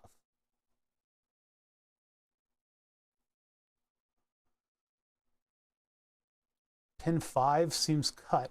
No, that's okay. Everything's fine on this. There's nothing wrong with it. Okay, that one there, that's okay. Might be off by a little bit.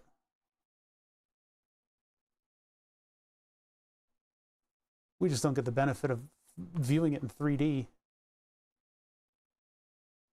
It is bent to the side just a little bit. Nobody's perfect, you know? There.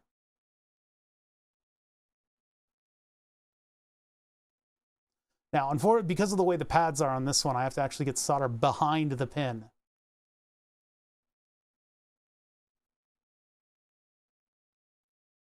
I don't really know if I did that there. I think that's okay. We'll use solder braid on that in a minute. Just remove all that. Oh, there we go. I got it.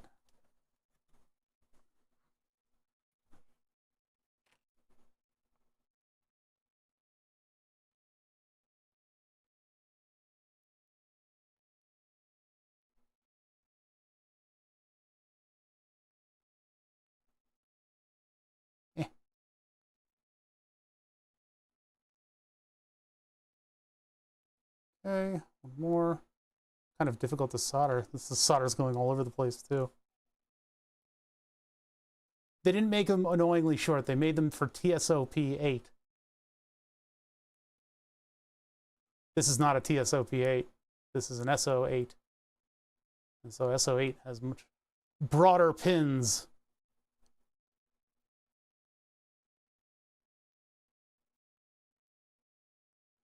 But it is compatible, only just barely.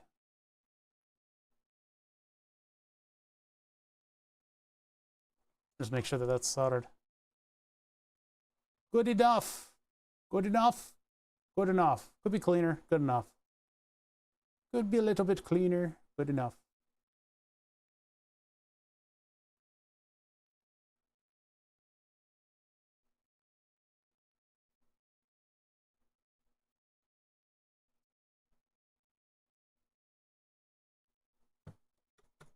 Clean up the iron, and let's get these into operation. Hopefully they don't blow up.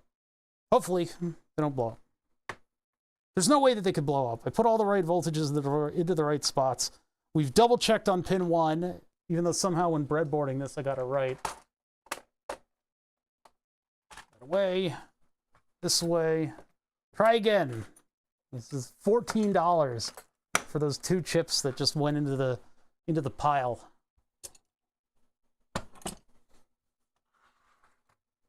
You kind of try to roll with expensive mistakes, but man, it can get to you. All right, so that's the wrong view entirely. Here we go. Okay, so pin at number 1, pin number 1, and the angle, and there's flux everywhere. I'll clean it up later.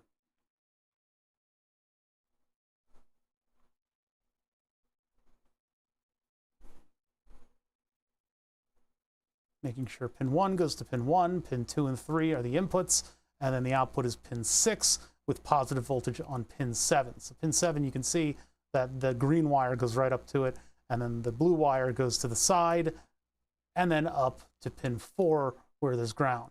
So there's no way I could have gotten this wrong. It's up to whoever manufactures it, and they often will just make up their own footprint.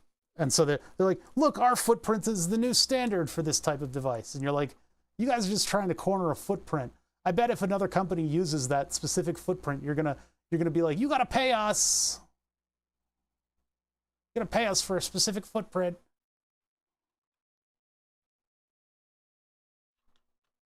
All right, so now we're plugged in properly. We're hooked up properly.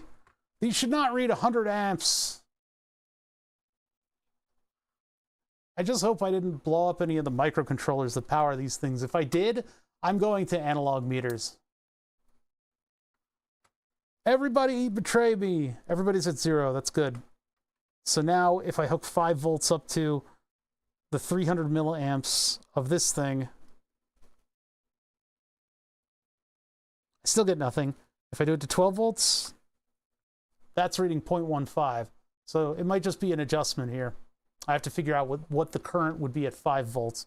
But at 12 volts, I've got 0.15. And so that should be 0.3. We have tweaked these knobs a little bit, but they should be tweakable now. And these should be adjusting the differential. They're not. Are you kidding me? These are over the top. They should be working just fine. Oh, wait, no, this is the 5 volt one that I'm adjusting. This is the 12 volt one. Jeez. The little flip in these two is really obnoxious. Wait, no, this one, yeah, this one's 5 volts, this one's 12 volts.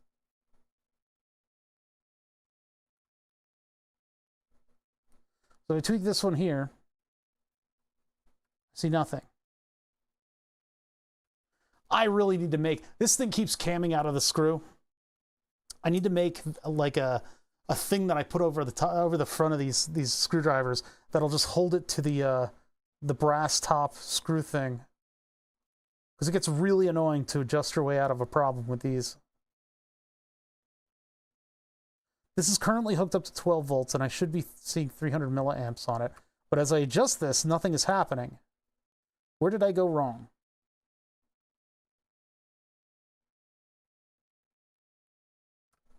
Are they heating up? Holy! Oh no, this is just this heating up. Right, I need to put this on the heatsink so it doesn't... I saw this huge blotch at about the right part, but I'm about the right position. All right, that'll just spread the heat out a little bit and insulate it. I don't understand why my adjustment is not doing anything. They're all hooked up properly. We read the voltage out of the main thing. See, like, that should be adjusting things. It's just not. Maybe I need to, like, run a simulation in order to figure out what the right values are going to be.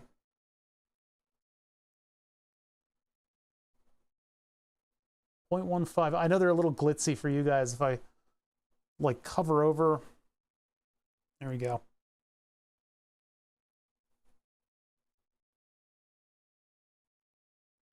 How's that doing nothing?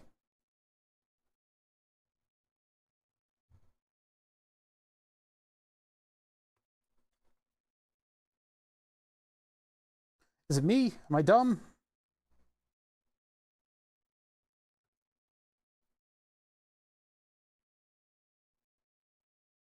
It's not the part being weird.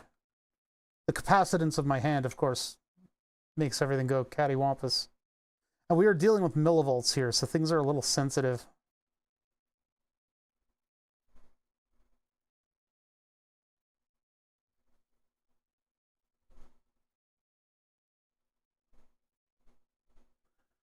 How does that work, that your hand makes the number appear more solid?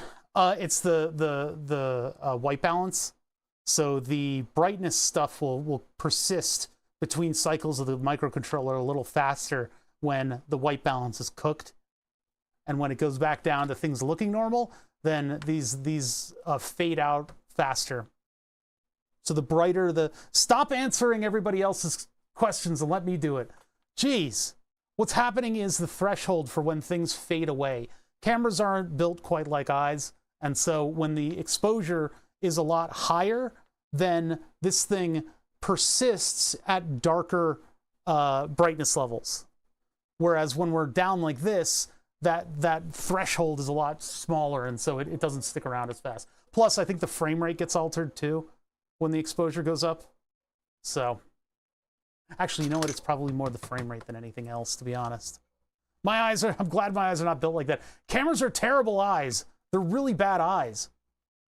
The Mark I eyeball has a wonderful dynamic range of brightnesses. But you know what? I honestly, thinking about it again, it's probably the frame rate. Yeah, the shutter speed. There you go. Now I've got it. Yeah, longer shutter for more brightness equals a frame rate that's less in lockstep with the small areas that are getting illuminated at a time, because it's multiplexing this. That's how it saves a lot of battery and stuff. I don't know exactly how it's doing that. We tried to look up the part, but we couldn't find anything.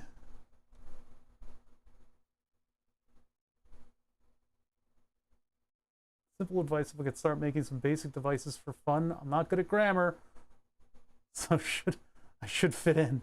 Couldn't help myself. Basic devices to build. It depends on what you think you need. A lot of fun is going through and just doing, like, sometimes you can get like a simple electronics kit that has a couple different projects in it, and maybe that can get you thinking about what kind of stuff you can do. But like, what devices do you want? Do you want a remote fart box? There's all kinds of ways you can do that. I don't know.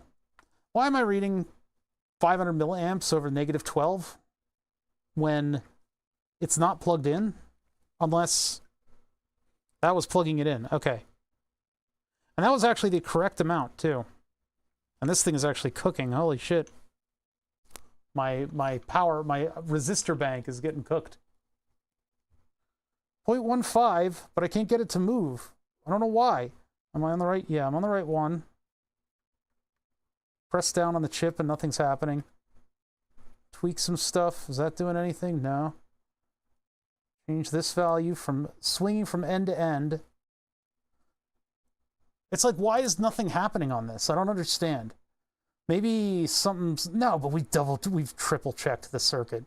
We've checked over the circuit. Why do we still get weird results? If I turn this off and I flip these two.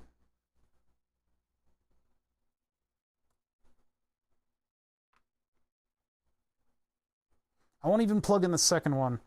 So now this one is here. Actually, if I don't have them plugged in at all. The problem is inherent in the system.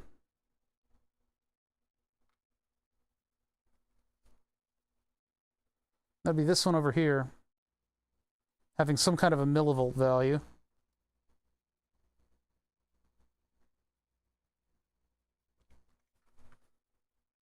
Why is 0.15 millivolts sitting on that line? Why would it be sitting onto that line?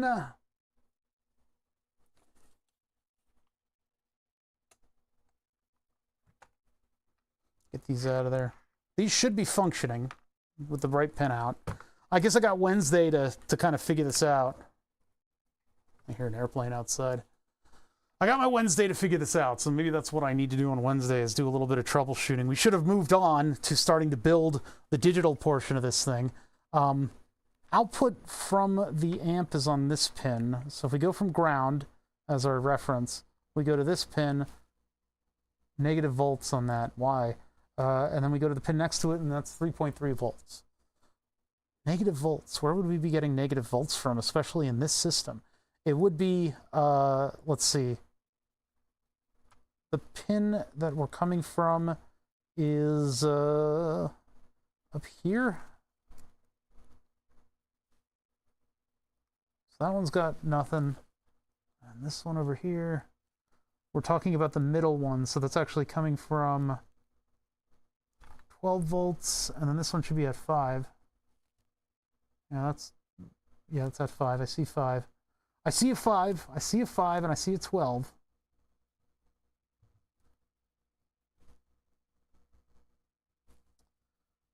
And then, what next? Are we still technically pumping? Yeah, we're still technically pumping power through this thing. I'm going to disconnect this.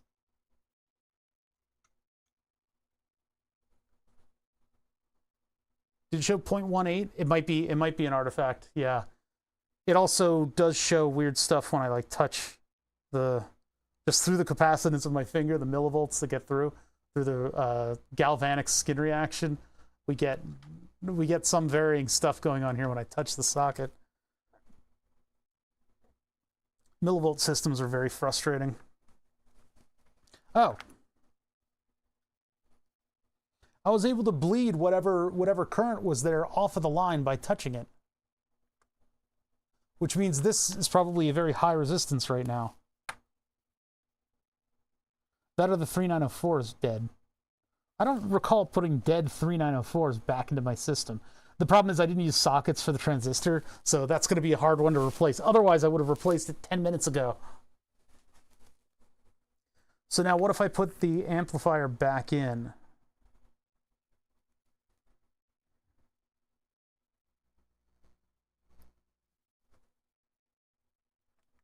Now it's reading 0.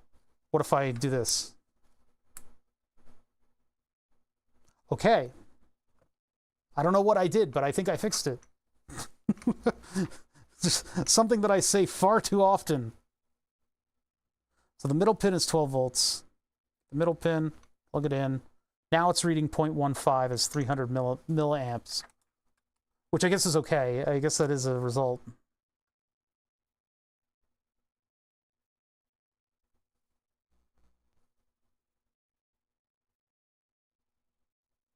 And this is where things break down.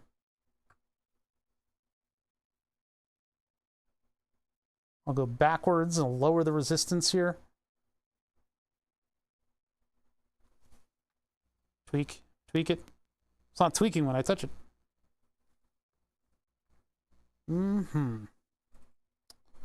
Interesting. Juice it up, give it a big resistance. Now it's sensitive to be touching it, but it always goes back to 0.15. Ultimate starter kit with tutorial, breadboard holder, jumper wires, resistors, DC motor, compatible with Arduino R3 project, compatible with Mega 2650, compatible with Nano. That sounds like an Amazon listing. I don't think you're going to blow yourself up. I think that sounds like a fun kit. It sounds like it wants to kind of steer you towards robotics, but it should have some cool stuff in it. Most of those kits are pretty good. This is very frustrating what I'm dealing with right now. It's just a rogue... Well, it's just the weird adjustments. I was able to adjust the other circuit when I had it in the breadboard.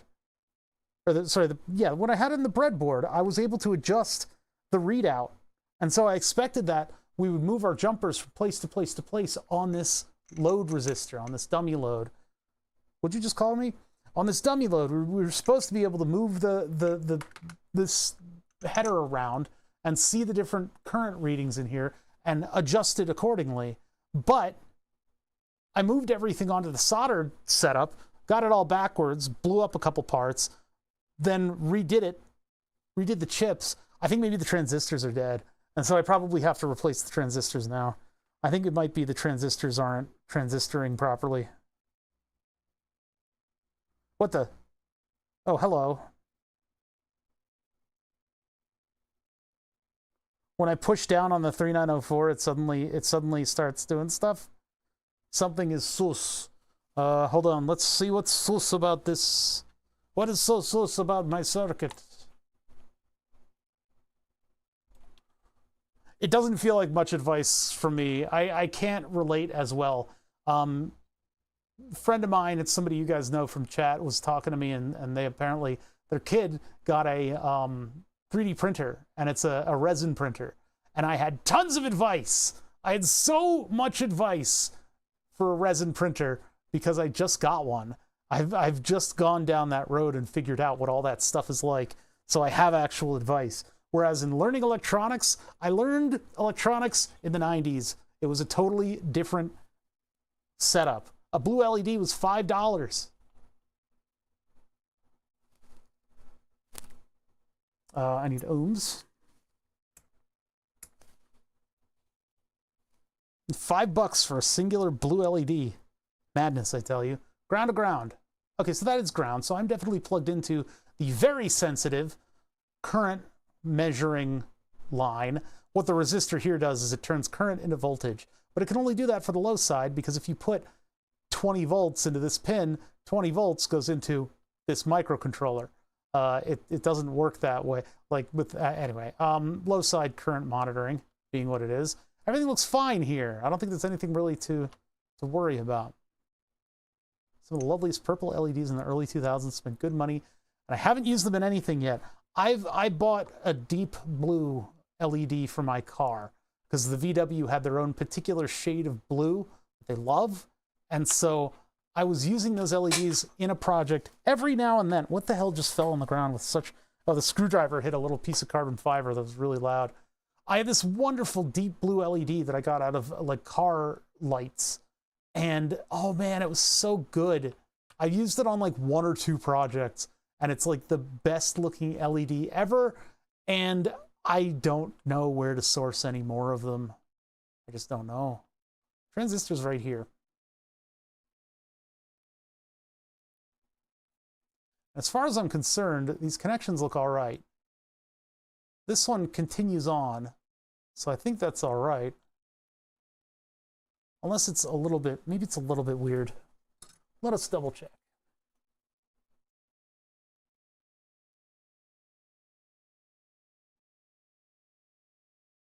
No, that connection's just fine. And then this pin of the transistor going over to there. And then some. It is still connected just fine.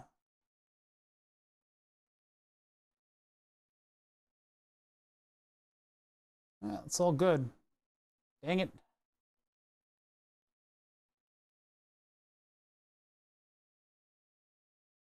Classmate used to mod Nokia phones for rich kids by giving them a translucent casing and a lot of blue. Yeah, all the yellow LEDs you could replace with blues, and you'd have to change the resistors a little bit, but it was all 0603 and I think 0402 actually.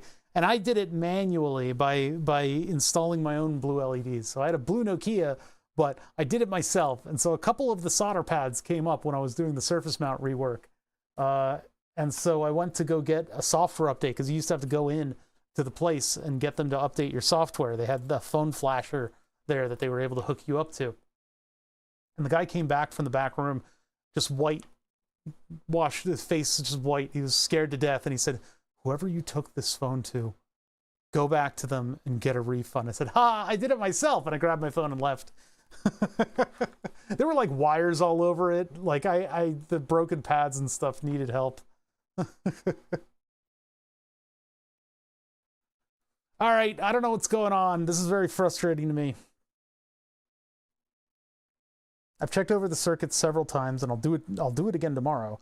But for some reason, my current monitoring stuff, once more, doesn't fucking work. This is one of those things that's so frustrating about projects like this. I have other current meters that I could put into play. I haven't tested them yet, and I don't know if they have a theoretical maximum voltage. But the fact that I got none of these things to work properly is just the most frustrating thing ever. I should be able to work through this problem and make it work in the end. Alternatively, we could mod these to put some yellow LEDs in the bottom of them, shine the yellow LEDs upwards, and then I could use these in order to show the current that's running through the different systems.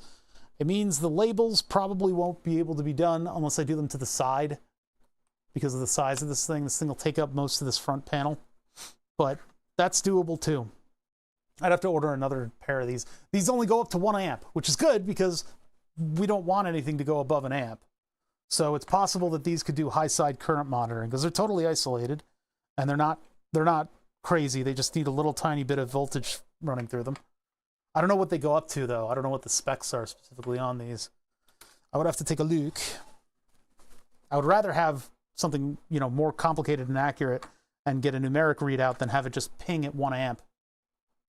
I like the analog ones. It might be the way that I go. Yeah, it might end up being the way that I go. It's like one of the only options that I have. That means totally reworking this area of the circuit board, though. I'd have to rip all this stuff out and then make one of these leads for LED and the other one for... it would be in, out, and then 2 for the LED. Run like 3 volts to the LEDs. But everything is here. Everything's hooked up. It's all hooked up right now. Where did I go wrong? I don't see how spinning the thing around and hooking it up wrong would hurt any of this stuff. Because it's like, we've got 12 volts on pins 2 and 3. So V plus and out would have been hooked up to 12 volts. And then on the other side, we just have our I guess our output, no, the output would be hooked up to a high Z input line. So that wouldn't affect anything. V minus would go to null. V plus would go to plus in, which is a over-the-top compatible. Output would go to in minus, and that's where the problem might lie. Output going to in minus would mean that we might cook the circuit. I don't know what the output pin can handle. Let's look at the electrical characteristics and see if that does anything.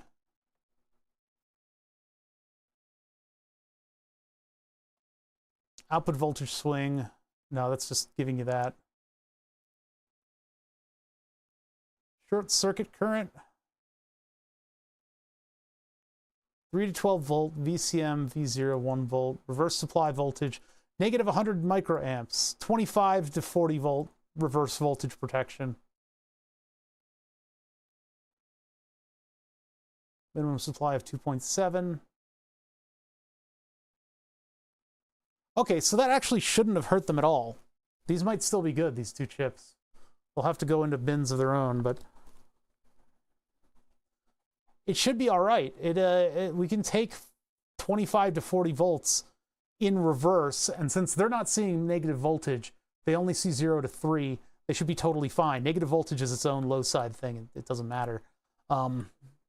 So, that having been said, what is my circuit doing to make it not work?